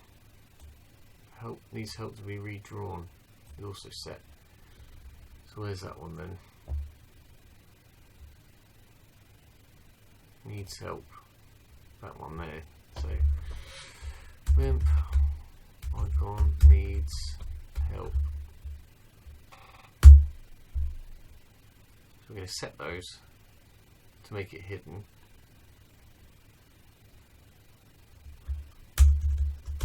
I don't think we need anything in the clear flags. I don't think we want to clear any of these bits, do we? Let's say about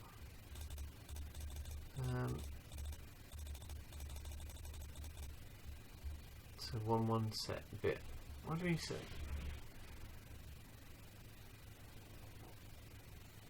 So it's really bizarre that you'd set the bit and clear it in the same operation.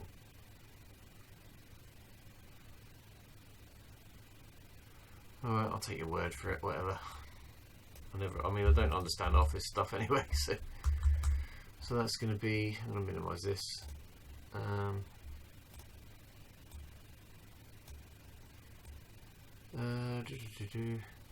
I doing? That's clear bits, isn't it? Doesn't quite make sense to me, but so do your bits, comma, clear bits.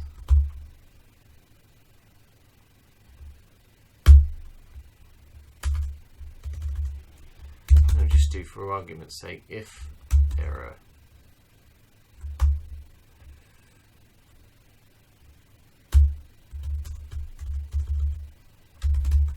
throw, and it's going to be, I don't know, for argument's sake, we'll say it's a fatal exception.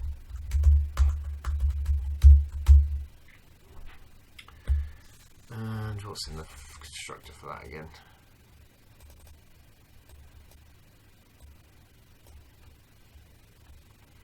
Got a message, haven't we?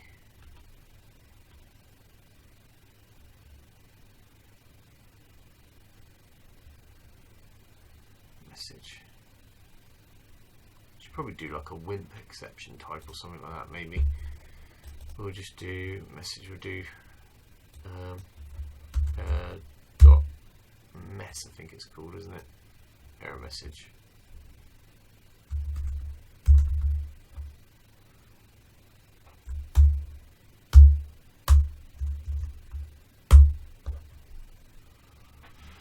Okay, so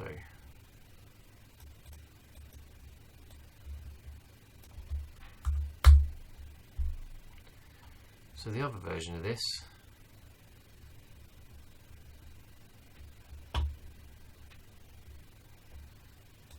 what was the other version? Just cleared them, didn't it?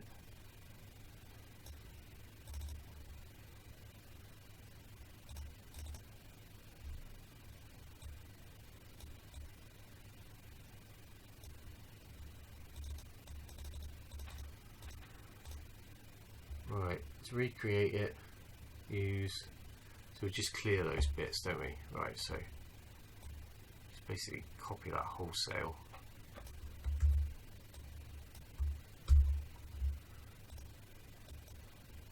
So that's going to be equal to 0,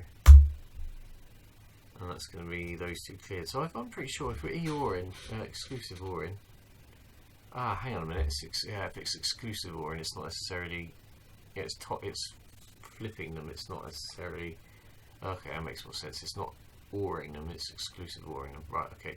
So okay, so let's say that worked. We'll set m_icon hidden equals true. Tell you what, that's all that space. I can do that, can't I? And then it makes it clearer.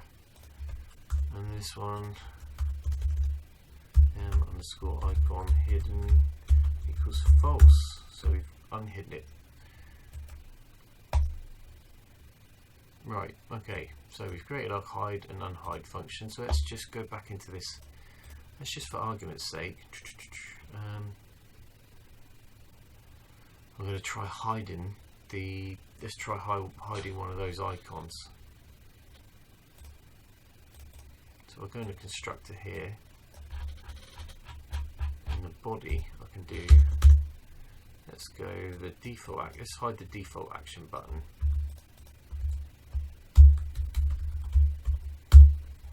See what happens to that.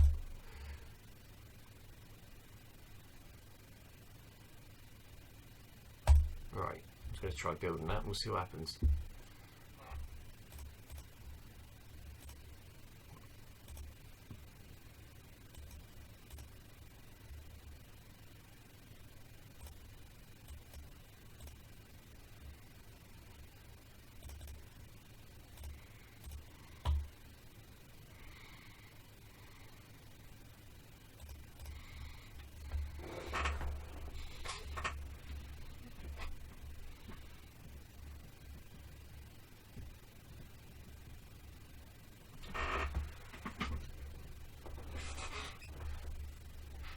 There we go.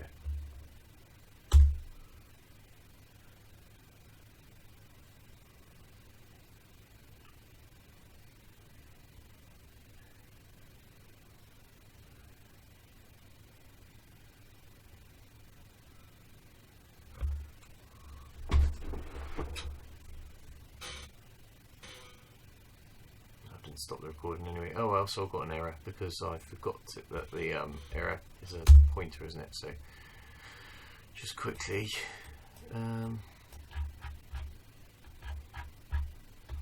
that one. SACode.8 C.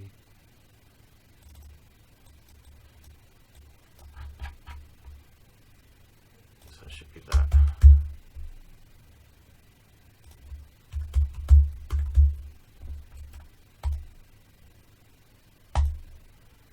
Try again.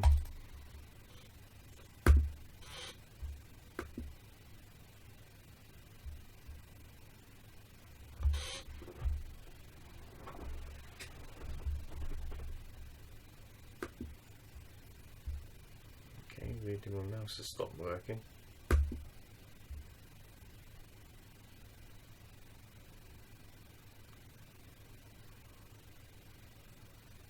Why is that not stopping the recording? That's a bit worrying. My mouse is giving away.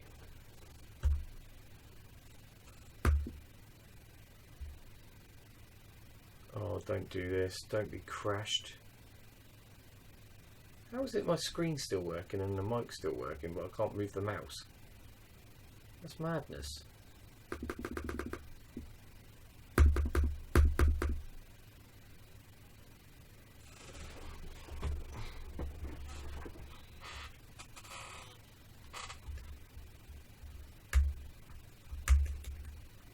Oh, I suspect this is going to go tits up, isn't it? Shit. Well, if this is still recording, let's see what happens this time. Fucking computers. Oh, once I figure that out. Well, it looks like that's worked actually. It's hidden the icon. Now the question is, can I put it back on? I don't know. But I'm going to assume that works for the moment. So that's the way we're going to deal with it. We're going to change the text of the icons, and then we're just going to hide the ones we don't need. And that'll work. Okay, that'll do me. So let's quit that. So what we're going to have then, we'll just come up with a couple of show functions. So let's do. So if we do. Let's come up with some sort of type for the come up with some sort of type for the error message windows. So I could do the type inside this namespace, couldn't I? We could do enum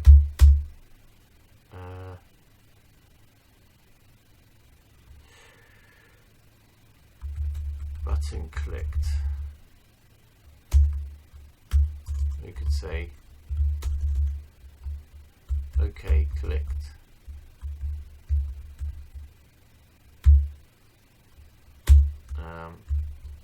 Cancel clicked.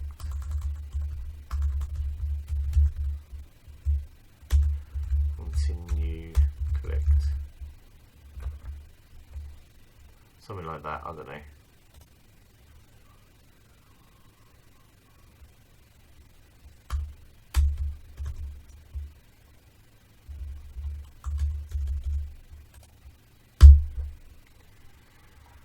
And then what we can do is we can create a method here, can't we, where we could do 1, 2, 3, we could do button clicked as a type that we return. Oh no, let's move up and down. That's what I do. You scroll up and down here and it keeps the cursor there. I hate that. So we do button clicked, the return type, and then we'll do show. Let's do show OK. Const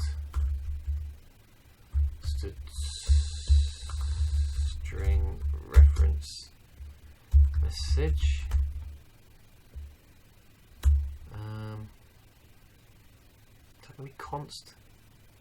I guess I'm actually going to change any of those parameters. Const. Then we'll do button clicked, show continue, const.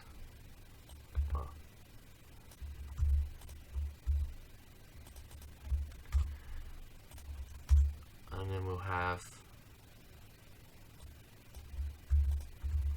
show cancel continue, and then maybe show cancel OK or something like that.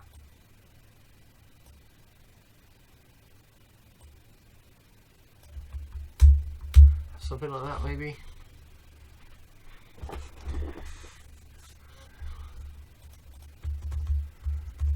Those all line up nice and pretty.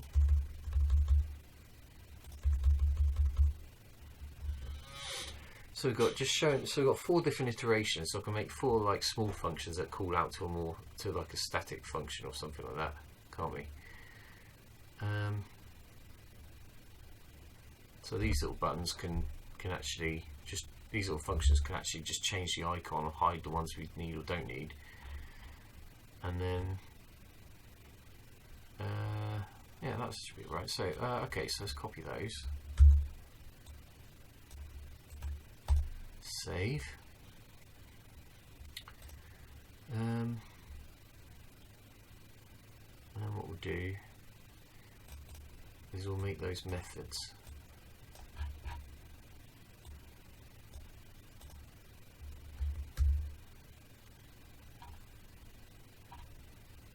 Okay, so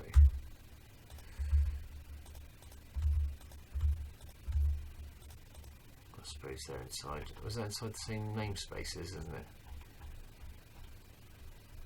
Yeah, so it should be alright.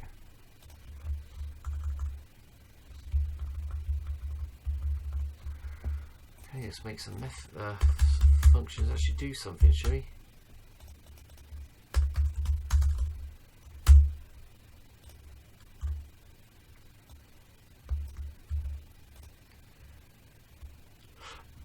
No, I probably don't want that actually. No, I'll just keep all the class stuff together.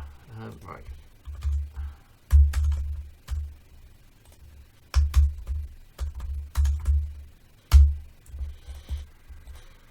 Right. So the first one then.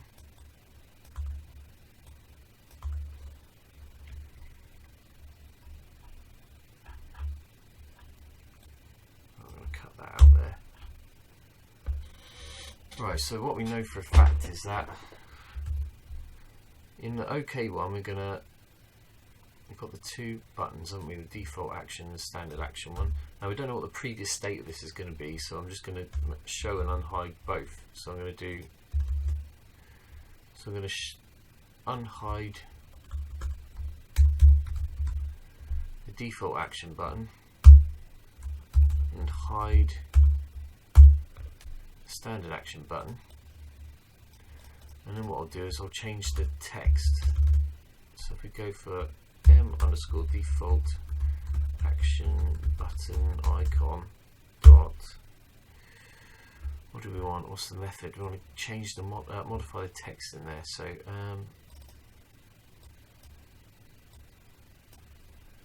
got get raw text string.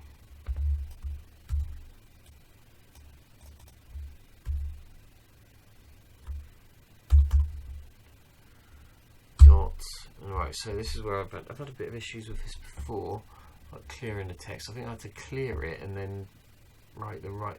What did I do? What did I have to do? It was something weird I had to do to get this to work. That's not where it is. Public. Was it in?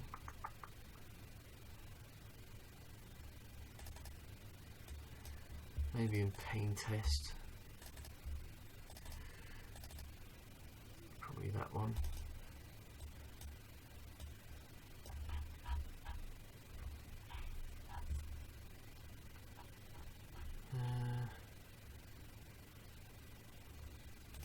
Oh no, I was just pushing back and erasing characters then.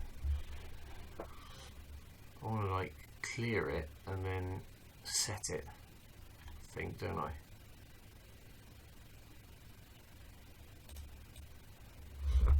So let's try and close that for a second. Don't think we need that. So let's do .clear, and then we'll do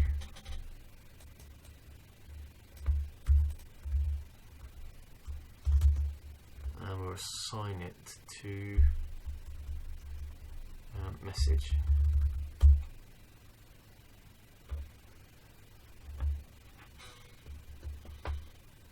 Maybe I need to crop that.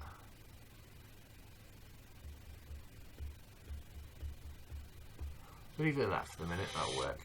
That'll do, hopefully. So that's all we need in that one for the moment until we start handling and processing messages. So I'll just do return. We'll come up with a basic whatever the default is.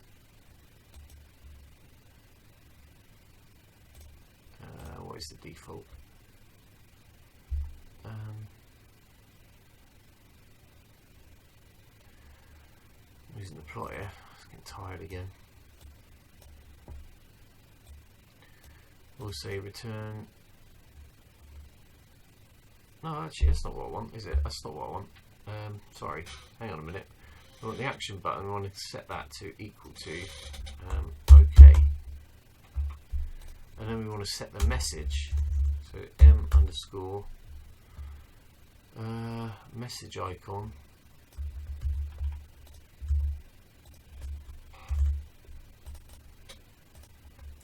dot get raw text string dot clear and dot message icon dot get raw text string equals message. Okay, and then just for the moment we'll do return OK clicked.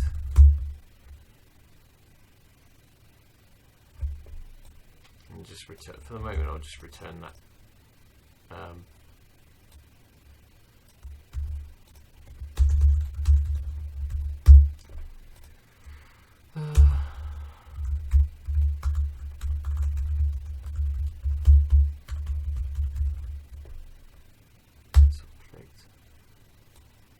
Both of those the same. Okay.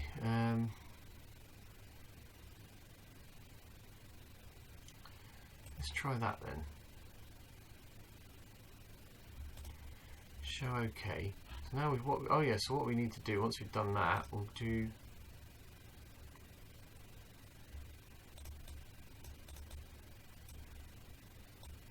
Tell what we could do. We could make that the open method private, couldn't we? So you can't directly open that yourself. So let's override open, shall we? Or open and open at. That'll work. And then make them private.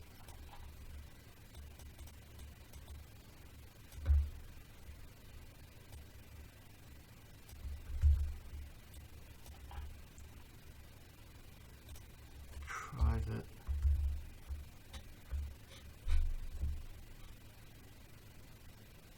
Is that what I want? No, I'll tell you, I won't do that for the moment because it's going to get convoluted. Bollocks to that. Right, that's a good idea, but not for the moment. It won't be too complicated otherwise. Let's just keep this as it is.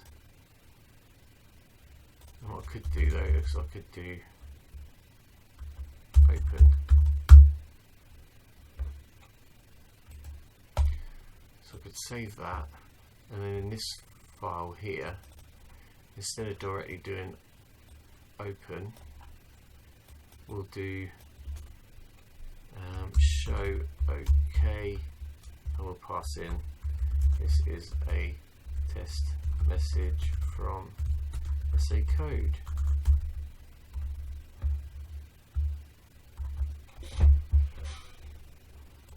Save that. Right. What is that? What have I done there? Yeah, okay, right, save that then. Let's see how that gets on. Let's try that one. Oh, it's just come up with an error. Just remember, these can't actually be const methods, can they? Because they're modifying the state of the icons and they're modifying the state of the window as well. So I just get. I like trying to keep things as much constant as I can, but it does actually get to be really difficult. Let's just get rid of these for the moment. Tragically.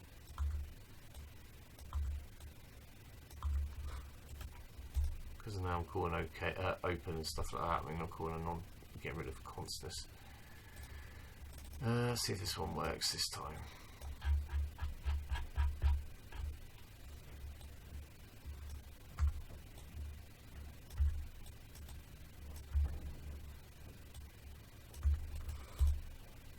It's so hard to keep const correctness if you don't build it in from step one. It's so hard to add in afterwards. Alright, I'll try that again. Alright, seems to have built. Let's see what we get. Nothing. We do have the right icon. Ooh, it's not passed the message on properly though. Wonder what happened there. Almost worked. Almost. We've got one icon that we want, which now says OK. So what's different about that? Let's just quickly have a look. So now I'm passing that in. This is a message from SACode. Maybe I need to. Maybe I can't assign a string. Maybe it's really weird, and I can't do like an assignment from another string. Maybe I have to do a bloody assign it from a C string or something bizarre.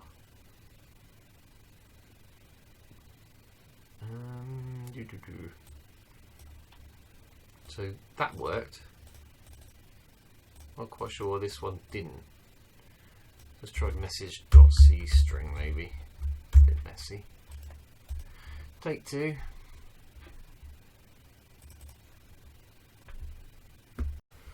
Right, it's built. Let's see whether it works this time.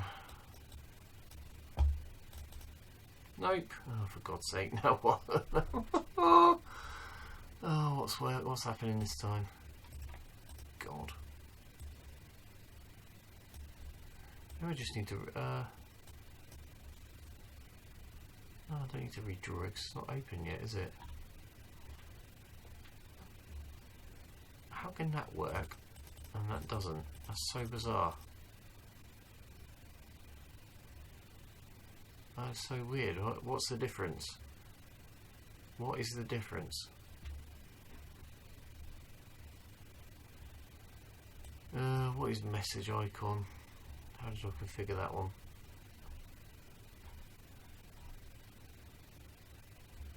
indirected text.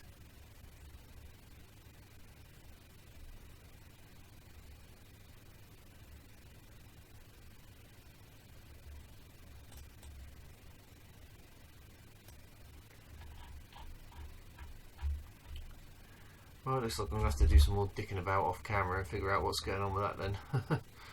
Bear with me. So I just hard coded the word OK. I think I figured out what the issue might be. So if we have a quick look at this.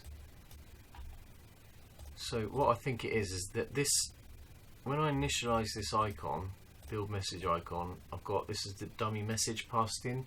So when we create the standard string within icon, it's going to reserve this many bytes, plus maybe a couple more, for the message that we've got inside here. Not there. Inside here is quite a bit longer. So what I think is happening is it's actually redoing and doing a reallocation, which means that the C pointer that's pointing at that buffer inside the string is now pointing at the wrong place. So I think not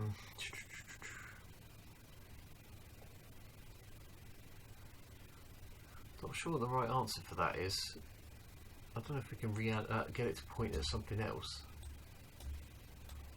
or do we need to reserve some data in the icon? We don't want to reserve 256 bytes in every single icon though, do we? Wonder if we can have an extra constructor field or something like that. Oh, there we go, max text size 24. Okay, so we're reserving 24 bytes. So I do actually, there we go, so I do actually have a field. I've already done that then.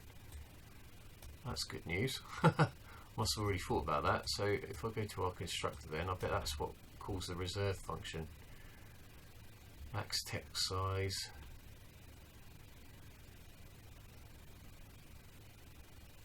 Underscore text.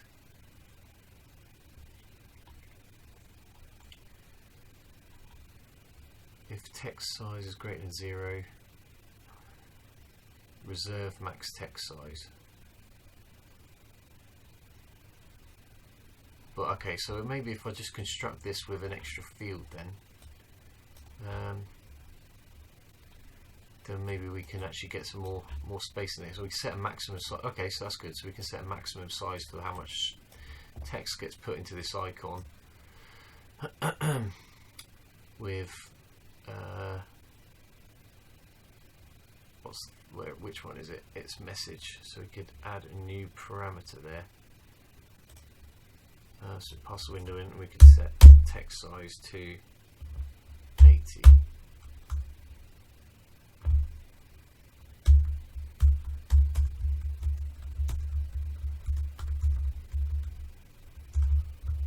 Messy,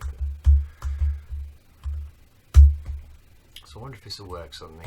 Save that, get rid of this.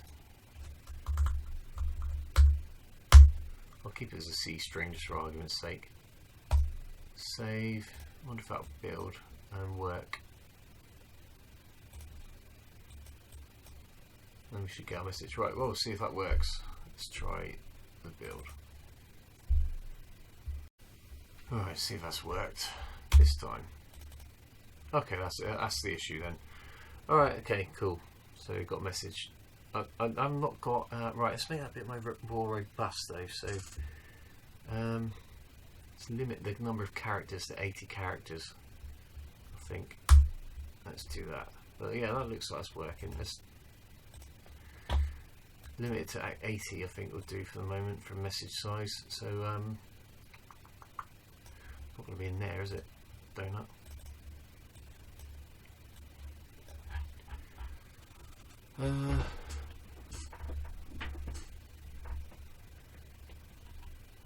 Alright, actually I'll try and remember if there's a bloody a method for returning a concatenate, a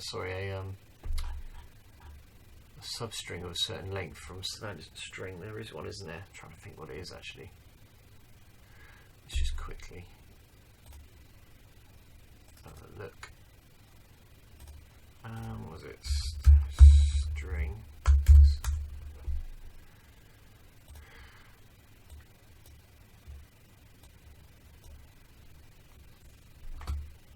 return a substring, don't we? Element, access, capacity, size, reserve, modifiers, place, resize, changes the number of characters stored, find, operation, starts with, ends with, substring, returns a substring.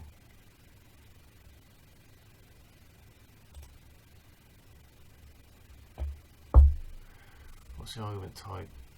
Basic type, position equals 0, count equals npos. Is that the one we want? Price type count until 2023. C++ 23. I'll see the const expressions.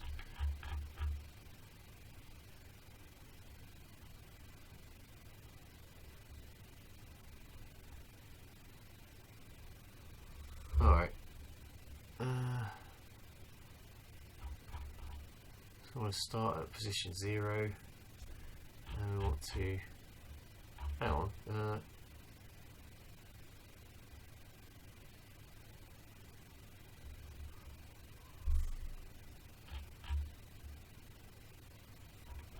Now I'm gonna have to specify the number of characters.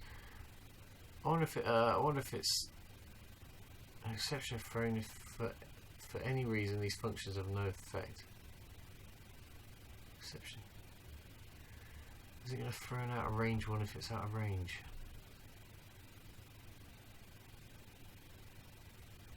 I can't really make out what that's supposed to say.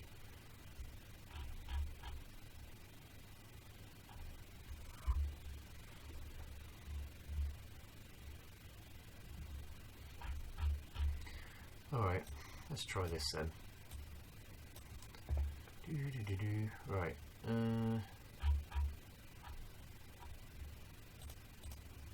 Make it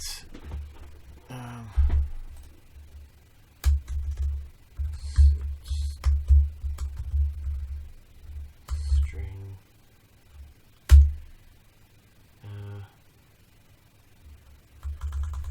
which we could do is we could do message dot substring. So the initial position is 0, comma. Do I want to say? Oh, is it size minus 1? Well, it's the number of characters, isn't it? So it's going to be message dot size. If size is greater than 80, then set it to 80, else message dot size. So that should return a new string object.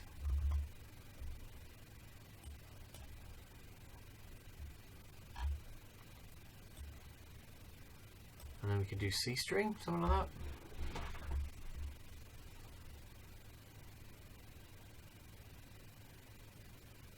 Bit of a mess, really. Alright, let's try that. And what we'll do is we'll make a really long message just to test it out with. There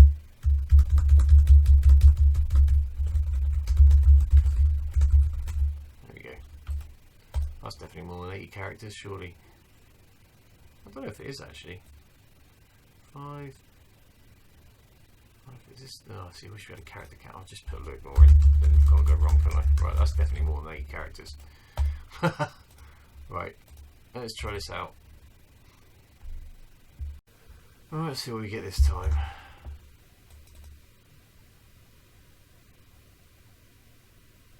Right, OIWHG.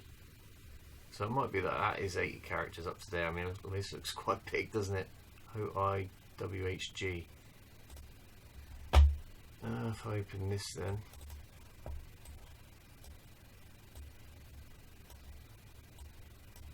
OIWHG, so we're saying that that is 80 characters, which probably is. Alright. We need a multiple line version, really, don't we? I think.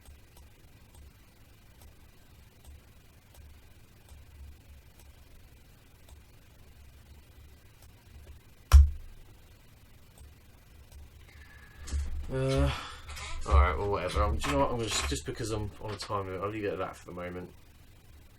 That'll be fine. So I think that's working alright. Quit that. Let's just double check it actually displays the actual message.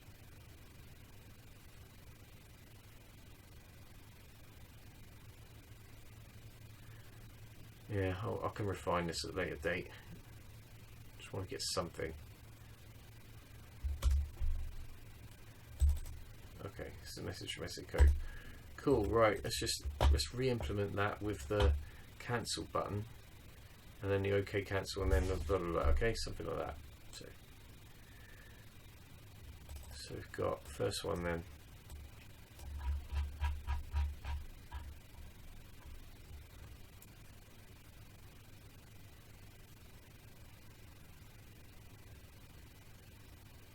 So I think what we need is a show, don't we?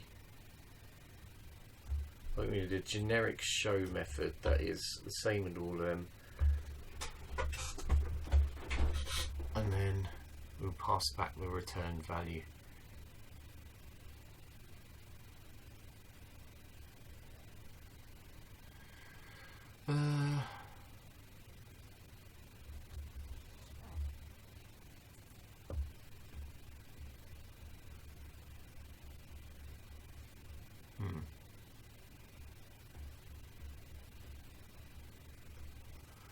Alright, well, I'll tell you what, we'll just for the argument's sake, we'll just test these out by copying and pasting them, and then we'll make it more common.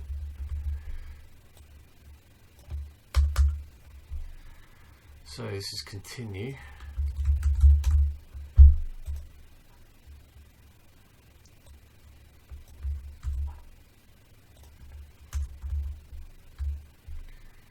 This one is cancel.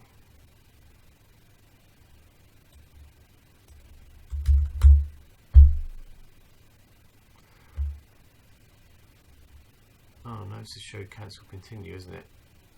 Ah, right, here we go. So this time, right, so first, let's get this right. So this is continue, and this one is cancel and continue. I need a cancel on its own, don't I, surely? Hang on a minute. Not an exception, I won't.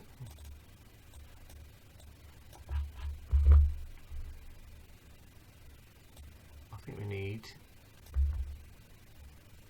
copy.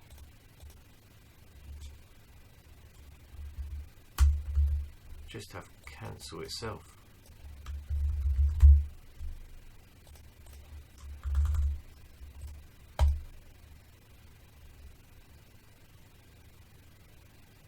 I suppose there's no cancel, is there, on its own, because it's just be continue, wouldn't it? Okay, yeah, okay. You're just gonna have to continue if there's a problem, aren't you? So same thing, we just have one button. So we'll cancel and continue. So we're gonna unhide both.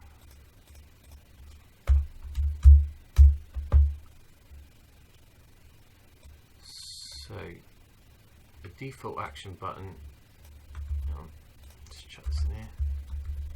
So the default action button is actually going to contain continue.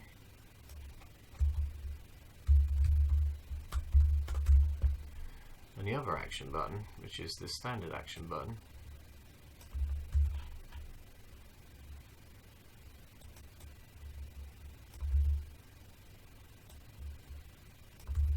it's going to say cancel. That's what we want, and then this one is the same as that basically.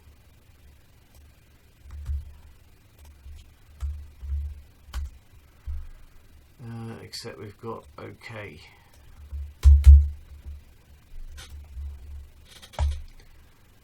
Right, let's just check these four out instead. Just check that these work. So rebuild this one again. Right, so this one's show OK, which we just did a second ago. This one's show continue, seems to be alright. This one is show cancel continue, looks good. And then finally we got cancel OK, show cancel OK. So it looks like that bit's working alright then. Might just rejig it slightly to make the code a bit more common at some point, but I can refactor that another time. Right, so that's got the windows working.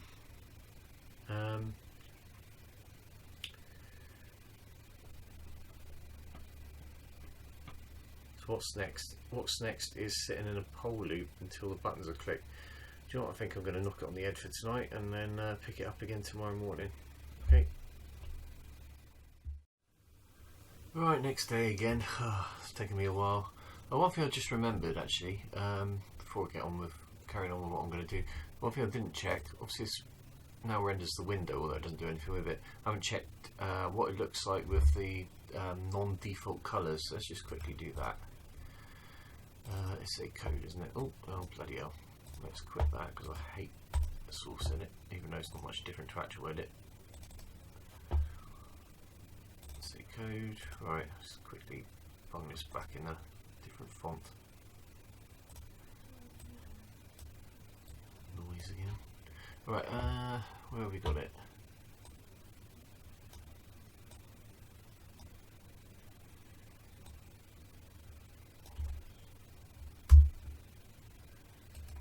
Save that, see how that looks.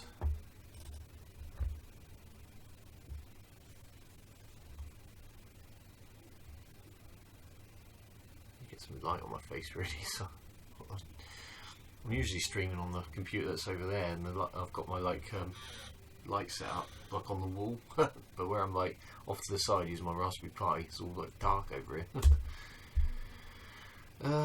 Right, how does this one look? Well, it doesn't look great, but I guess that's kind of alright. It's not ideal, but it's kind of alright. Bollocks, I don't care about it for now. It's just one of these things that like you could stick that in a bug fix sort of job. Okay, let's put that back how it was. In fact, now I know the page renders, I'm not even going to try and do it again. I'm just going to leave it at that. Right. So what do we need to do then? At the moment, what we want to do is, it's not actually responding to anything, is it? So we need to create our own little poll loop, like we did in the previous application that I wrote, which was, I believe it was non-modal error test. So just quickly looking at this one, we generate that, and this freezes out the application. So we want the same thing really. We want to freeze that application out, and I want to kill off like the icon bar icon as well, because that's part of the application. So it makes sense to freeze that out. Okay, so the way we did this before, we look at the CPP file. So we got this error window class, and actually, let's look at the main quickly.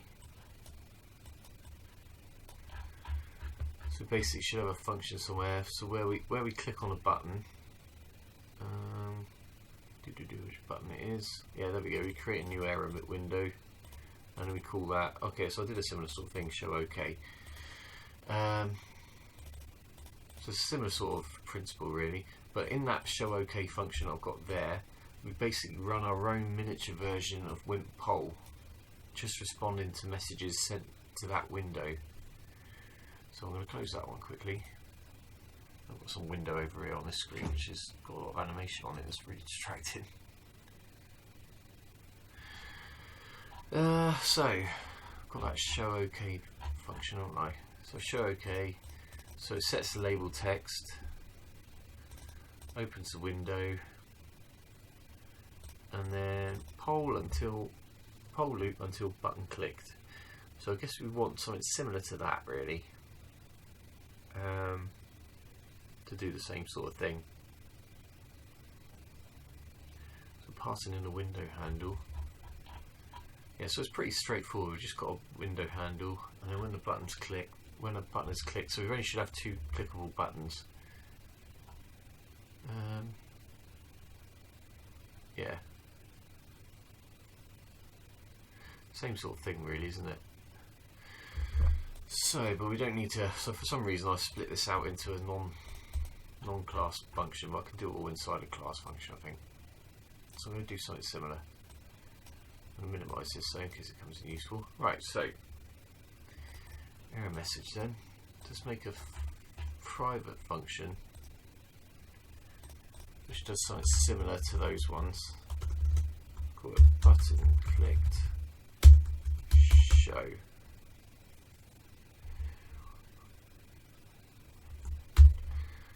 And I guess we don't need. I wonder if we can associate the key. I wonder if we have to associate the key presses with icons, or if we can associate them with the window, or if we have to associate them with the window or the icon. I wonder if we can set an icon to receive key messages. I'm not entirely sure at the moment, but I'm just going to do show for the moment. And this private one will be called out to by those ones and return a button clicked object. So let's try that. Save. So it's button click show. Actually, let's open the CPP file.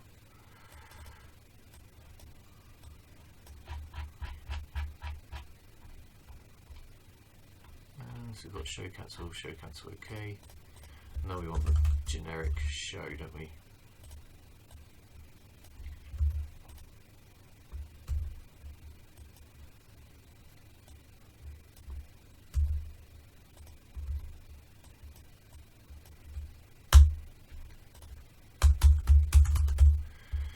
And I'll just do the whole lot in here really. That'll probably work, won't it? So, don't need that anymore. So what I'm going to do is, instead of doing open, I'll do return show.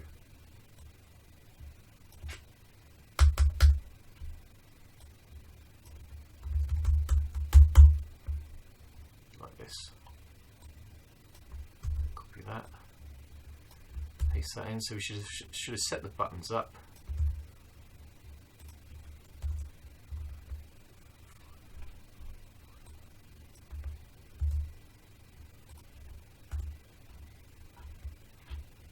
So return show. So in this one, this is where we do all the work. So first things first, we're going to open the window. Okay. Then what we're going to do is we're going to wait until the window gets whatever messages it gets. Well, I suppose we did this before. We could refer to what I did before. I'm going to write it again, but we'll refer to what I wrote last time, because it'll be useful to know which methods to actually implement.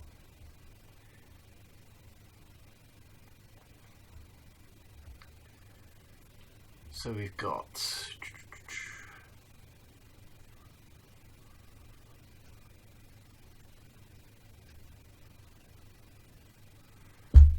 so I guess yeah. So we're going to do a poll loop, aren't we? So we're going to do while true. This is our poll loop, and somewhere in there we're going to do a Wimp poll statement. Okay, so I've got some parameters there, but let's actually have a look at what we've got on Wimp poll. So Wimp, squeeze, Wimp poll, X Wimp poll actually.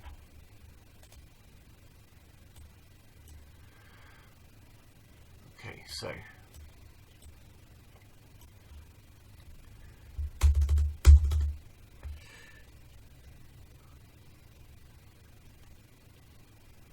I suppose I could do that thing. I've done a check for errors there, haven't I? So I could do something similar. That is quite useful actually.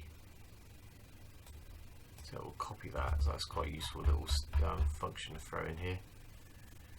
So we'll do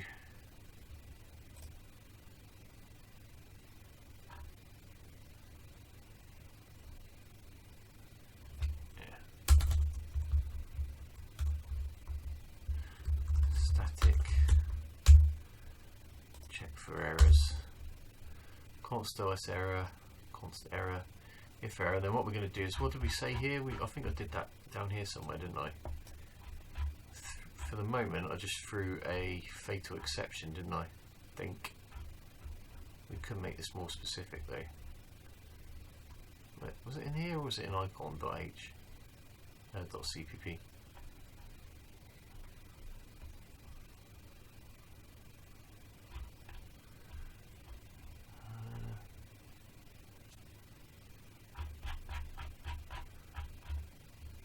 Okay, must have been an icon then.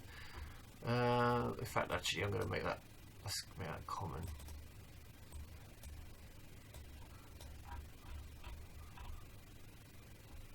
Yeah, so throw fatal exception. So I guess we could just do the same thing, couldn't we? Start with.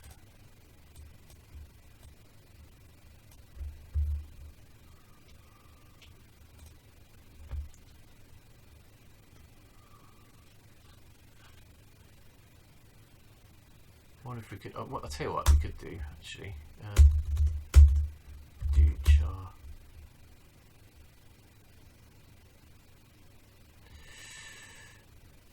Temp message. Let's make that. What was the error size? Maximum error size. Oh no.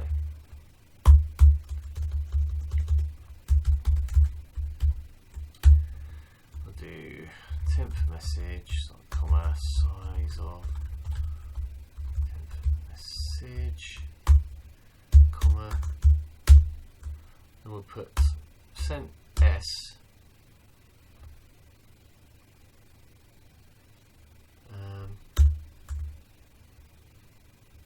space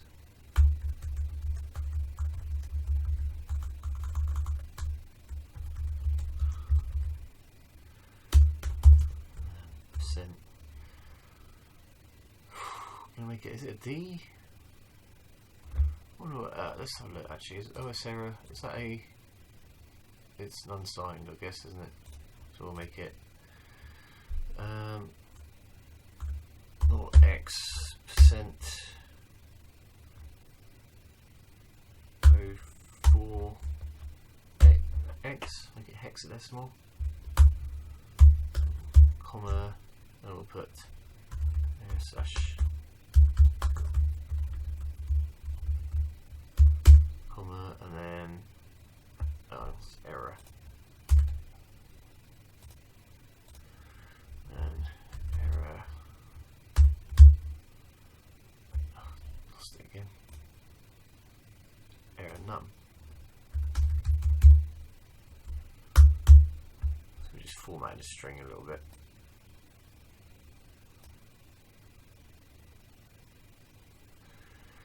And then we could do temp message.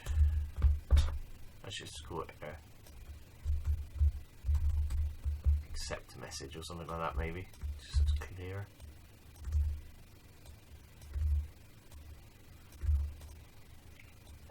Okay, check for errors. Alright, so go back down here and we'll do check for errors. And it's going to be Wimp poll, isn't it? So do X Wimp poll. Okay.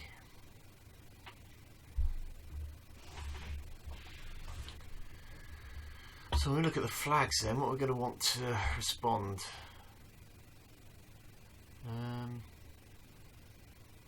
We only want a certain number of messages, don't we? So we don't want, let's make this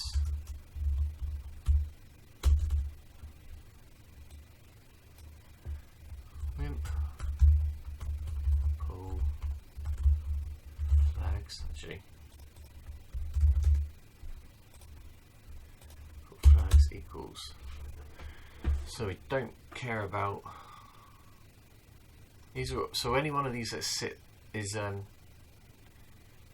set is one that we don't care about, and then we do care about the others. So I guess we don't care about Wimp mask null, so we don't care about null events. Wimp queue redraw.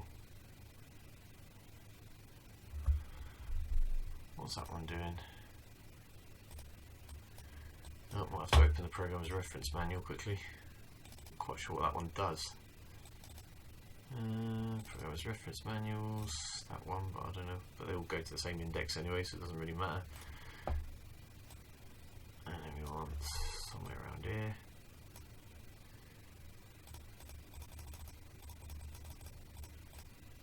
So initialize, create window, create icon, delete window, delete icon. There's poll. Right. Okay. So follow event codes can be raised. What one was that called? Q redraw, which has a value of 2. So what's that, bit 3?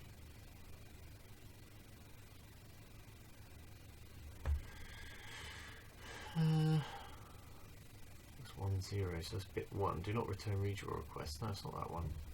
Q for later handling. Okay. Alright, we don't want to set that one then. Don't care about those. Do not return pointer leaving window. Do not return pointer entering window. I guess we don't care about either of those.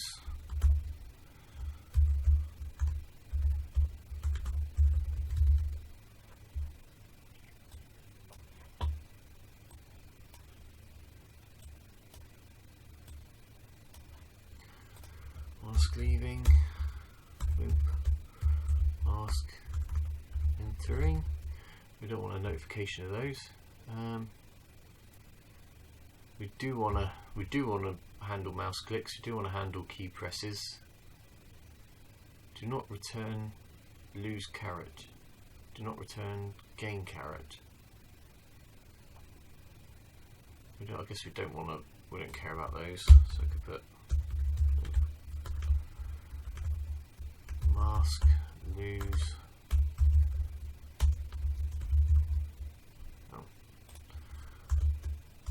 Getting quite a few of these now, aren't we? Mask. Lose caret gain. Wimp. Right, the poll word non-zero. Don't think we want that.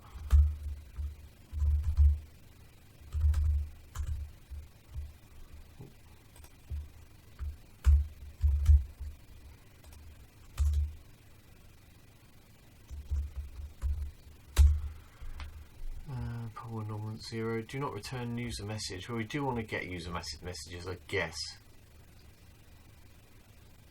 I guess we might want to get user messages because we want to tell the application to quit.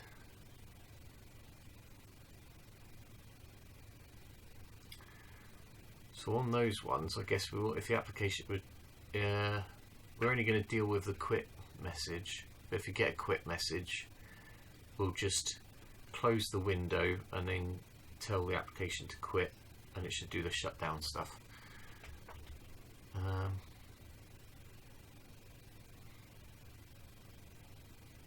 Yeah, and this is the top level exception handler, I suppose.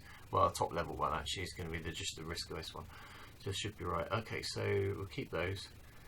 And we got R3 on entries pointed to poll word, not on. So it's 2.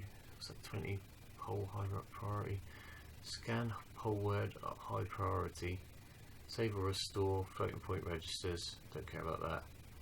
I think that's pretty much it then, isn't it? So how does that compare to what I actually put in here last time? This is what I got mostly from. So we've got mask null, mask entering, mask leaving, mask gain, mask lose, mask poll word. So we've got the exact same thing, so that's good. Okay, and what else do we need then? That's the poll flags. Then we want our block, which is a piece of memory that we're going to get that data put into. So I guess at the moment it's going to be set to 0, isn't it? So we want Wimp block. Call that Wimp block. We'll initialize all these into 0.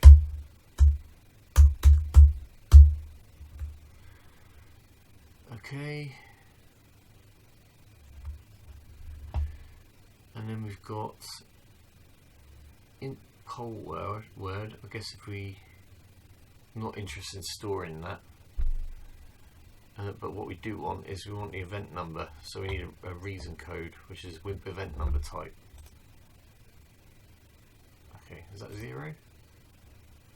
Right, so we'll initialize that to 0. So Wimp event no equals 0.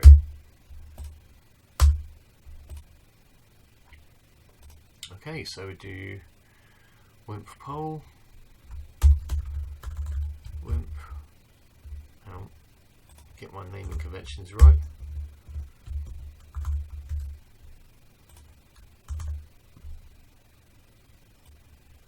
So we got Wimp poll flags, comma, and then we got address of Wimp block. And we got null for the poll word pointer, and then we got the oh, hang on a minute, Wimp event number. No, what did I do? Wimp event number. Yeah, reason code equals 0.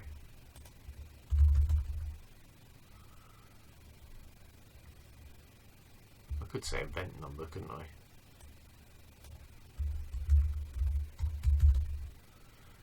I'll tell you what, actually, let's be consistent with what we put into the task class.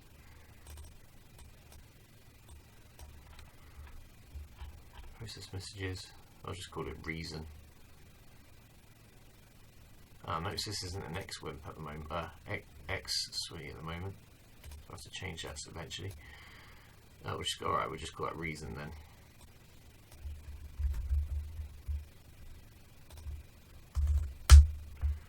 Check for errors, so got that calls Wimp poll. That checks for errors. So now we do the event handling bit. So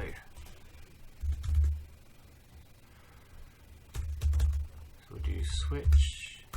That's not how you spell switch. Reason.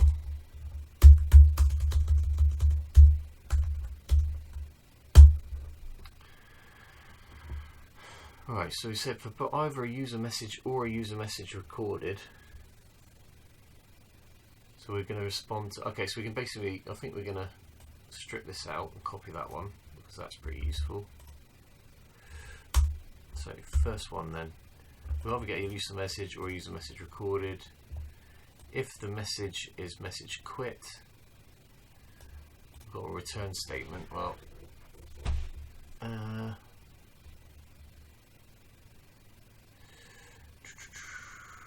interesting. What would we actually want from that? What do we want this to do? If we try and quit the application while it's in the error box state, we could ignore that,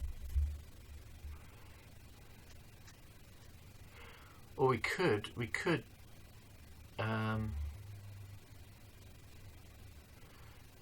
set the task state such that a request to quit is set but not actually quit immediately, and then as soon as somebody closes the error box, then it should go back around the main poll loop. And yeah, that's probably the best thing to do actually. So what we're going to need then, we're going to need a reference to the task object to be able to do that in here, aren't we? So error message needs to have access to the task to be defined. So let's go back to the class then. So we've got our class non-blocking error window. We do actually need to initialize it with a reference to the task.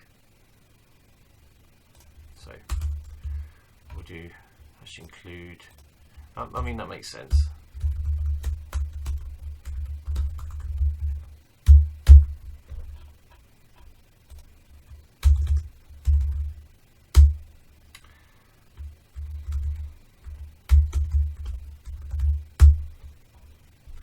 So we'll just add that into here.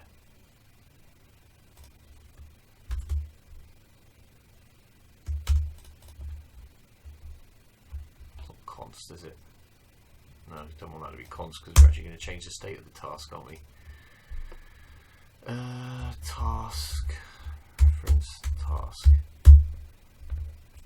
Save that. Go back to here.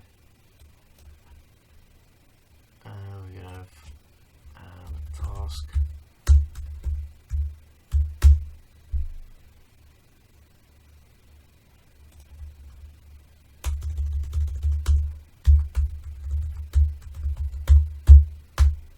Okay, save that. And then what we'll do is we'll say that if we get a message quit, we're not going to close the application because it's up to the user.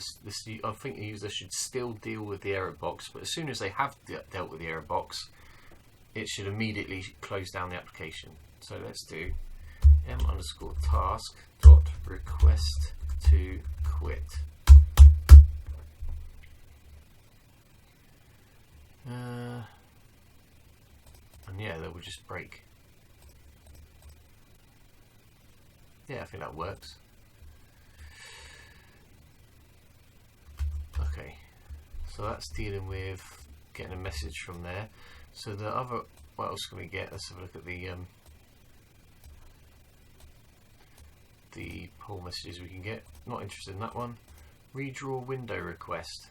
Well, we're doing auto redraw on the window, so hopefully we shouldn't get that one. Open window request, we definitely want to handle that one though, so let's see what let's go to that. So the next one should be on this one, open window request. Yes, it is.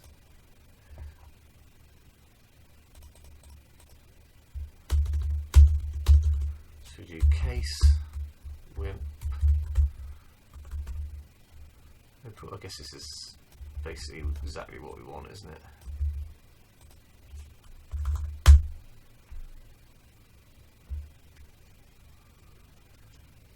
If Wimp block dot open dot w is equal to window handle, well, so that's going to be, we're going to have to statically cast that, aren't we? So where is that code to do that? Is it in here, or have I just got it in the other one? I need that in window.h .cpp, sorry.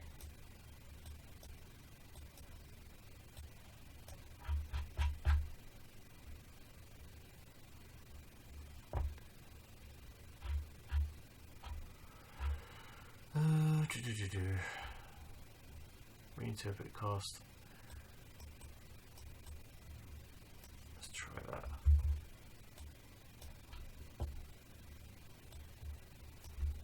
So if they are the same value, Wimp open window, Wimp block dot open. I'll tell you, I don't even need to do that. I can use, there's actually a method already written into the window which is called is message for me.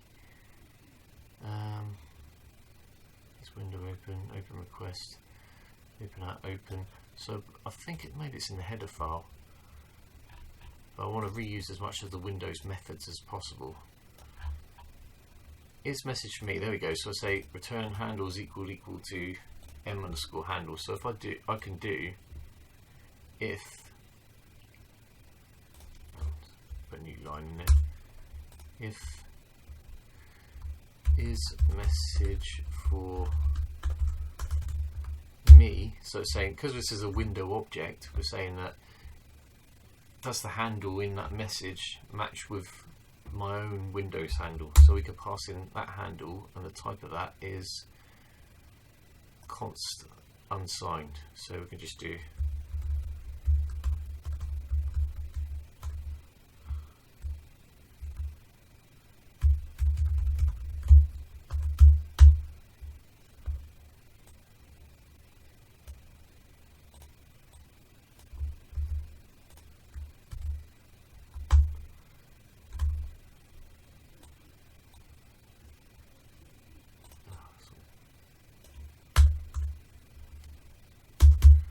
let me just double check that. So I think I've used that is message, is window, is message for me or whatever.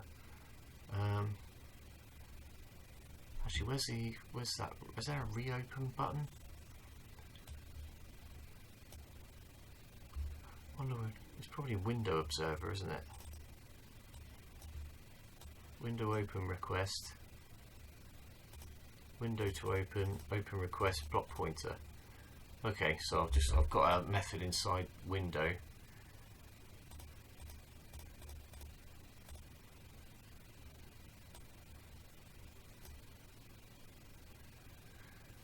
That's basically the same thing. Is it going to be? It should be a reinterpret. I think maybe it's a reinterpret cast, isn't it? Let's do.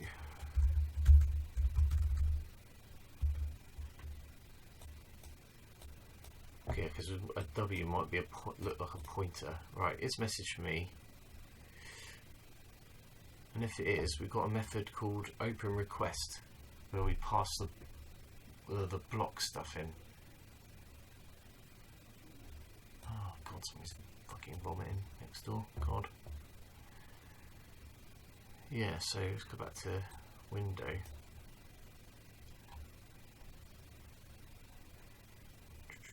Open request.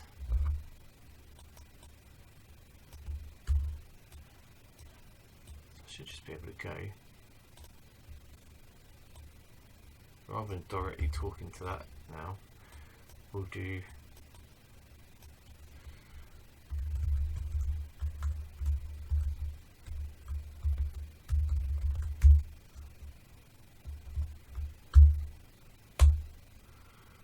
that called? Wimp block.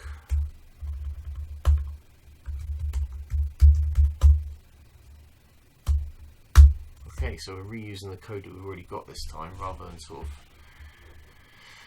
I don't really want to implement too much over and over again. That's better. Okay, so that should reopen the window if we have a window open request. So I should be able to move the window around now if I compile that. That should work. And what else have we got then?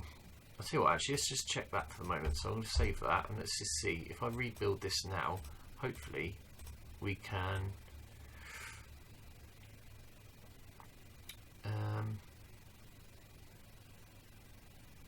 that's probably going to freeze the application, isn't it? Actually, now come to think of it. I'll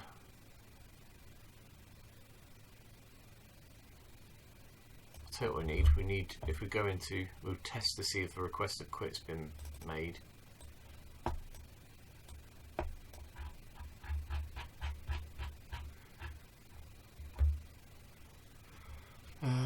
Check for errors, switch reason. Well, true.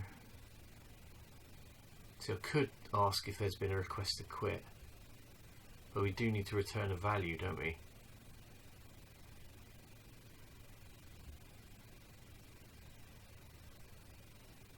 Yeah, it should only really be one way out, which is clicking the buttons.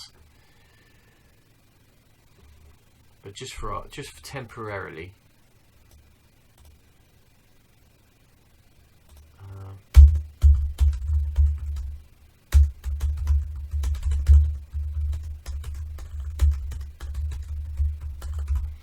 We'll say while in task, well, not sorry, dot request to quit. Is that, no, not request to quit. Quit requested or something like that. What was it called? Request to quit received. That makes more sense. Right, we'll just leave that. So while we haven't done that, so I should still be able to close the application by going there, right, middle clicking and doing close. Otherwise, it's just going to hang. Right, save. Let's try building this then for the moment. Hide that. Alright, bear with me a sec. This could take a while. Oh, got a couple of little errors here. What have we got? Wimp poll flags does not name a type, and then we haven't defined fatal exception. Okay, so I haven't included exception in there.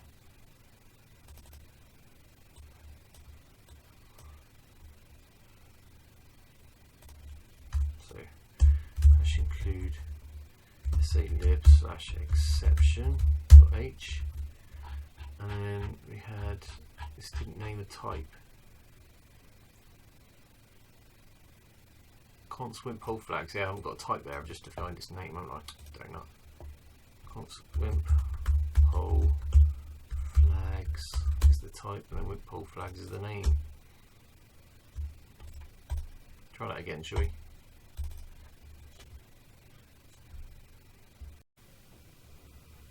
Right, still have a couple of issues. So I need to add the namespace SALib to the fatal exception, and then 326 error expected bracket 326. Do that one first before I forget.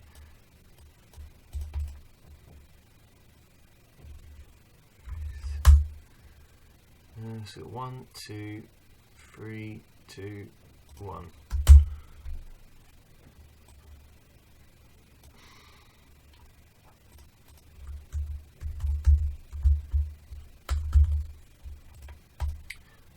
Please work. Well, I got that to compile. I forgot to add a little ampersand in there a second ago. Right, let's see if that actually works now.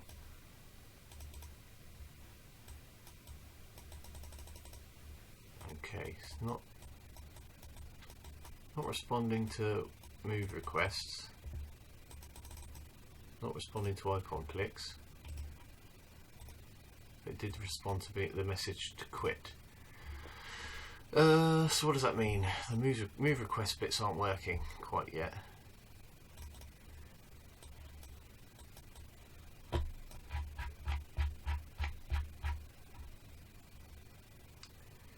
Open window request. This message for me.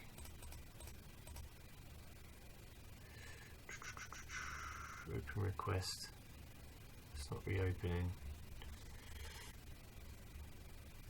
Yeah, that was what I missed out, the ampersand. What did I do there? Let's reverse engineer this one. Not that one. Window observer, window open, window request. This message for me, open request and block pointer. So that block pointer, I'm sure I've just cast the pointer to an unsigned pointer in task.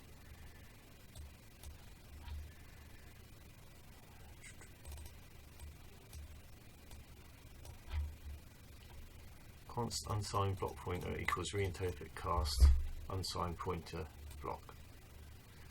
So it's basically the same thing. So I've just cast it there instead. Ah, hang on. Yeah, that is exactly the same. Open request. So is message for me?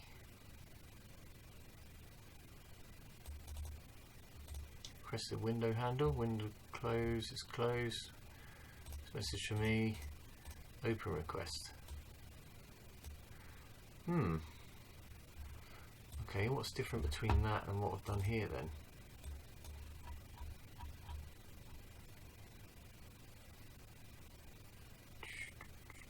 His message for me. Hang on a minute. No, yeah, so we said is that. We've done his message for me, which it should be. Window handle. What did I do? I think I just cast the first element in the block, didn't I, really? Window handle equals reinterpret cast unsigned block pointer. I suppose I could do the same thing, couldn't I? Reinterpret cast sign. Just the first. It's really the first 4 bytes of that block, isn't it?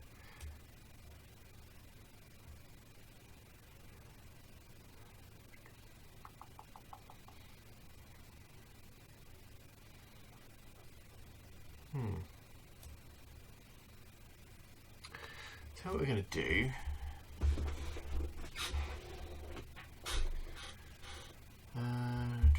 What we're going to do is we're going to add. There's a utility here called. I found it. I can't remember where I got it online. I wonder if it says actually.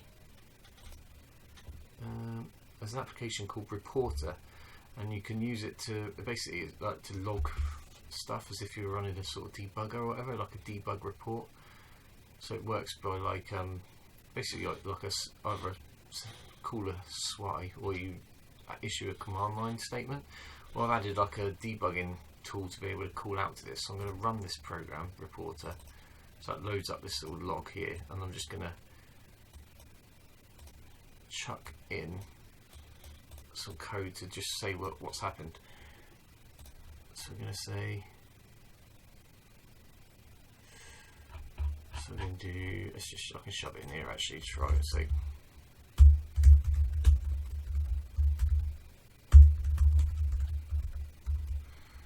and I could do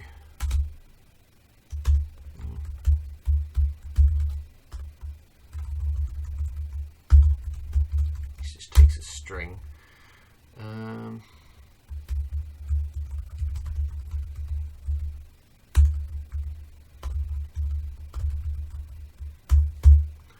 I'll do another line in here which says message was for me or something like that.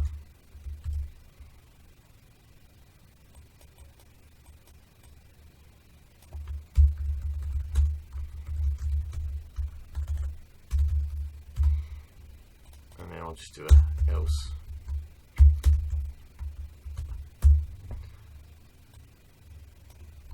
Message not for me. Received. Cool. I'll just do that and see what actually happens. So this should only happen when we're in this little loop. So we should only receive messages. Yeah, we should only receive messages when it's this application call, but we'll see what happens. Right, back to building. Just bear with me a sec. Might get a few errors on the little bits I hacked in.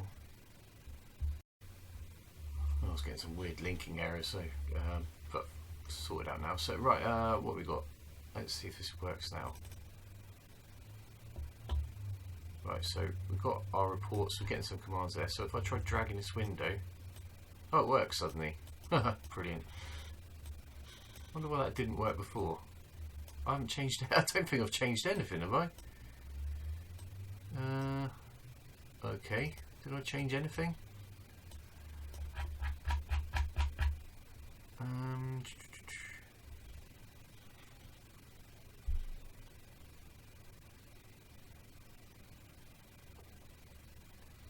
I have no idea what I've done there. I don't know why that works. Well, that does do what I'm expecting, anyway. But now, yeah, so now we can't get the icon bar to work, which is what we want. So we want to freeze the application still, but we should still be able to go quit, and there we go, it's ended. Right, so it is working. God knows what that was about. Right, I'm going to whip these reporter lines out for the moment because they're just getting away. Okay, and unless I have to put it back in, I'll take it back out of the header file. Right, save. Right, and then we've got. So for some reason, I've got these close window requests here. So I can get rid of that actually, can't I? So I've got in here. Get rid of that as well. Close window request.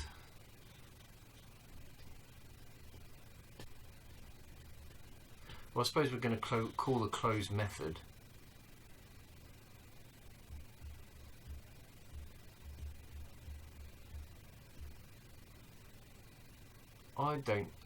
Yeah, actually, I was just going to say I don't think I actually need that, but of course I've just noticed I've commented that out anyway, so I don't think it's a problem.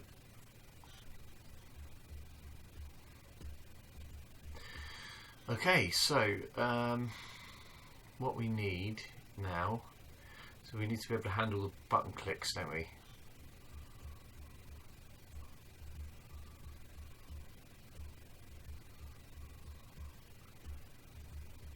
So we basically want to say that, so we're going to do case, and we've got the name Wimp mouse click. Right, actually we can just get this back up actually. Wimp poll. So we've got our block. Actually, we've got event number. So we've got mouse click, which is what we want. And then, so actually, let's see what this says. Window request, mouse click, right. So the return block contains mouse X, mouse Y, buttons. Guess we don't really care which buttons are clicked. We want to make sure the handle is the same. And then we'll test which icon it is. So we'll do, okay, so we can whip this one out. Mouse click. Then we'll check the windows, the messages for me for the window.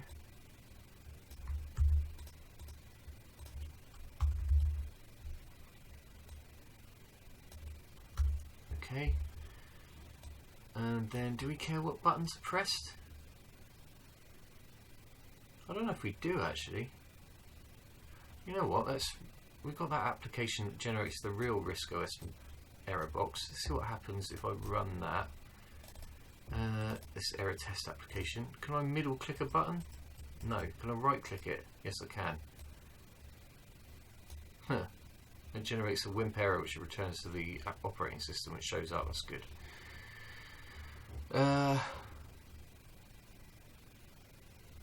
Actually, I can quit Reporter for the moment. Don't think we need it just yet.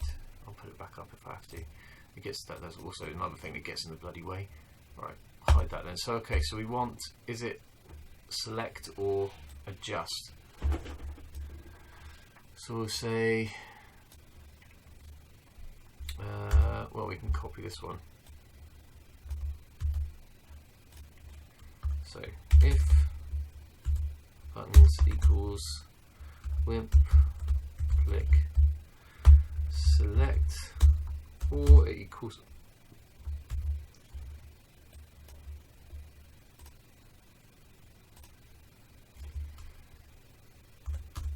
say or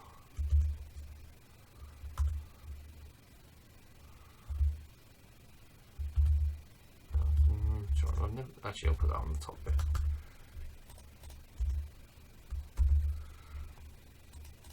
Pointing buttons equals Wimp click adjust, I guess it's called. Right, so if that's the case, now we need to figure out which button it is.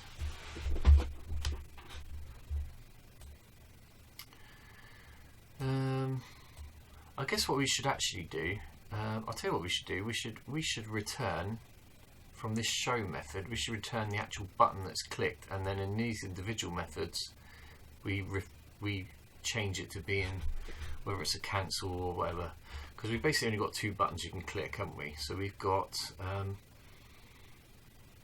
the default action button and the default action button, is that what it's called? And the standard action button. So if I grab these two,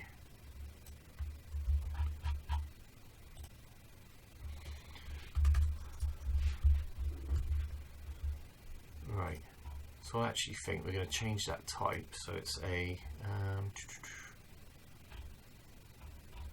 we're in the SALib, I guess it was just an icon. Oh, I hate that so much. Is it just an icon reference? We could do a const icon reference, couldn't we? Because we don't actually care about it.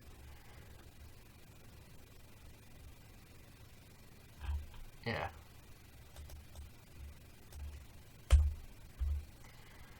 So what we could say then is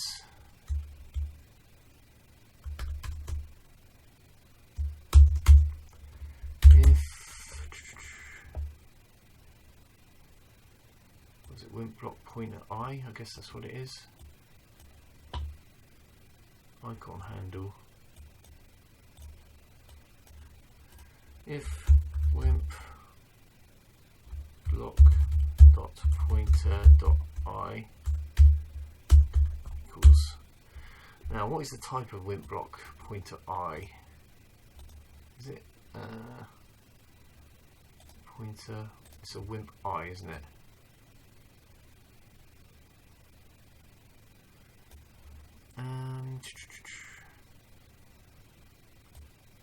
Well, actually, hang on a minute, what is that actual type for icon? Is there something in there that stores a handle? Get handle, here we go. Equals, so we go that one, dot get handle.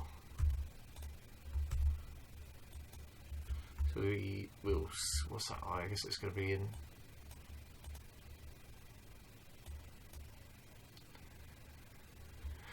Wimp I.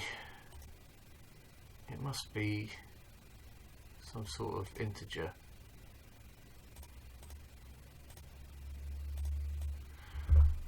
So I could cast that to an int.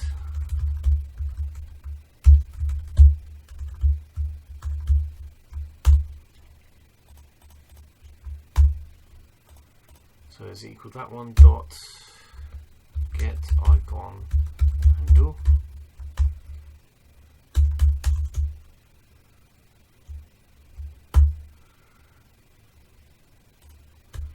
If it is, return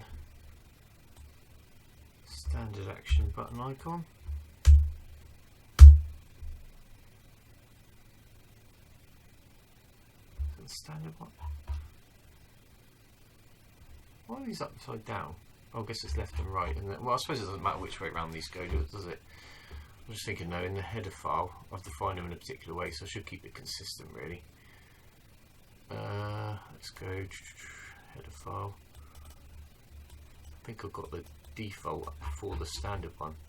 Default then standard, so I should flip that round. Or we'll copy that twice.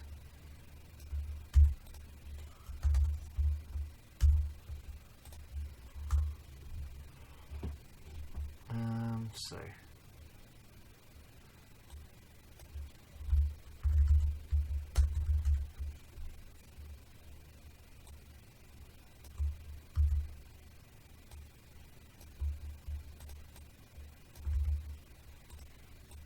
okay,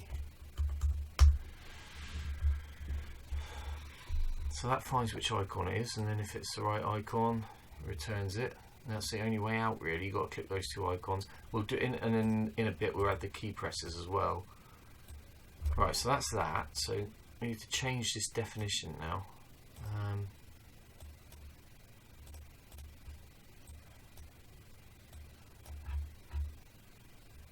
See, I don't think I need all of that. I think we're inside. Are we not inside the Wimp? There we are. So we could actually just go. We can bin this off because I'm writing it like it's inside the. It's not inside the application. It's not, is it? Save that.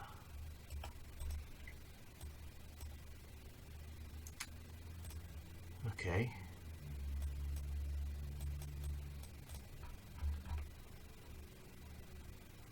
So I don't need that either. You're inside the namespace, Simon. Don't need to be explicit.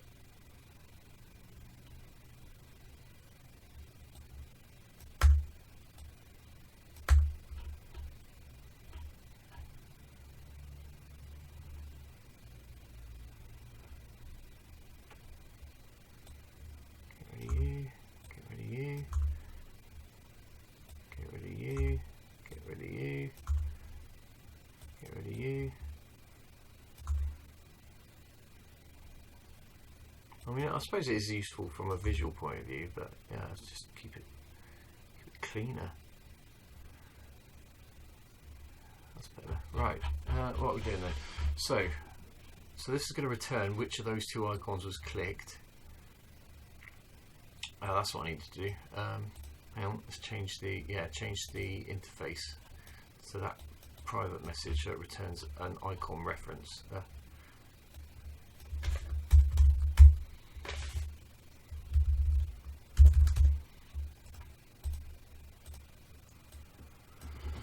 Right, okay. So we open the window. So we don't want to return show now, do we? Now what we want to do is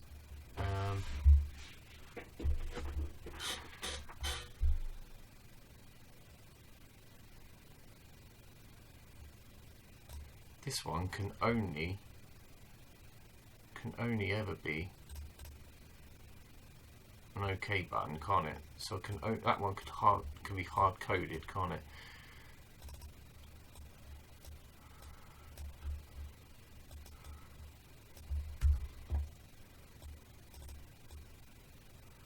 So that's only ever going to be OK clicked. This one only ever shows continue, so we can do continue clicked.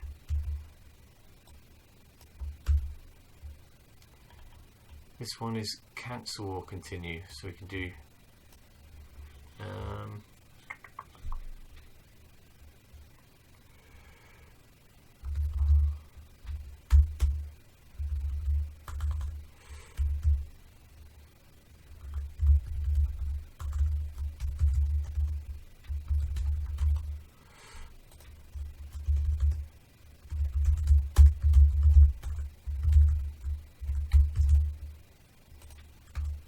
so return clicked icon is equal to the default one. If it's the default one, return, was it cancel continue? It's going to be continue, isn't it? Otherwise, return cancel collect.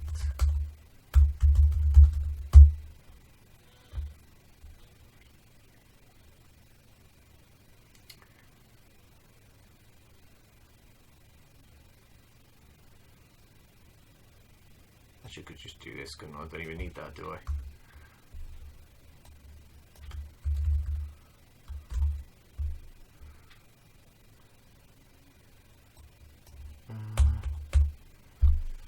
No, hang on a minute. This is a mistake, isn't it? This is a comparison operator. I actually want the address of show is equal to the address of that one, don't I?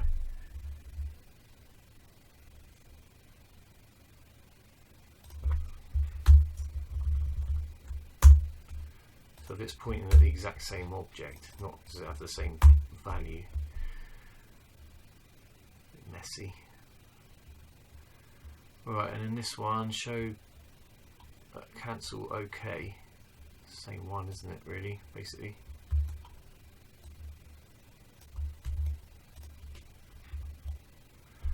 Except it'll be default action button is OK clicked. Okay. Right. What am I doing now then?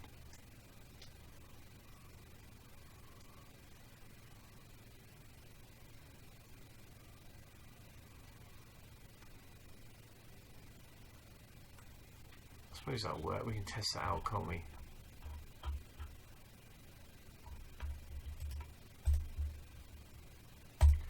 Let's try building that quickly.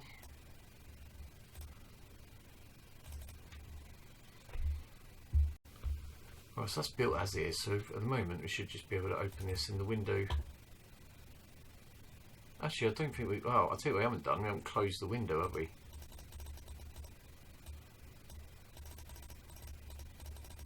fact, it's not actually not registering click on that at all, is it?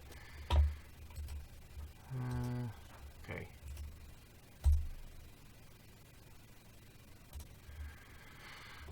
Well, that's the first thing we need to do is we need to add the close method in, don't we?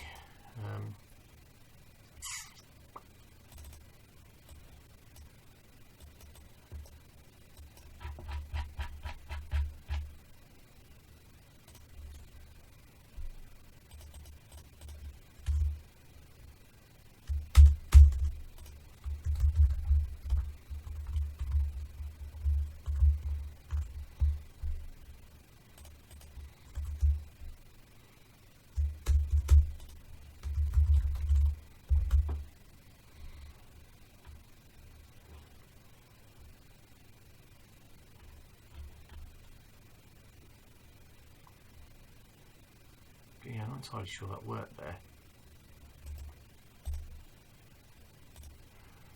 But what I'm going to do is actually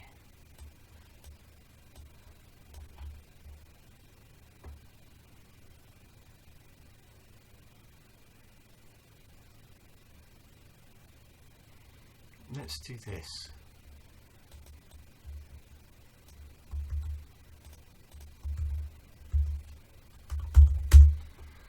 was the name of that enum? It was button clicked. So if we do button clicked, button equals button clicked equals that. So I'm just thinking if we open that window with a show OK cancel, and then we'll say if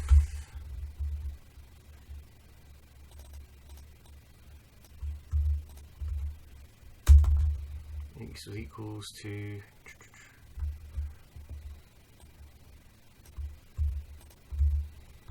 OK clicked. Is it? Oh, it's cancel OK, isn't it? So we'll reopen the button with just the OK button, and we'll say tell us that OK was clicked.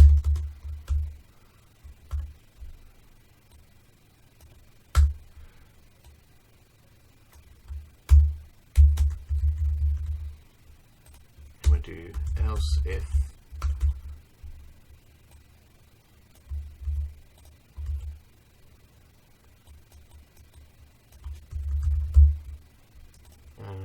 we'll do the same thing.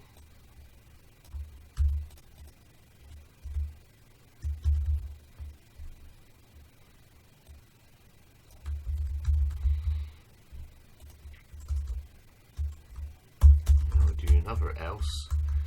Well, hopefully we'll never get here.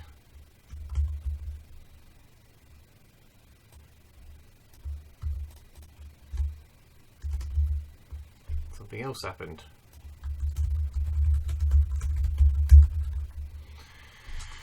Alright, let's try that. So let's try and build it all again.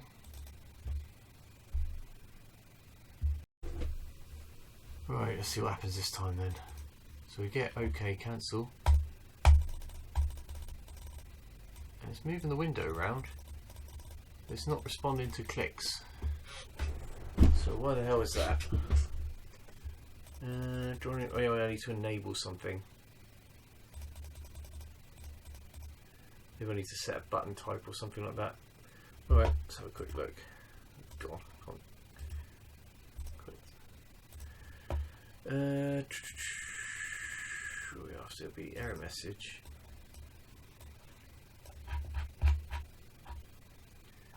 I've got ignore all clicks set or something weird. Yes, that's not what I want, is it? Standard action, but right. So what we've got, icon flags builder. I thought so. Icon builder. We don't want ignore all clicks set, do we? Let's try the header file.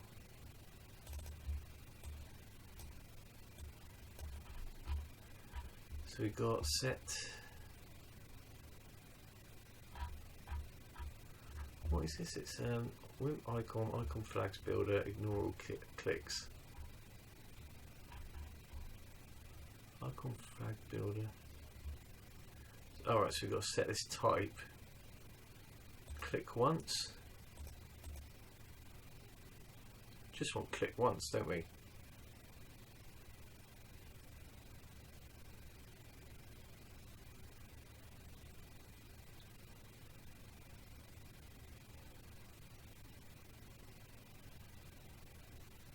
Click once.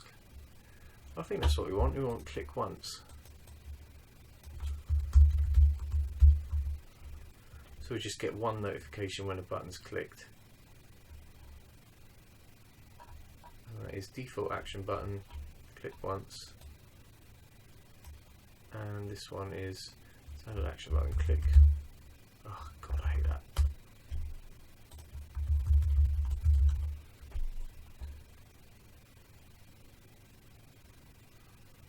Right, so I think that'll probably be the issue, won't it? So, 26th time lucky, here we go. Alright, that's built. Come on, fingers crossed this time. See if we can get somewhere. That's better.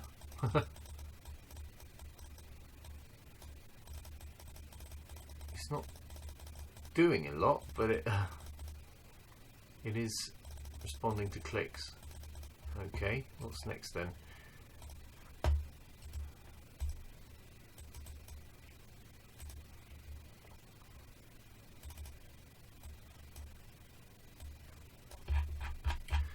maybe it's not matching up with the icon handle properly or something strange like that.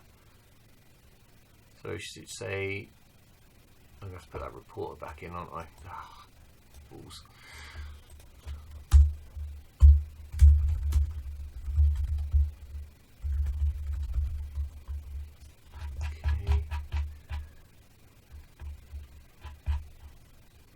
Okay. Let's make sure the window, it's got the right window message. And then what we'll do is we'll say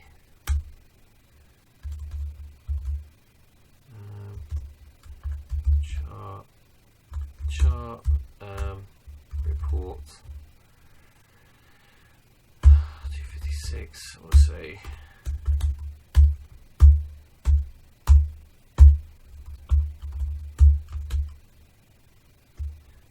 printf port, size of, and type. And what do we want? We want the buttons. So we'll say %d button equals %d, comma, and then we'll say that icon equals %d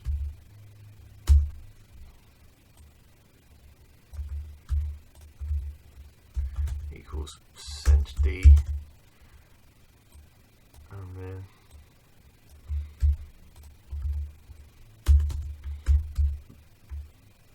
okay, and then what we'll do is we'll throw these fields in. So we've got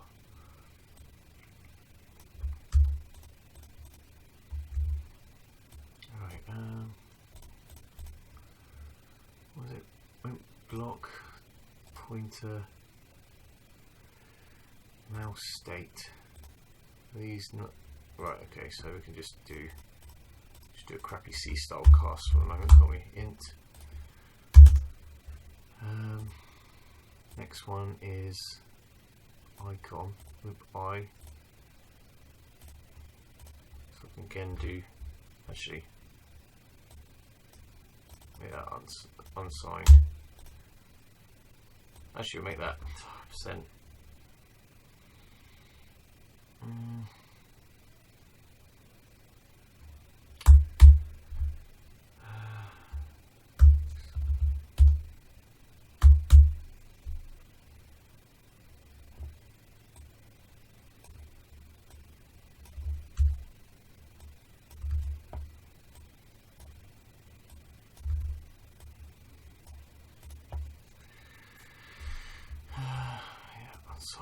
Now we should what are the buttons again? Could they be negative? 1 4 4 0 0. Oh, okay, we'll make it. No, we'll make that one as well. Can't go bloody wrong then, can you? So we'll say unsigned.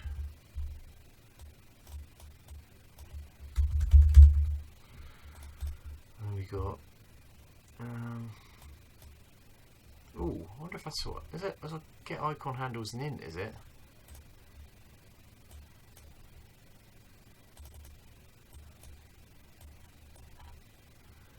Get icon handles and int. Okay, or whatever.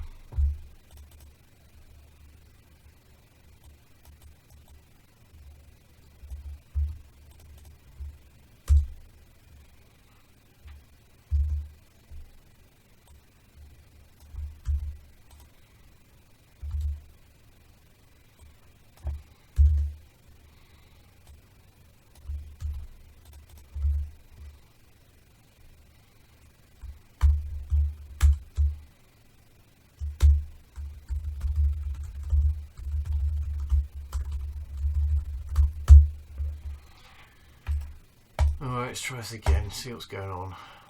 It's getting confusing now. Right, that built, I've reopened Reporter. Let's have a look at what we get this time.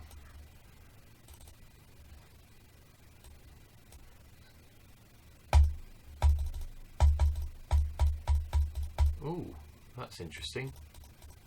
We ain't not getting nothing. Now, I wonder if that's because... So, are we masking off clicks or something like that? Pointer entering, mouse gain, lose, pull word. I don't think so.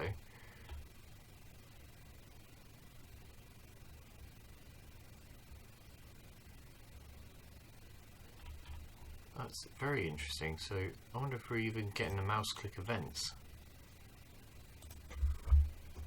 Oh, for God's sake.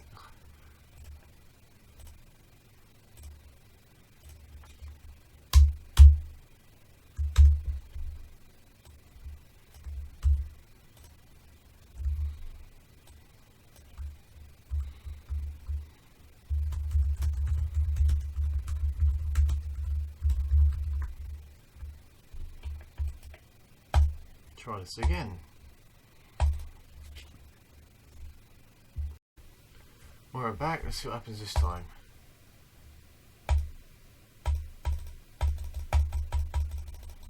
Okay, so I'm just not getting the events at all. But obviously responding to window open events. What are we missing then? Oh God. So is there some parameter that I've not set that's present? If I open the... Have I closed it? Have I still got that open? If I open error tests template, button type click,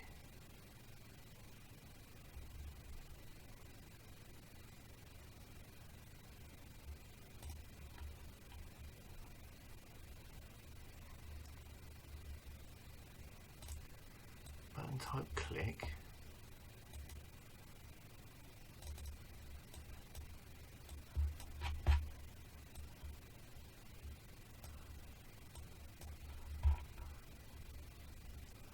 set that as click once, set button type, and it's fine what we've got here. X Wimp, create window icon, I guess. We got icon flags. Click has a value of 3. Where do I get this from? This must have come from the programmer's reference manual. We've got different names in there. Icon builder. Click once equals 3. Okay, that's all right.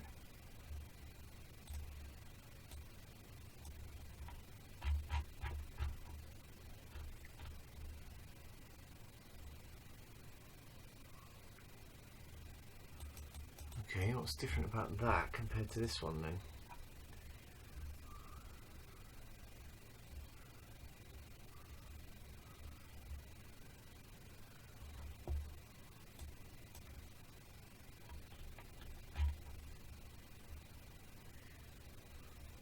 Because we're not even getting the mouse click received.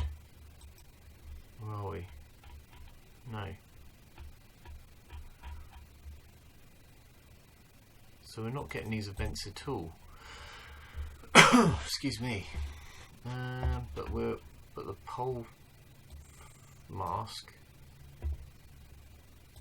null entering leaving gain, null entering leaving gain, lose poll word is the same. That's a bit concerning.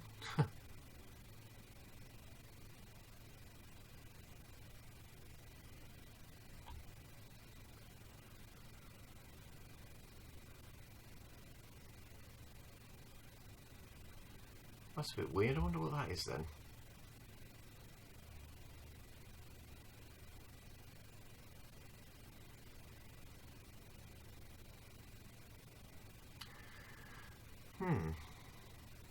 I don't know where the difference is.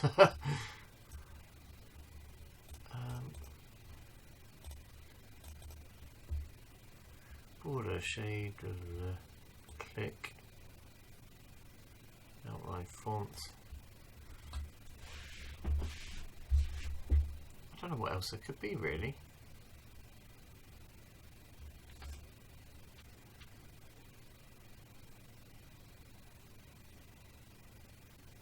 Got the button type set. Anything different about the window settings? No scroll events. Keep on screen movable. Button type never.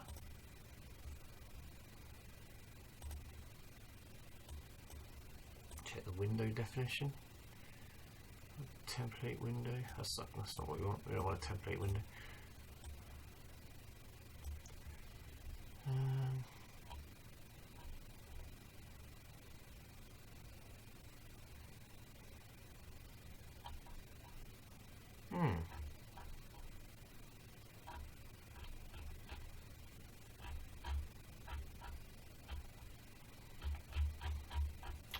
Oh, what's going on there? That's a bit strange. Is that definitely? Am I doing something dumb here? Wimp mouse click.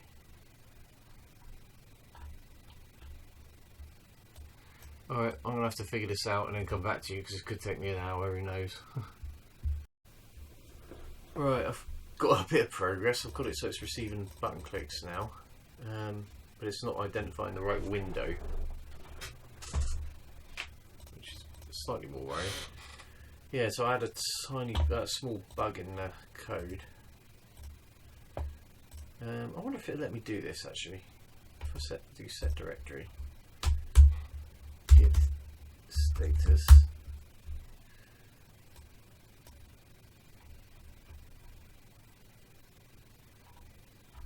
Oh, flipping hell. Not that one. Git status. If I do git diff, let me do git diff icon builder.cc.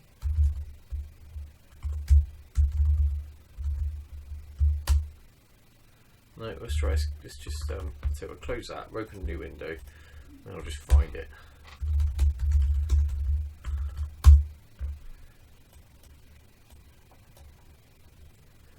New icon builder, yeah. So oh, that's the header file. Icon.h. Icon builder.cc. Yes, I think it was a slight issue where this. I think because that was an integer enum. And I was just shifting it by 12. I just think that, and then assigning it to an unsigned. I think it was just kind of corrupting the value a little bit, maybe. So I just made sure that I cast that value to an unsigned because it's only numbers 1 to 15, and then used their predefined type shift name, which was just the same value as 12 anyway, but it's an unsigned. That seems to fix that one. But what we're not getting then, looking at this. If we run this again, so we're getting the mouse click event received,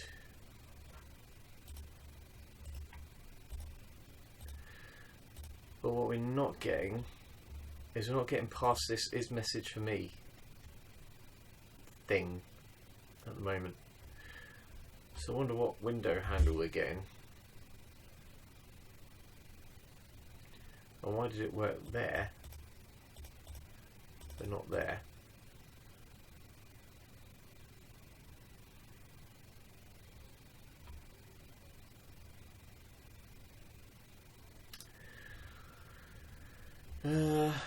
So I'll tell you what we'll do.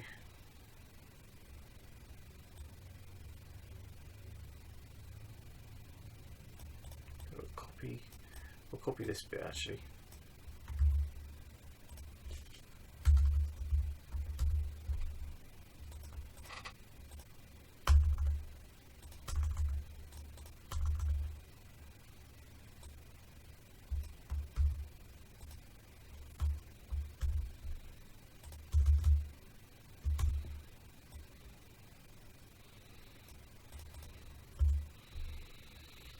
So say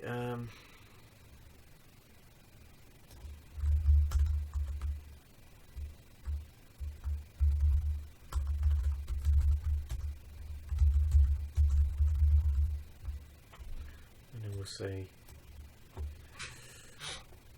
my window handle, and we'll just chuck those two values in there, get rid of the rest of this.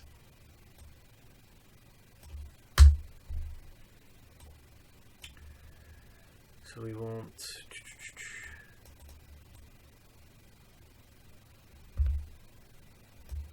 actually I can delete all of this, can't I?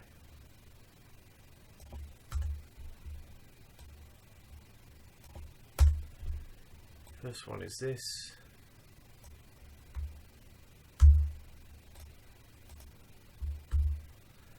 And I guess we just want, what was it, get window handle?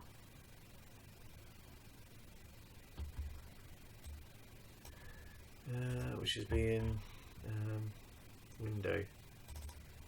So just get raw handle, get window handle, something like that. Get window handle.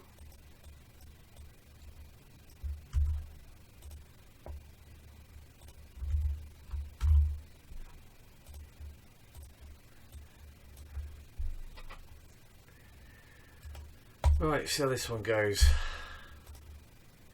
This is a slow process, this. Okay, so something weird's happened in the reporter.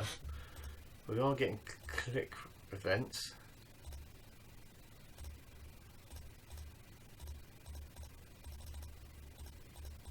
In a variation of different numbers.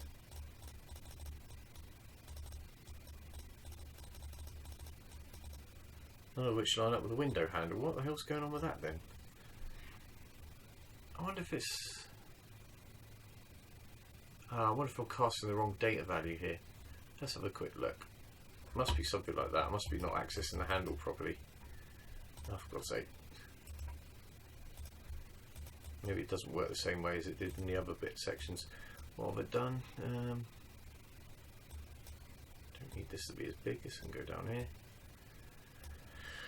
Right, you can hide.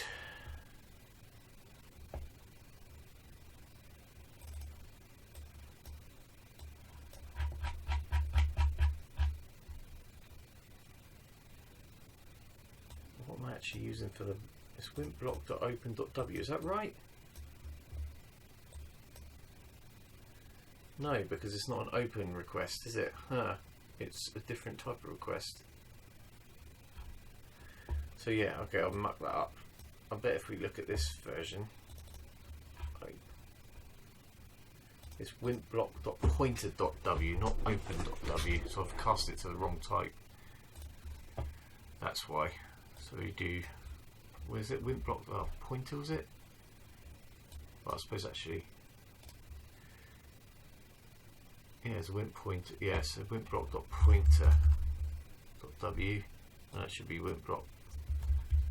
Yeah, because it's like a union, isn't it? But they're in different locations. Alright. Fingers crossed this time I've fixed it. It says until I find the next thing. Alright, that's built. Here we go. Fingers crossed. Fingers crossed I sussed it out. That's more like it. Didn't get the window to reopen, but it did do something. Icon button was 4, icon equals 5, standard action button 5. Okay, good start. Didn't quite do what I expected, but and I want this one should end up 4. Window, yeah, there we go. Icon 4, standard action button 5. Okay, so we got the right button out of it. Ah, right. So right. So it's also exited the while loop, which is good. So the only thing I haven't got right is like for some reason this doesn't show that new window. For some reason. Why does it not do this bit? Kind of jumps over it, doesn't it?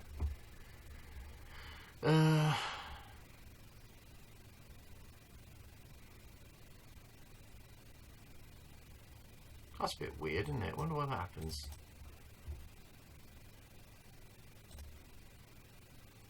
Click OK. Then what?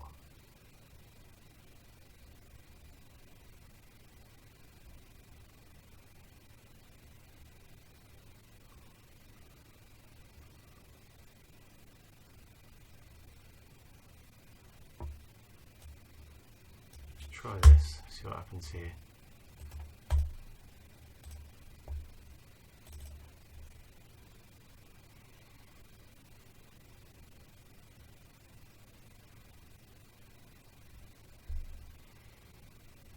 Oh, it's just such hard work when with things that you think should work don't work for reasons you don't know why they're not going to work. It's so fickle. Oh, we didn't even get... Okay, show OK didn't even give us a window. That's good. Well, that's good, because that was bloody working before, so what have I done wrong this time? We've mucked up show OK. That's what the problem is.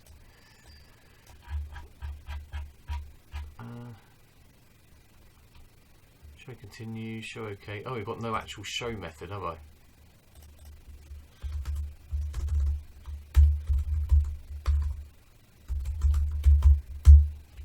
It's just called show, isn't it? Yeah, we don't care what icon it is. So that one's show, we've voided. That one's also void show. Don't care about receiving the icon back. Show OK, show continue.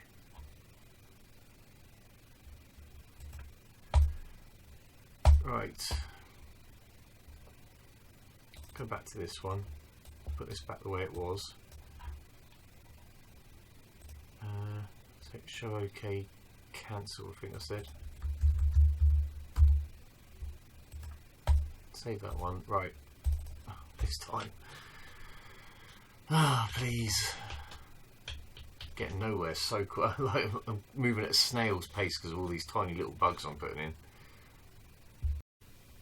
I bet that's compiling now. I remembered it was called show cancel OK, not show OK cancel. Right, this is a test message from SACode. Cancel clicked. Good. This is a test message from SACode. OK clicked. There we go. Cool, and then we'll just finally, just to make sure that works. Well, I suppose it's well. Actually, I'll just check the other ones just to be sure.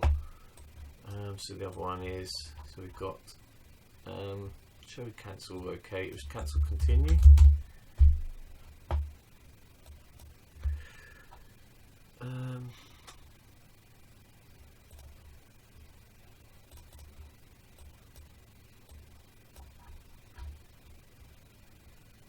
So show cancel continue. So that would be. Actually, I could just put that there. I'll need all this in actually.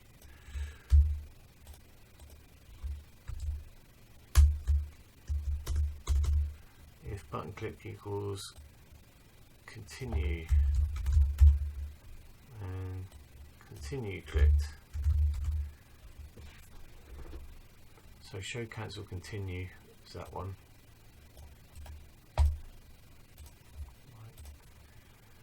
Make that. Oh no, what have we got? Normal looking error. Show cancel continue expected bracket before else. What have I done?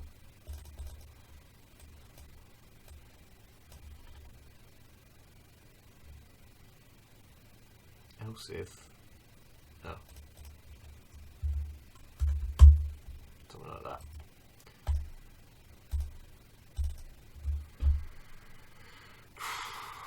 Oh no, now what have I got? No, member name, show cancel contain, for God's sake. This is, come on, get this stuff right, Simon.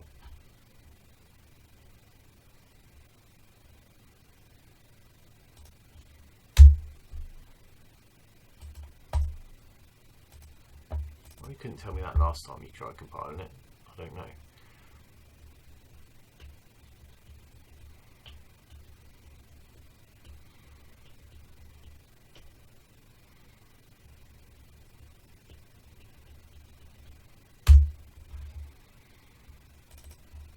Right, cancel, continue clicked.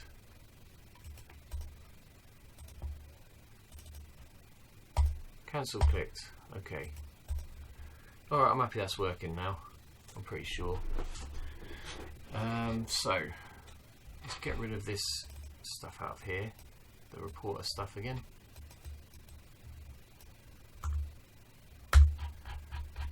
Actually, you know what? I'll leave that just in there for the moment, just because the last thing we've got to do, and I'm no doubt in my mind it'll be equally as much of a pain in the arse, is to check for key presses as well. So one of the things that I've noticed is that to be able to actually receive key presses, you actually have to set. This is something that took me forever, right? So I'll close that for a second. So if we look at another program that I've written,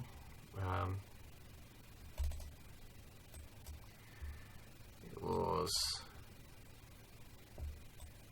this pain test program I showed you before. So in here, you notice I've just, actually if I open that, so you'll notice if I try typing keys, nothing happens. But if I click on the window,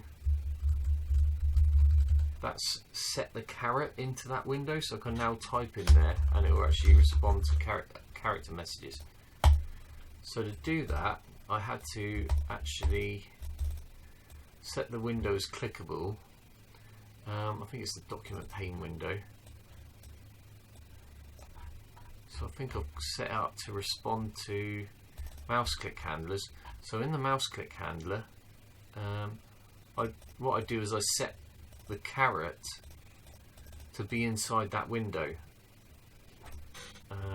So I think that to be able to receive messages, so be able to receive our key press commands through the Wimp whole message, we need to set the caret as being into that window. So I think I'm going to do that in the show method, so it can now receive those extra messages. So I've already kind of done the work to do this. So I've got a module called caret. I've got a function in here called set position no icon. What's that? Is it that one? The one? Yeah. So this sets the caret into the window, but it doesn't actually. It doesn't set, like if you've got like a writable icon, it doesn't put the caret in a particular icon. It just effectively says the whole window is going to receive messages. And then we've got that caret visible. What have I defined that as? True, but I don't think we need that anyway. So what I'm going to do is I'm going to basically rip this bit off on our show method to make sure that this window can receive our keyboard entry. So I'm going to include caret.h, I believe.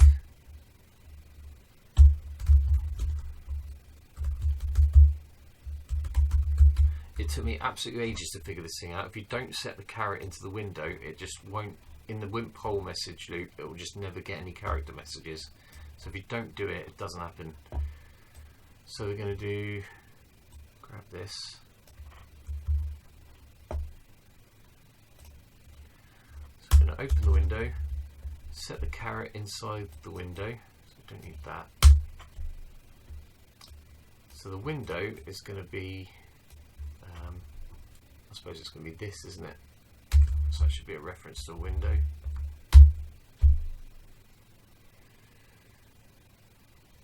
And then X offset, Y offset. Well, we're going to make the caret visible equals false anyway. So we could just set these to 0 and 0, also I don't know, 10 and 10 or something like that. We shouldn't see it anyway. So what that should allow us to do is now get messages in the message loop for characters, key presses. So yeah, I think I've made a key press module, haven't I? There, we can get rid of that. Is it here? Key command, key observer. What was it called? Character maybe. Character codes. Might be that. Yeah, so I've basically written down, I've gone into the programmer's reference manual and I've made these character codes we want. So basically we're interested in enter and escape. aren't we? So I'm going to keep that. In fact,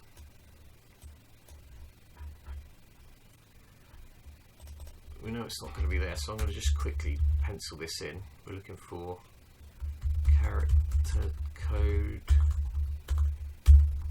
colon, enter, and character code, colon, escape.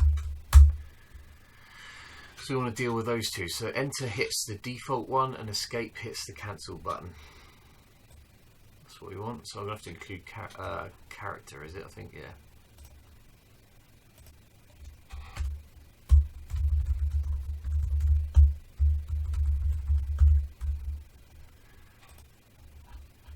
Yeah, so I've got all the other character codes. So we're going to need these eventually to do all the sort of special commands and stuff. But yeah, just enter and escape are going to do for the moment. Okay, so where are we at then? So now we're going to add our new poll handler, aren't we? So what have we got? If we go back to the programmer's reference manual, I want to go back to Wimp poll, don't we?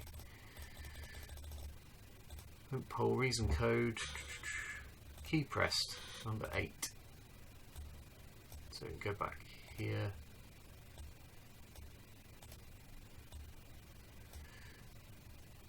So we're going to do event number key pressed, which is number 8.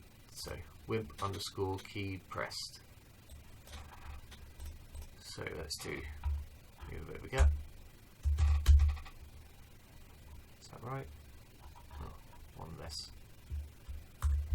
Case wimp underscore key pressed.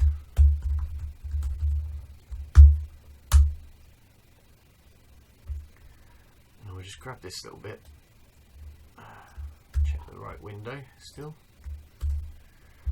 Right, now actually so when we do a key pressed event, our block is now going to be a wimp key block. So it's going to be wimp block dot key dot w is the window. I guess we don't actually care what the icon number is because we're just going to respond to any press of the key, enter or escape buttons, aren't we? So we'll say if wimp block dot pointer dot buttons. No, that's not right. What we're doing, wimp block dot key dot c.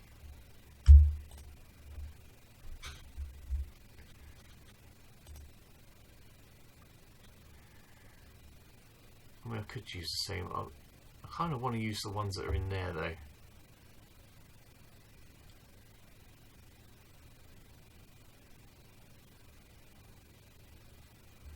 I'm going to do if. Let's cast that to an int.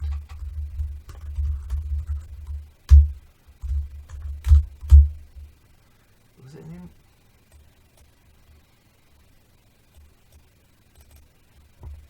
Yeah, see, enums, aren't they?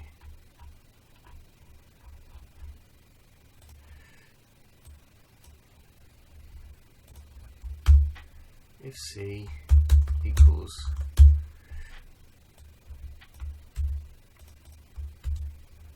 enter, so that's going to be the same as the default action button, isn't it? And we can grab this one because that's the other one. That's the same as the escape key being pressed.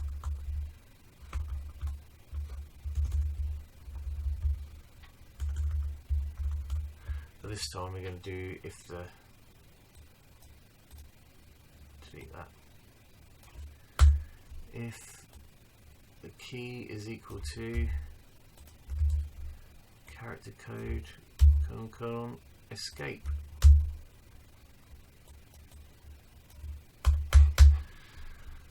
So with a bit of luck,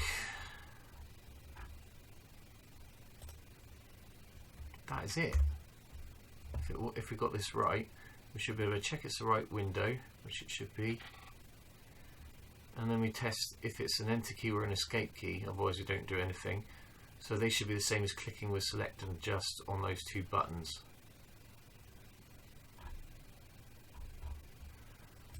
God, I hope this works. It is getting on a bit. Fingers crossed. Here we go. We're going to build it this time.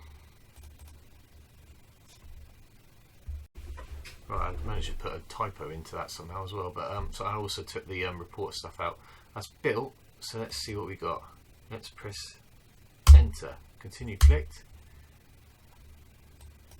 Good start. Try it again and we'll press escape. Cancel clicked. There we go. Done. And now I can just hit enter and it's done. So I think we've implemented that pretty much exactly how we want. So that's done. Thank God. So what we want to do then is just, I think just to start with, we'll try and use it as a really high level exception handler. Just to start with, because at the moment we've got our report fatal stuff, haven't we? So we've got those, but what I want to do is just put a slightly less terminal exception handler around the task, inside the task loop, so you could conceivably do something recoverable and then come back to the application. So I'm going to just I'm going to try this bit instead. So we've got a little loop there. I'm going to do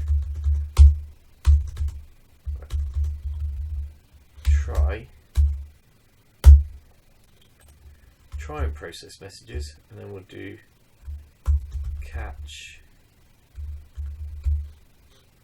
and we're only going to catch SALib recoverable exception types.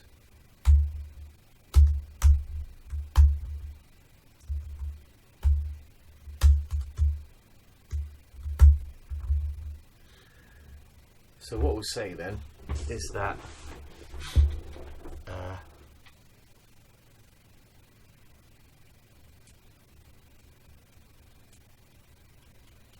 yeah, we need to do our lock. So we'll basically do a similar sort of thing to this. What's fatal error message?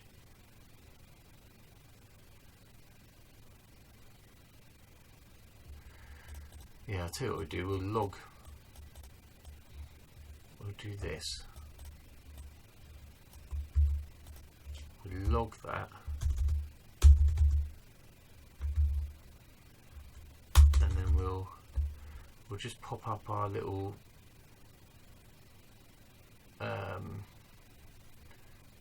yeah, so make this a slightly less fatal error message. So we'll say, we'll just do error window dot show continue or something like that. So we don't care about the return value. We do error message dot show continue.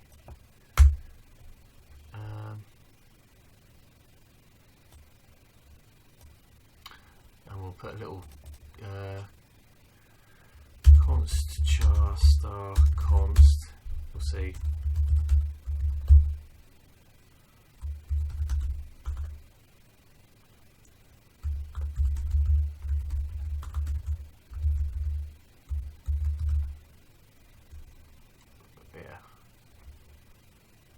fatal error message recoverable. We call fatal generic error message.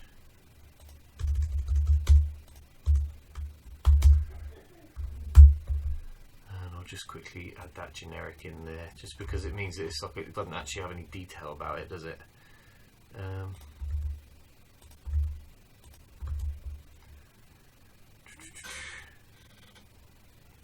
So we'll put in there whilst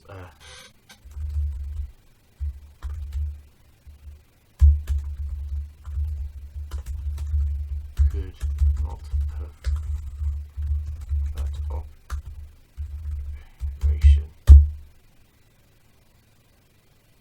Maybe something like that. Shove that in there.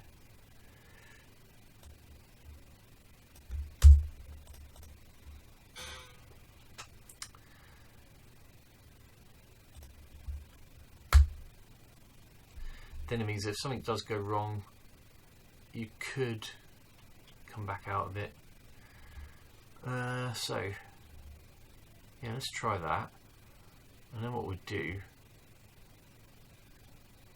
we need to find somewhere to throw an exception, don't we? So we can put that back in our little icon click thing. We throw an exception, get our little continue window coming up, click on that, and then we should be able to carry back on, shouldn't we?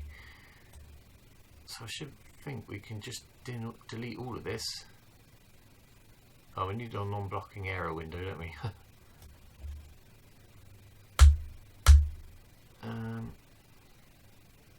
So our error window, which has to be initialized after the task is created.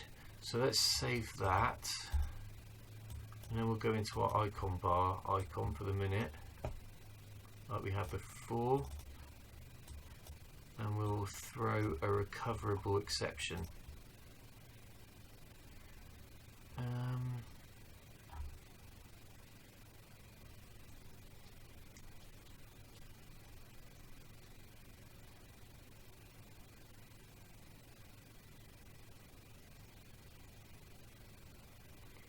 Yeah, so we'll make just for the minute, we'll make it quit from a message. I'll just do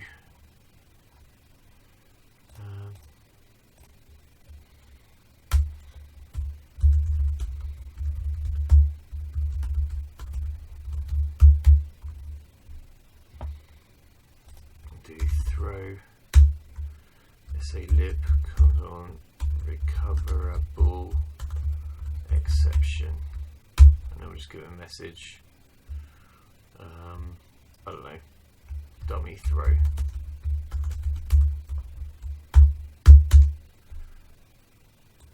Right, save that, close that. So instead, when I do quit now, like that, instead of actually closing the application, it will throw our exception. Let's try that, and then hopefully we'll get our little pop-up. Because what we've done now is effectively say that we can't close the program.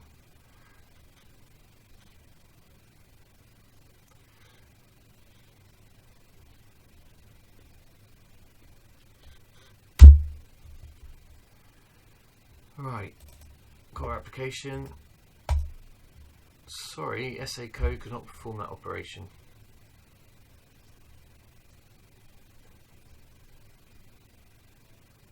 I wonder what happens if we do that with a normal message box. Does it fit into multiple? Let's get that multiple line thing working. Oh, well, that enter works. That's good. Just going to quit that. Oh, flipping out! I'm not going to quit that. Quit. Let me just change that quickly. Make that a fatal exception. Not there. Not the CPP file. It's the header file. Let me just get this fatal exception to work. Right, save that. Make.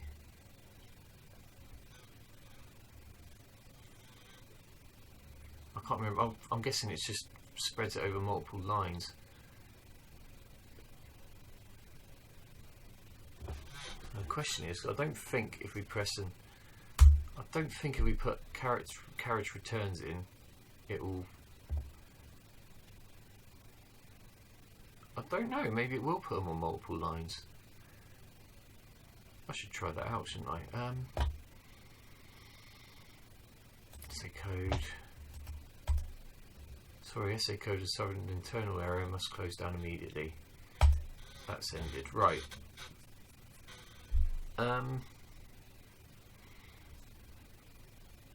So that was spread over multiple lines. So if the easiest way is if we could change that message, if it would just work with multiple lines, that would be bloody great, but I don't think it does.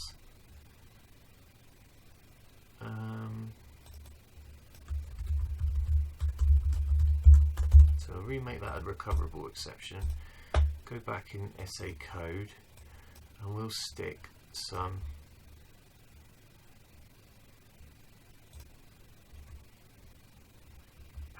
N in there. I wonder if that'll work. I've got a feeling it probably won't though. It's probably not expecting to do that. You probably manually have to make it multi-lines. That's the only thing really outstanding here, isn't it? Is the multiple line bit. Other than that, it's working. Right. SACode. No, thought not. Thought not. It's just going to run to that. That's like a termination character almost. Okay, right. So we're going to have to. Oh, for fuck's sake.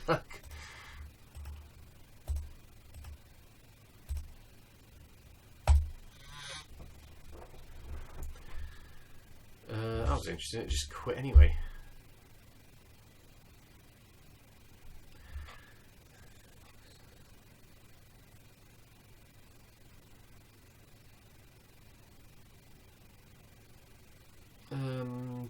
What are we going to have to do then?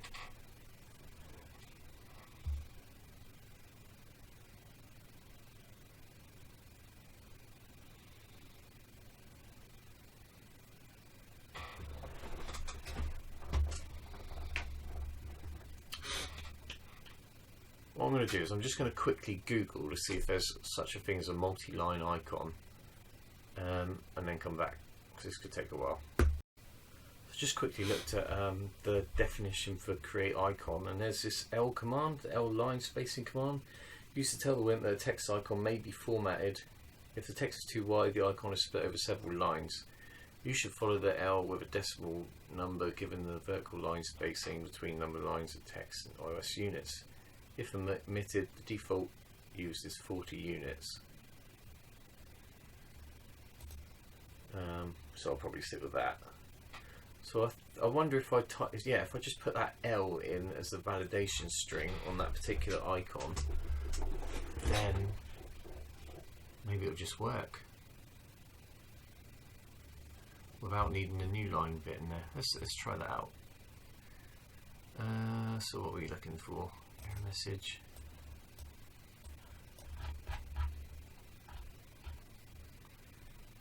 So group text, group box, set validation. It's this one, isn't it? Build message icon. So if we grab that set validation, shove that in there, and just set that to L. Save it. Go back to SACode. Take the new line character out. Let's see what we get.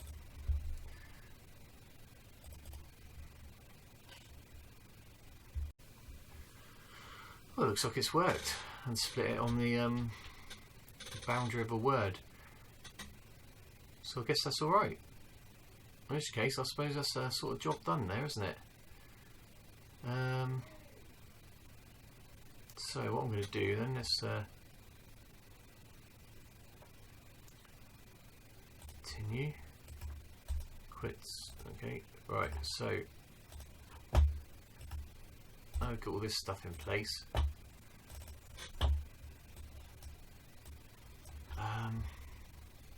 I'll leave the to-do bits in there for the minute. Oh, do I want to do a log?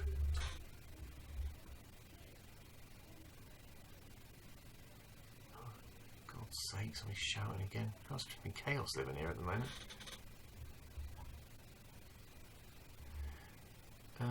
Bearing in mind it's 1:12 and somebody's shouting.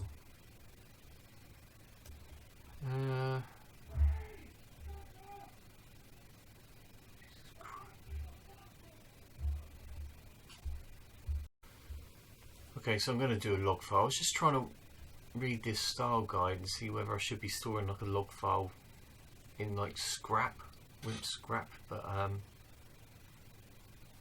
it seems like they should be temporary files, but you kind of want a log to like persist really.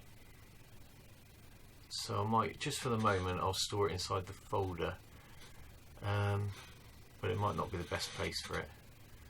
So I'm going to do const jar star const log file name equals, and we'll say, was it SACode $dir dot log.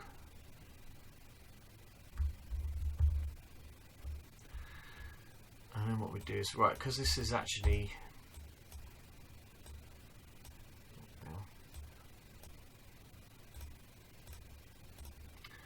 so this is more to do with the application and not really anything sort of like to do with like the library and stuff. So the log file I have built into the application directory. So let's build a quick class for that, shall we? So we do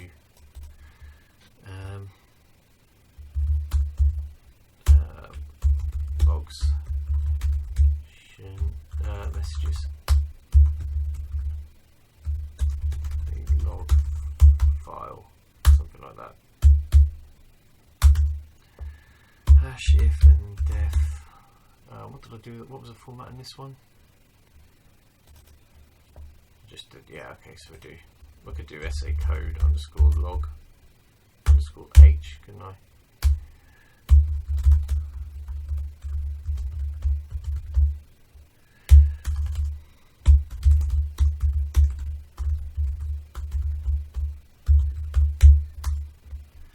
Something like that. I could actually rename this one as well, couldn't I? Just keep that consistent. Let's have that as SACode _ just in case you end up with some weird naming conflict.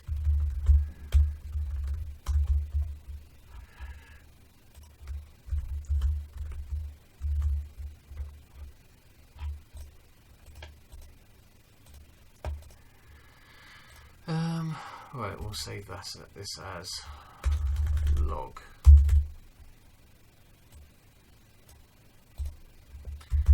Class. I'll just call this log.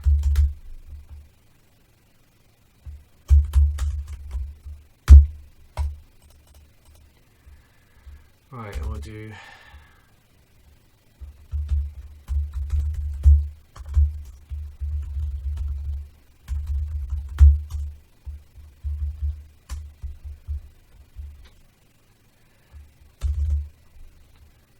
m _ well, we'll actually, yeah. Right. Let's keep this. Will be another one of those classes where I think we should keep it as not using any sort of like memory allocation or anything like that. Nothing like make it a no throw class effectively, because you might call a log if on the back of an exception be a throw. So we don't really want to do that unless we have to. So we'll have to try and like quash all the error messages if we get any of them. So we'll make that const.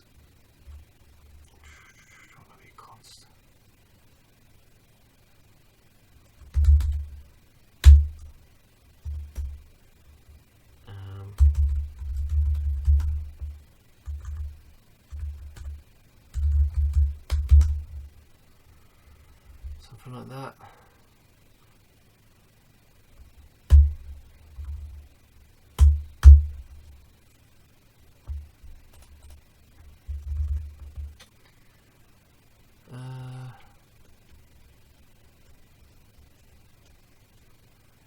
That's a good question. Can you initialize an array to a value passed in? I don't know if I've ever tried that.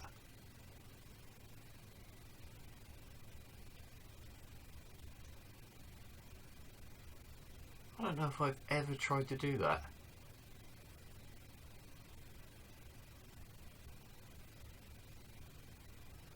You can initialize a const char array to a char star, can't you? I suppose that should work then, shouldn't it?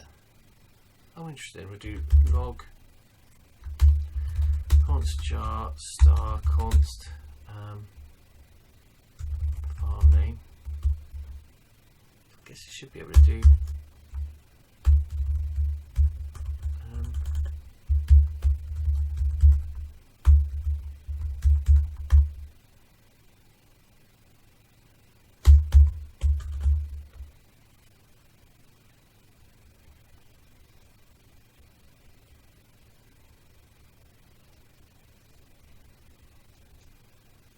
I guess that should be able to work.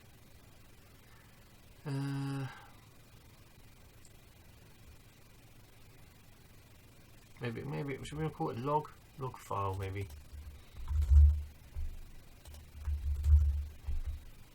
Something like that, log file, that makes sense. And then we can have a function, void log message const jar star const message.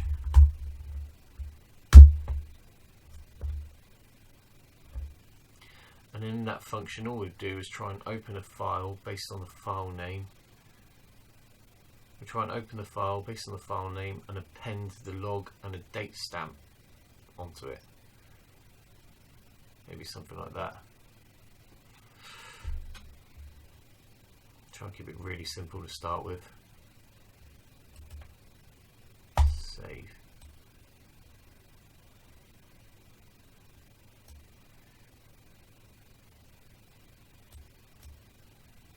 Actually, tell what you could do.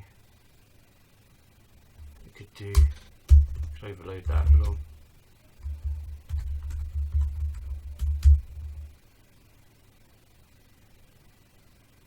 This is getting ridiculous. Const.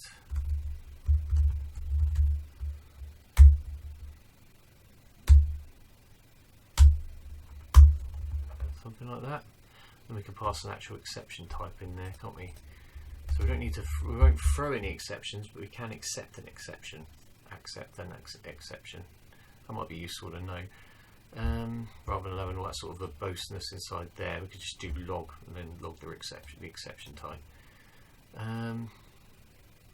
So we'll do. So I have to do hash include. Say lib /exception.h. Save that. Create a new file.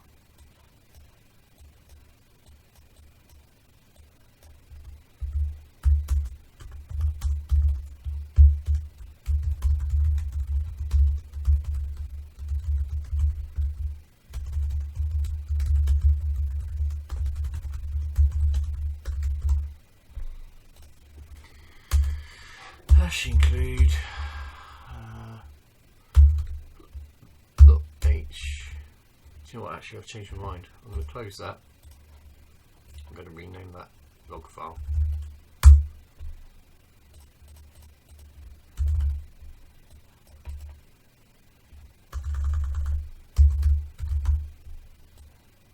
There we go. Right, I can see that back up. So we've got, whoop, let's just bung this crap in there.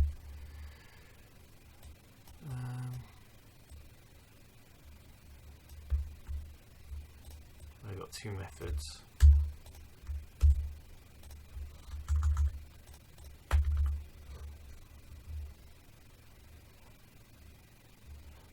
We've got a class name.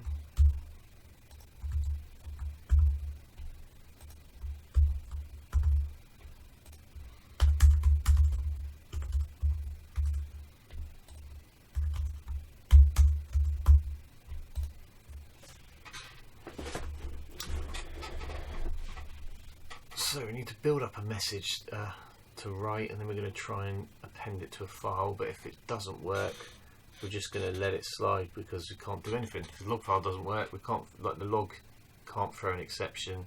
If it can't write to the file, it can't write to the file for whatever reason. So we'll just include in.file name, and now I don't need that CPP file open, do I?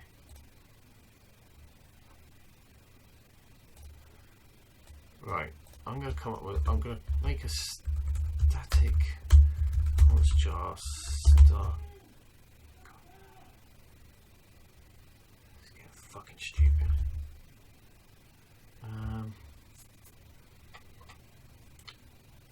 If we do get times date timestamp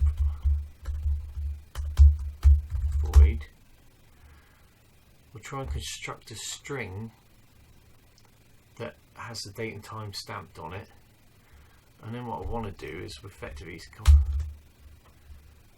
let's do a char message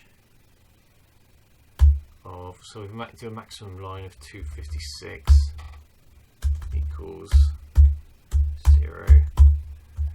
So what I want to do is something along the lines of sn print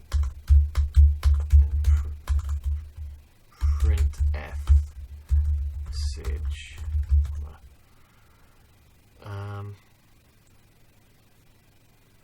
message. So, oh, flipping out, excuse me.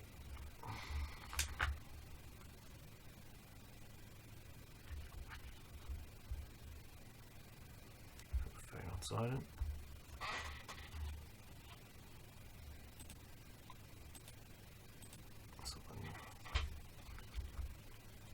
Size of message. And then we'll do %s s colon space %s, and we'll add a new line character into the end of it. Do I want to do that? I'm trying to think what's the best way to do this actually. I'll just leave that as for the string at the moment, and then we'll add the new line on afterwards.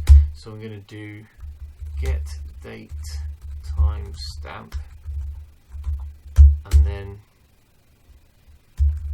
message. Oh no, hang on. We've got message. We've got log message, log file message. So what I want to do then is just basically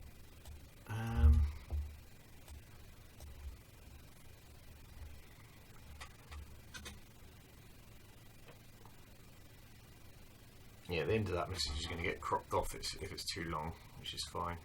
In fact, I'm going to make that 255. In fact, I'll make it 250 just to be sure. Then what I want to do is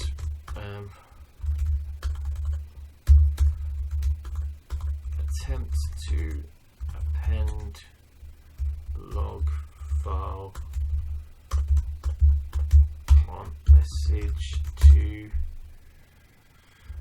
m_file name. So that's basically the log functionality.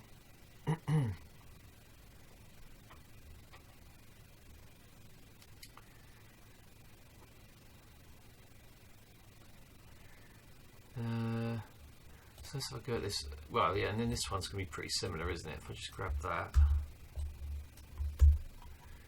instead of being message, I want right. If we go back to exception, I think we could find what the exception type was, couldn't we, as a method? Who's that?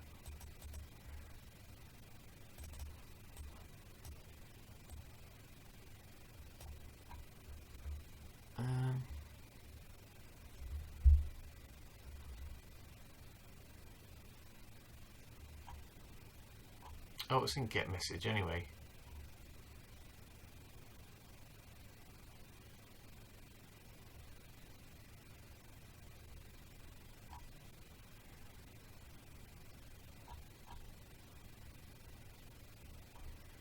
Tell you what, I wonder if we even need this constructor. I suppose it doesn't do any harm to have it.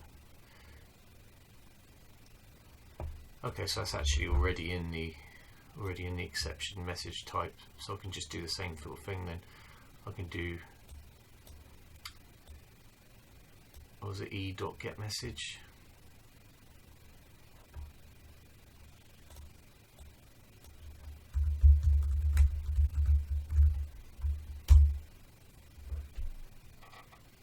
In which case, I suppose if I'm not actually going to use the exception type, I probably don't even need a log exception then, do I? I can just bin that, actually. I'll just bin that. Change the plan. It's just redundant, isn't it? Because if I've already logged the exception type in the exception handler, then that becomes redundant. I'm just logging the message. Okay, so let's try and work out, first things first, let's find out how we get a time and date stamp. Let's do a static char time and date time stamp.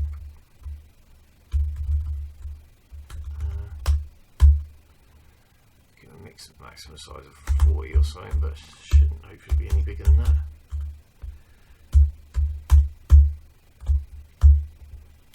Now I can use the C standard library to do this, but there might be a RISC OS software interrupt to use. Maybe that's better. So I'll just have a quick look and see if I can find that. Bear with me a sec. Alright, I think what I need to do is I need to get a string. I think there's like an OS word 3 which reads a 5 block, that reads the time into 5 data blocks, and then you have to convert it. Well, the alternative is OS word. Oh, actually, what's this OS word 2 3? Read pointer to parameter block. Times a 5 byte real time. Read directly from a soft copy of the real-time clock. This number gives the elapsed number of centiseconds since 1900. This 5-bit. Right, so I think, okay, maybe we want this one then, actually. Read real-time in 5 byte format. What's the different string this one? Read.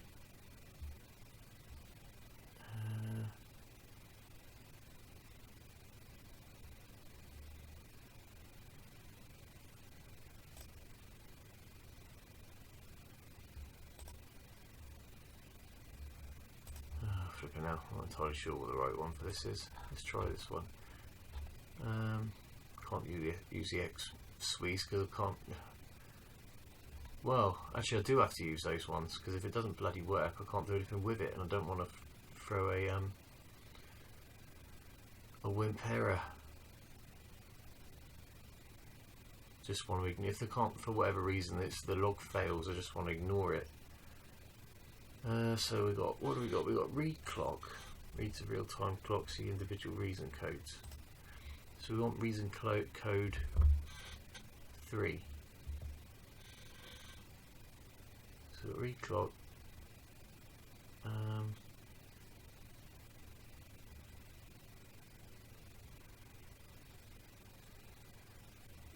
What do we want? Read clock. Is this the right one? Read clock. Read real time in 5 byte format. It is not bloody obvious which one is which here.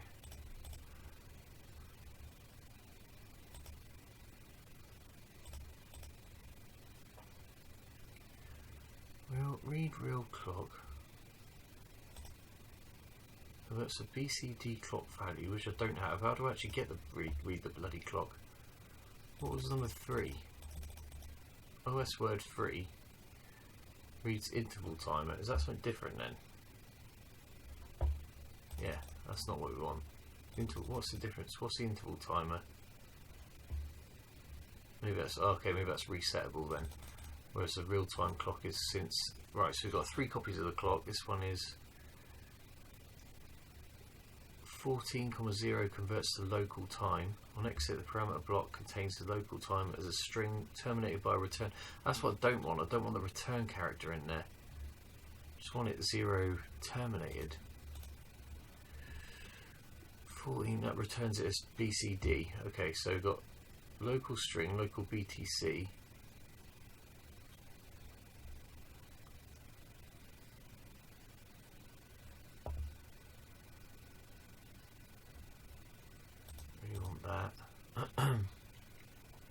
Convert binary coded decimal clock value into string format.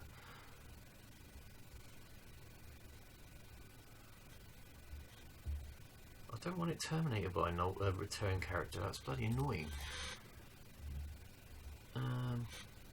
This is the one that we want, I'm sure.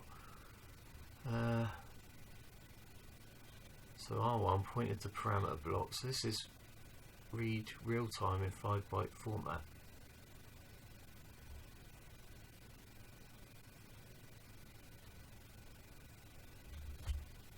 Right, I think we want, yeah, okay, we want to get this 5-byte format one, and then I think what we need to do is we get the 5-byte format one. We need to call it into OS convert date and time.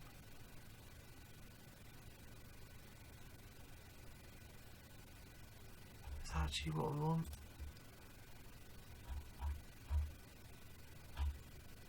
The only issue I have with this one is I don't want the bloody terminating character on there, the new line character rather than the 0, because that's just a pain in the arse.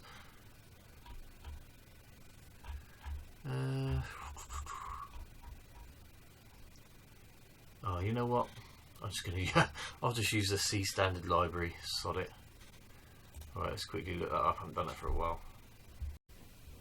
Right, I don't know if it's actually implemented on RISC OS, but I'm just going to use this ctime function as the following format. What's that? www weekday. Okay. And then we've got month. Fucking month. God's sake. Month, day, hours. Bloody Americans. I wonder if we can change that. Hang on a minute. Well, it's probably been 10 years since I, well, 10 years, I don't know, 5 years or something since I used bloody the raw time stuff from C. So I'll just test this out on another computer. I haven't tried compiling it on this yet. So what I'm going to do is just quickly, so we've got our log file sort of message there. I'm just going to print it to the screen and try it out and just see that we get our timestamp. So if I save that, close that, close that. In fact, this might actually just work. I wonder if this will work. Actually, before we do anything, we'll just log to. So we'll hash include log file.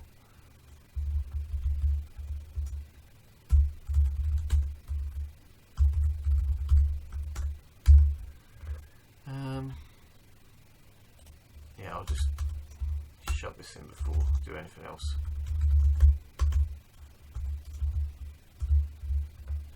So we'll do, what was the class? Log file. And we'll call that, what was that file name? That was log file name. I still don't know if that's going to compile or not yet, actually. I'll just do. Actually, we'll just do log file. We'll do log file dot log message. This is a test log message. I just realised. Oh, I need a line feed in there, don't I?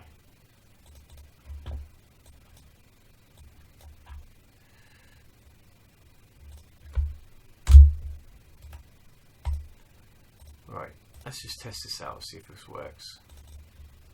Might have made a mistake. Yep, what we got? Error, incompatible types in assessment of const charts. Yeah, that's what I was thinking. Ah, damn.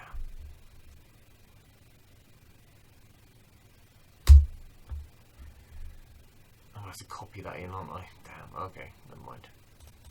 So it can't be const really, but that's not really a big deal. What are we doing?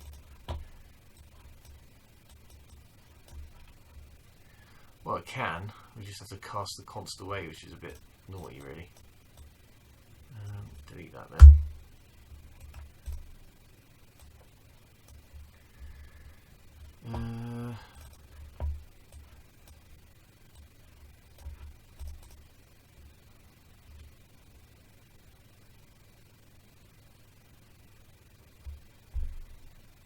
To be there, maybe on at the top really. Log file,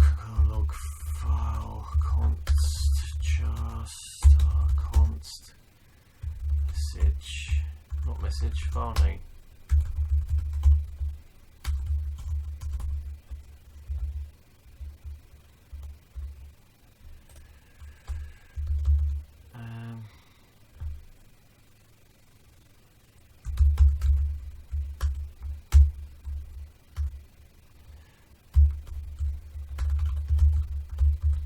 Let's get rid of the constants of that.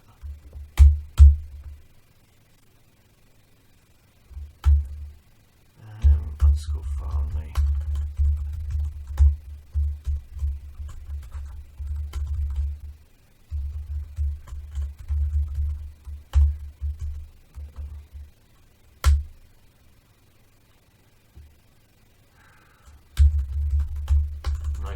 No, because I don't want any funny characters in there. Is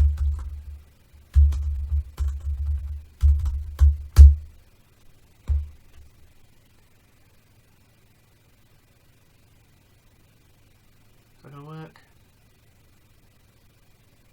No, size of M file name. Right, okay, so let's try that then. See how that works this time. Can't remember if there's any other errors.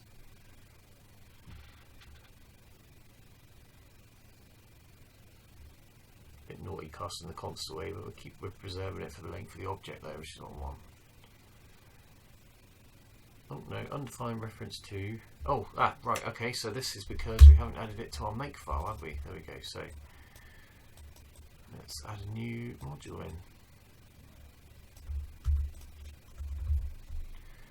What was it? Log file .o.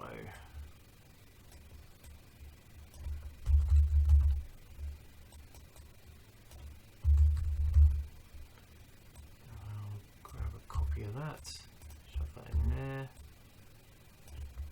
Log file, save, close, and then that'll probably bring up all sorts of other compilation errors. Yep. Uninitialized member m underscore file name with const. Type const char 25.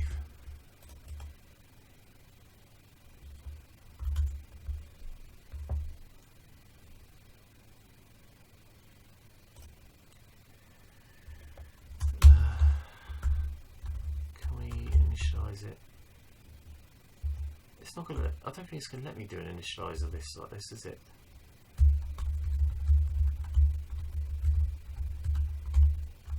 Oh, that's no good, is it? I have to do. I don't know. Maybe we can do that. Hands.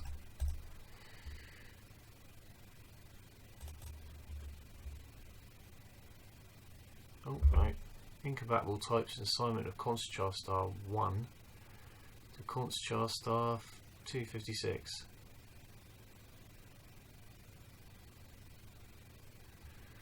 $26, $21. Oh no, I did that as well. I don't really want to initialize that. I can't remember what the error was now. Error uninitialized member m underscore file name with const. Okay, right. We'll just take the const out. Bollocks of it.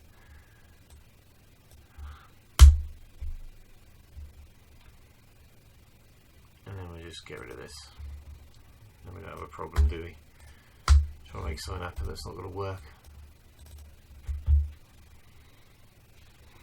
Oh no, uninitialized member. Hey.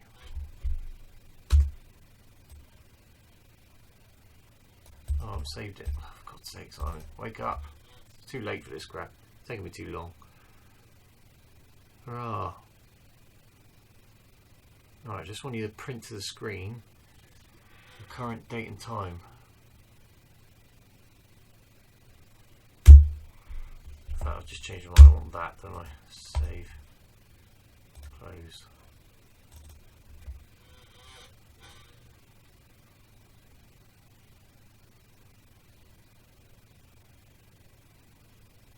Come on, you can do it.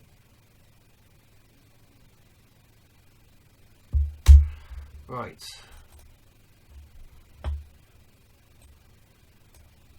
Did we print F anything then?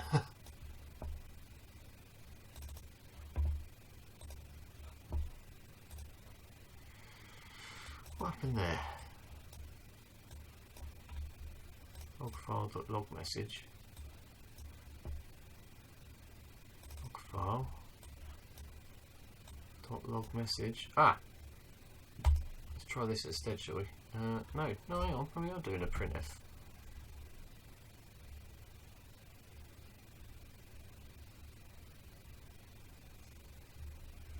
Okay, why didn't we get a printf then?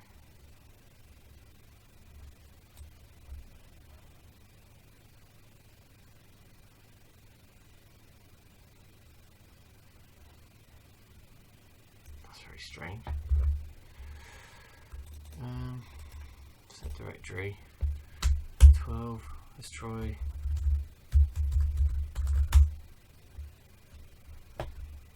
Oh bloody hell! Now what's going on? Flip's sake. Oh,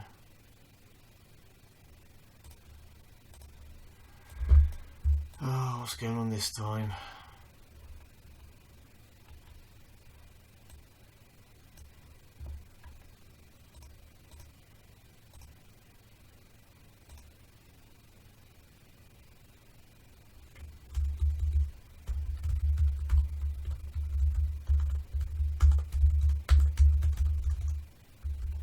Oh, I know what's going on. Now, I know what's going on. We'll chuck the SM printf back in there, and then I'll do printf log file message.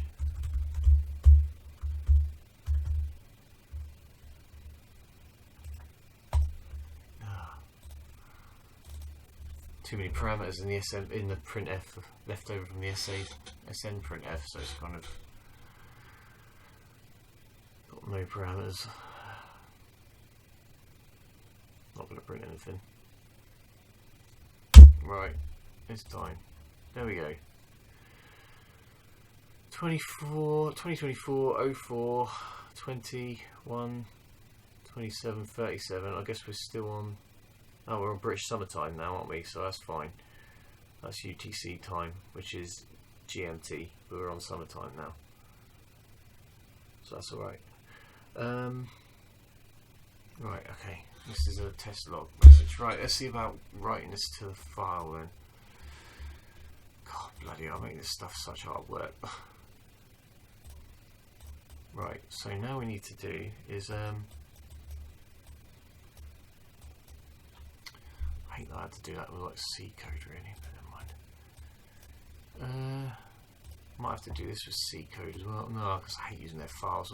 I'm just trying to think, what if I use streams, are they going to throw exceptions?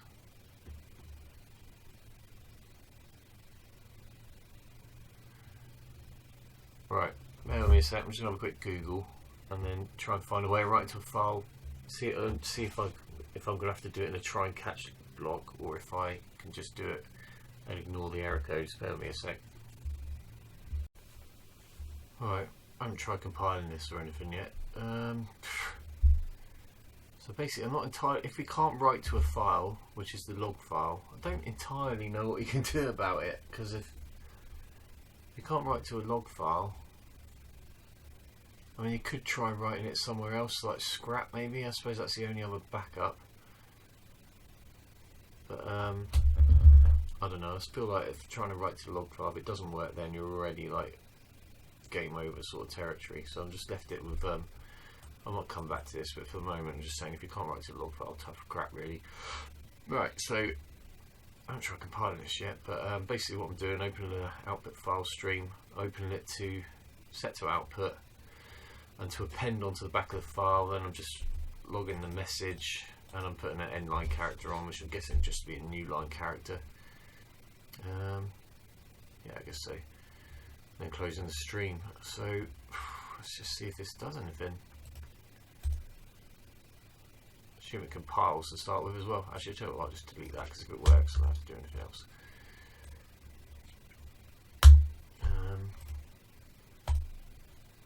So going back to the main file. Do have our file name. I assume that's going to work. We don't have to like do some sort of environment. I'm guessing if we open a file with an environment variable like that, it'll figure it out itself. We don't have to do it manually. hopefully. Right, so anyway, so we're going to just we're going to hopefully log that text to a file in here. See what happens. See what I've spelt wrong or God knows what. Well, compile, that's a good start. Is it actually going to work though? Hopefully. Well, there's another thing. I might have to do. I can't remember. I haven't done this for a while. I might have to set it to create the file if it doesn't already exist.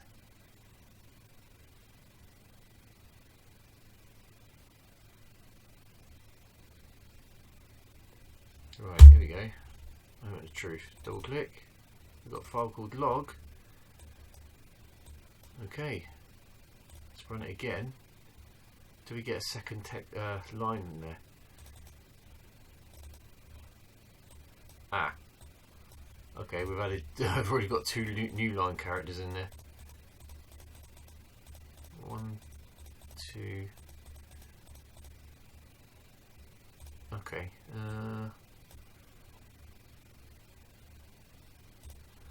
Where's the new line character coming in from? I've obviously got 2 of them somewhere.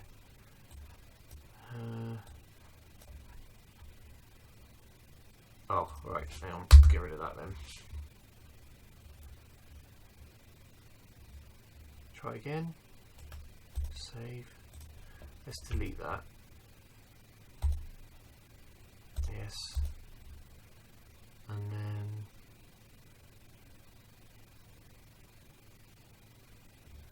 yeah, build it again, you clown. No, don't just run it.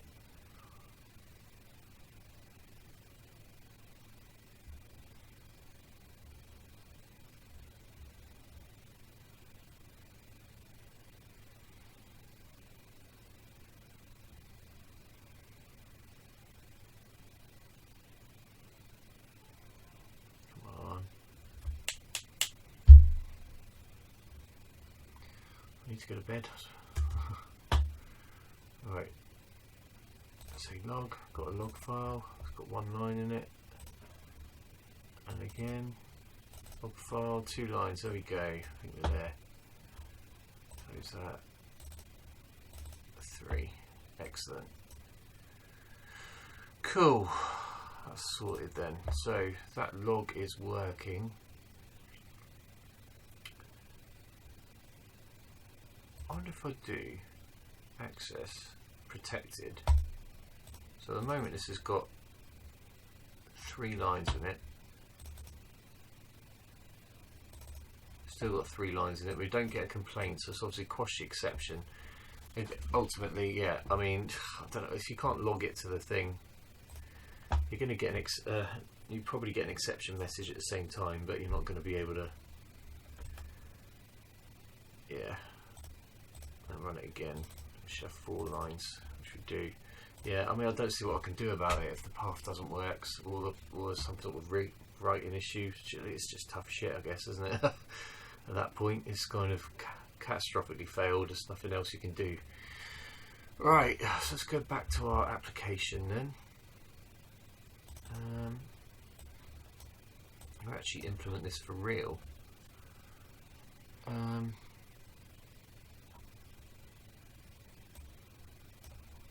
going to delete that.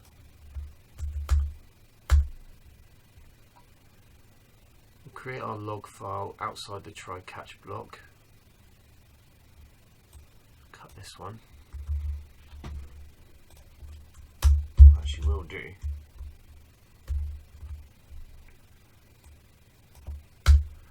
Log file.log message.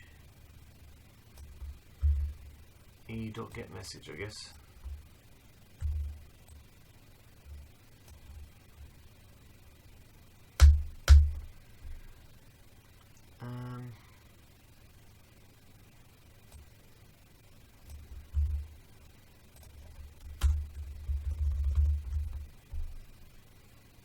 What? Oh, I wonder, should I make that more verbose? It's just getting really bloody convoluted at this point, isn't it?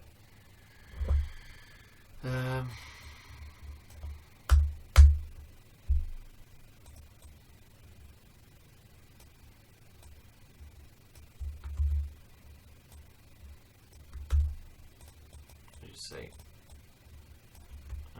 unknown exception type thrown. Cool. All of that to do, just be able to have this.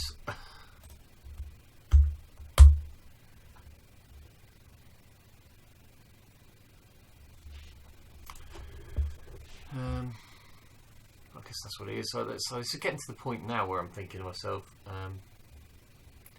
it might be worth wrapping everything else up in an application class and then doing like an application.run to start it up, and then sitting there doing task process messages. Because I mean, this is an entry point, and what we could do with the application run is we could pass the command line arguments to that and separate that out from this top level error handling stuff. Could be. It's getting quite convoluted in this file, isn't it?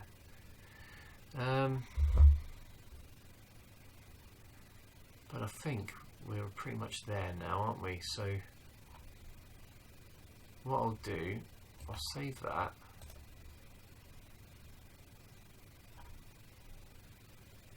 To do right, hang on a minute. Right. To do log e.get message. Yeah, we need that one, don't we?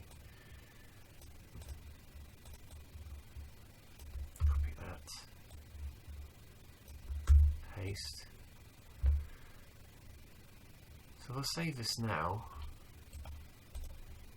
I think we've still got this bit about throwing an exception in the icon bar icon, haven't we? Yeah, so if I save that, I'll build that. We should now be able to load the application. But when I do that, try and do quit, it should. Is it throwing a recoverable exception? I think it was, wasn't it? So we should see that actually logged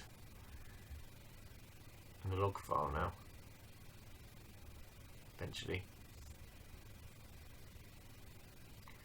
Been a long evening.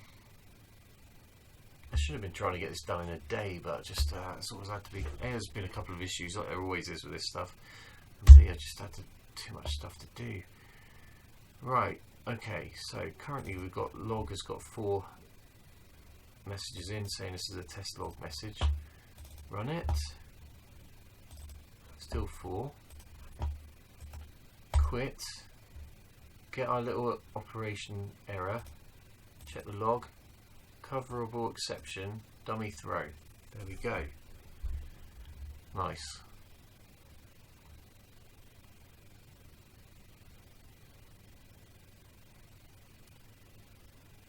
Excellent.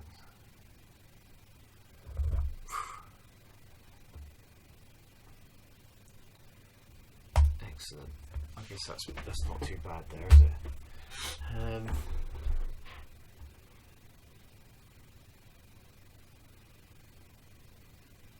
Yeah, okay.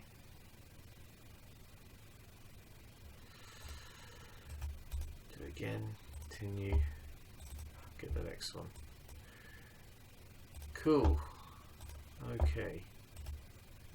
Let's quit that. Take that section out of the icon bar. Take the throw statement out.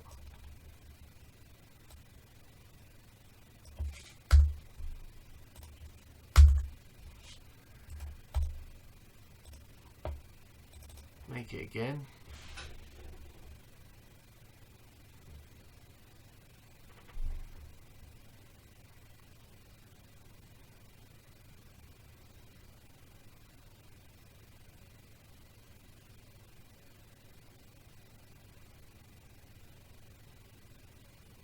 Come on, you can do it.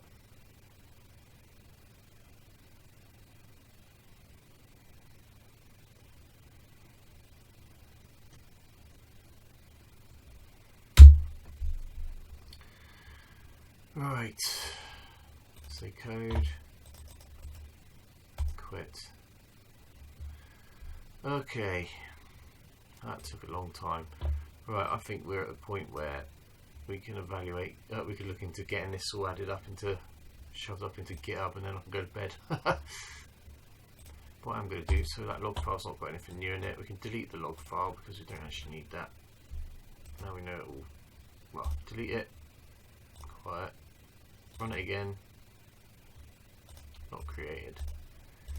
Okay, and run image, I can delete that. Quiet.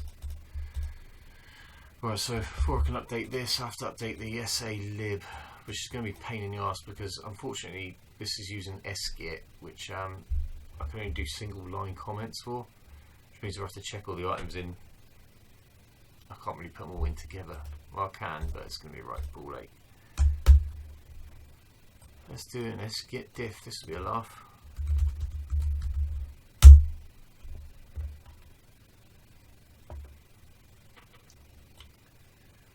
Menu entry.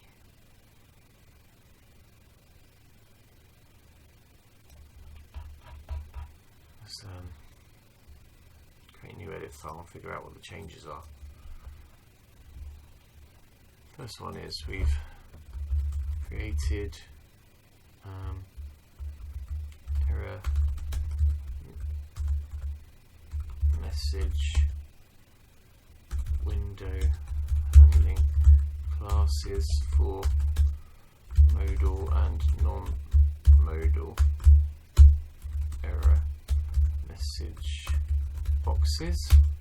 Okay. We have, so that's that bit. We've got some changes to icon, haven't we?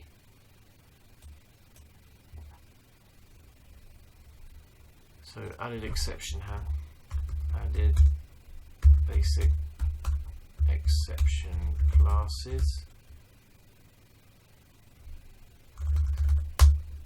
Hierarchy.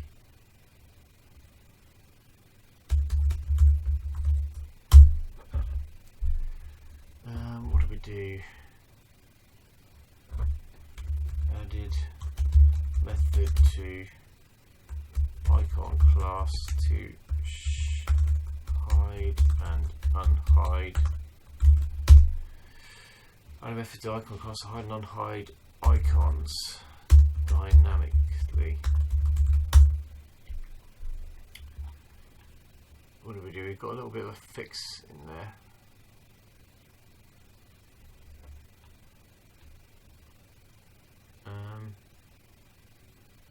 Don't need that, do we?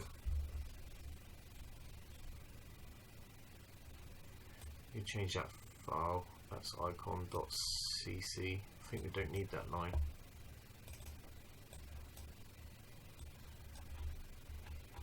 I think by implication that must be text only.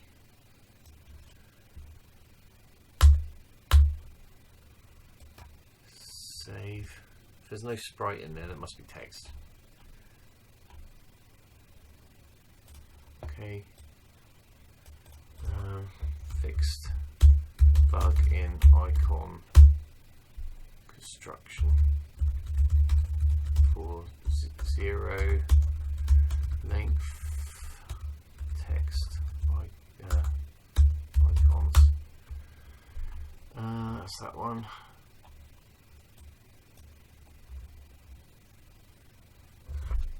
Added facility to modify icon validation string.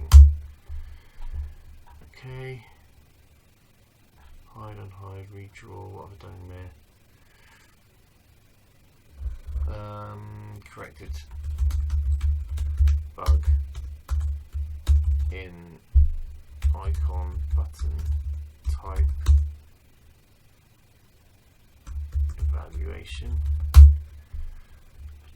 What else we got? Hide, unhide, gap, validation string, icon builder, we've added a validation string. So that's all the changes.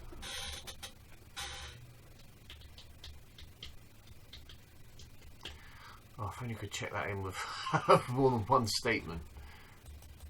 But I'm not going to be able to, unfortunately.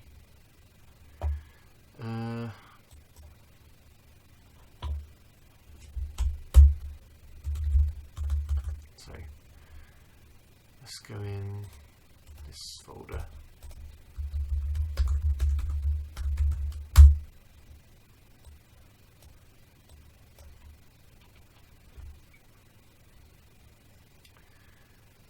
Right, so which ones of these can I add together? That's one. That's one. So I could add exception and error message together. I don't think they affect anything else, do they? So I do skip add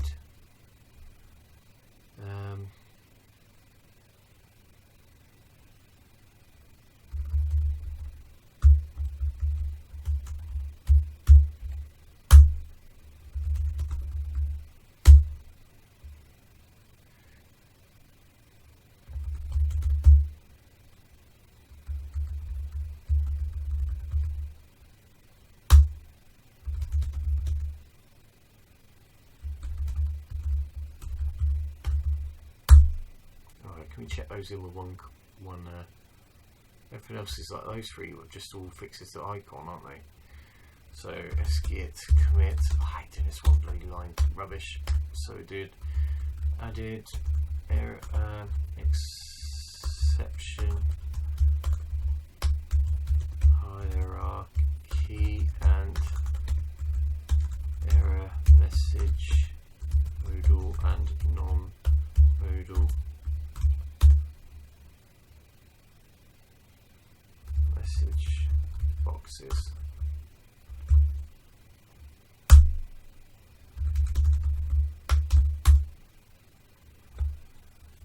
Okay. Oh, should do. Oh, bloody hell. Should have included plain build GCC, shouldn't I?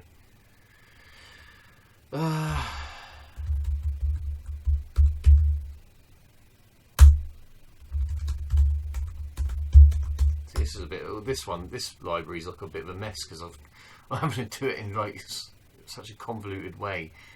But it's like every other. I don't know how many flipping check-ins are all going to be build. Build library with new error message module.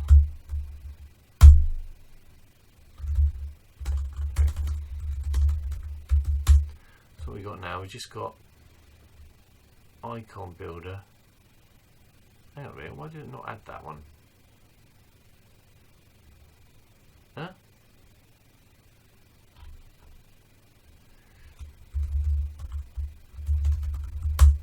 I just added a commit message with no flipping commit in it. Oh, it's because I've got the. Oh, flipping hell. Let's get add link build GCC, FEB. Didn't tell me there was an issue with that. There we go. Bloody hell, it's such a ball ache.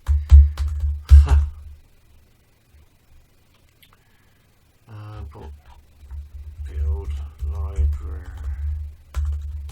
with new error message module.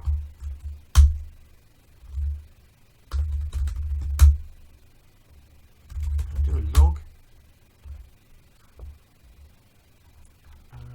I've got two commits with like a commit with nothing in it or something weird.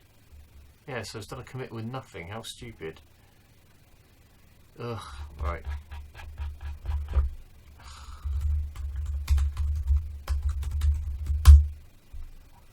it's so annoying. Right, I'm just going to get that menu.h. I've just added a new line into it, so it doesn't really matter. So I'm just going to throw it in with the icon one. Skit add. I don't want to add. I wonder if I can do SALib / dot. Will that work?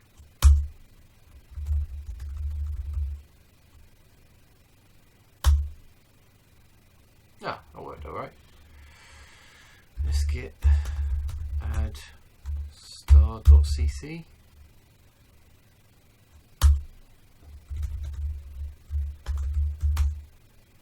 Nope. Let's get add icon.cc, icon builder.cc, get status. There we go. Right. Let's get commit -m. Right. What do we fix? Added. Fixed. Bugs in icon classes and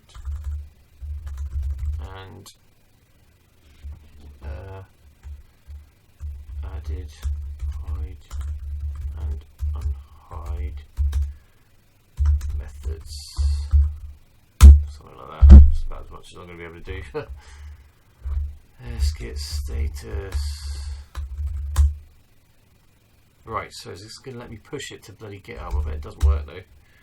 Push, origin, develop. Oh, get in.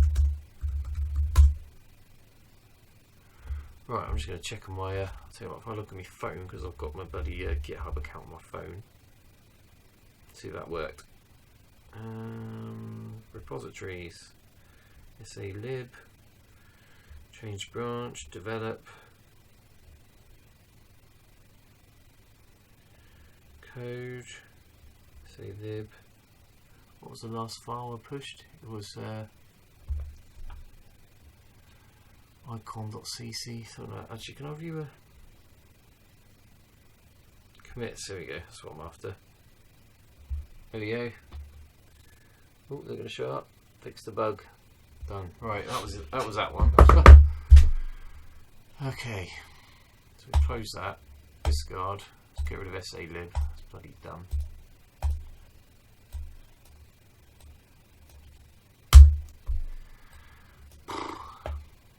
Right, close that. Discard. Right, this one's going to be fun because this is the other version of Git, isn't it? So, set directory. Pull F12. Git diff. And let's see what we got.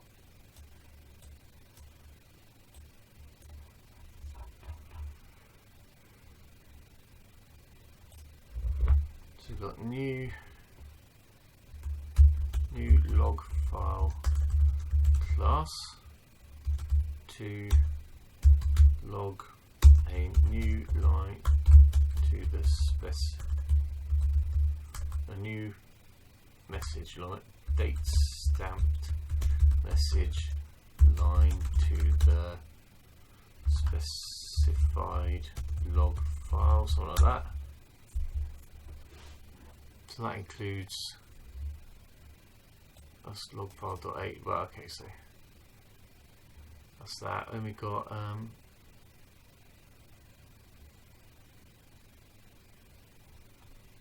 icon bar, icon sprite name.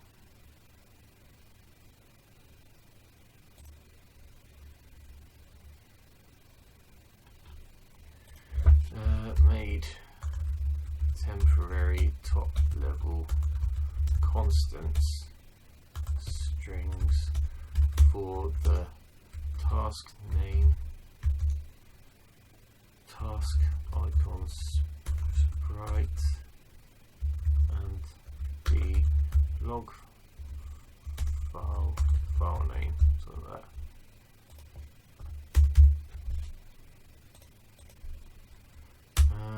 Right, so the majority of the changes here we got added in top level exception handling into main and logging issues to a log file. Okay, an icon bar. What have we done? What have we done here? Oh, that's it, really, isn't it? I think we just those three lines are probably cover all that, don't they, I think.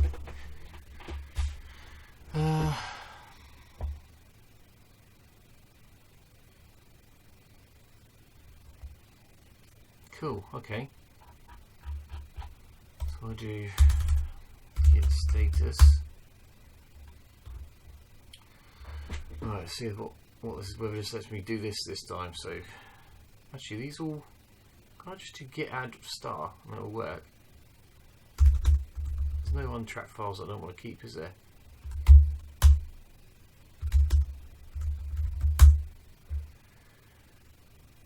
Okay, git commit, hopefully it'll drop up a window this time, which it does. Can I just paste this in?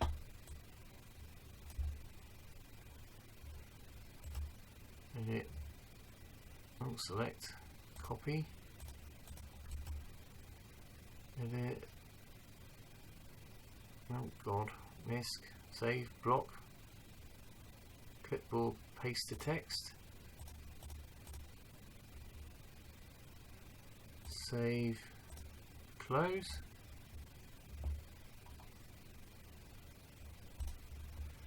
git status, and branch develop. Right, git push.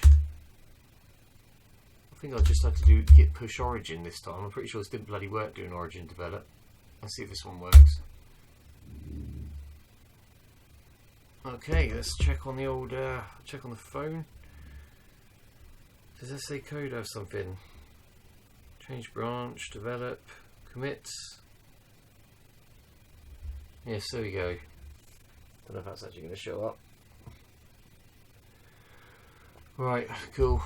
In that case, I'm going to go to bed. So that's a good place to leave it. At least we've got error handling, log files, stuff like that. So from now on, any changes of stuff like that we can make.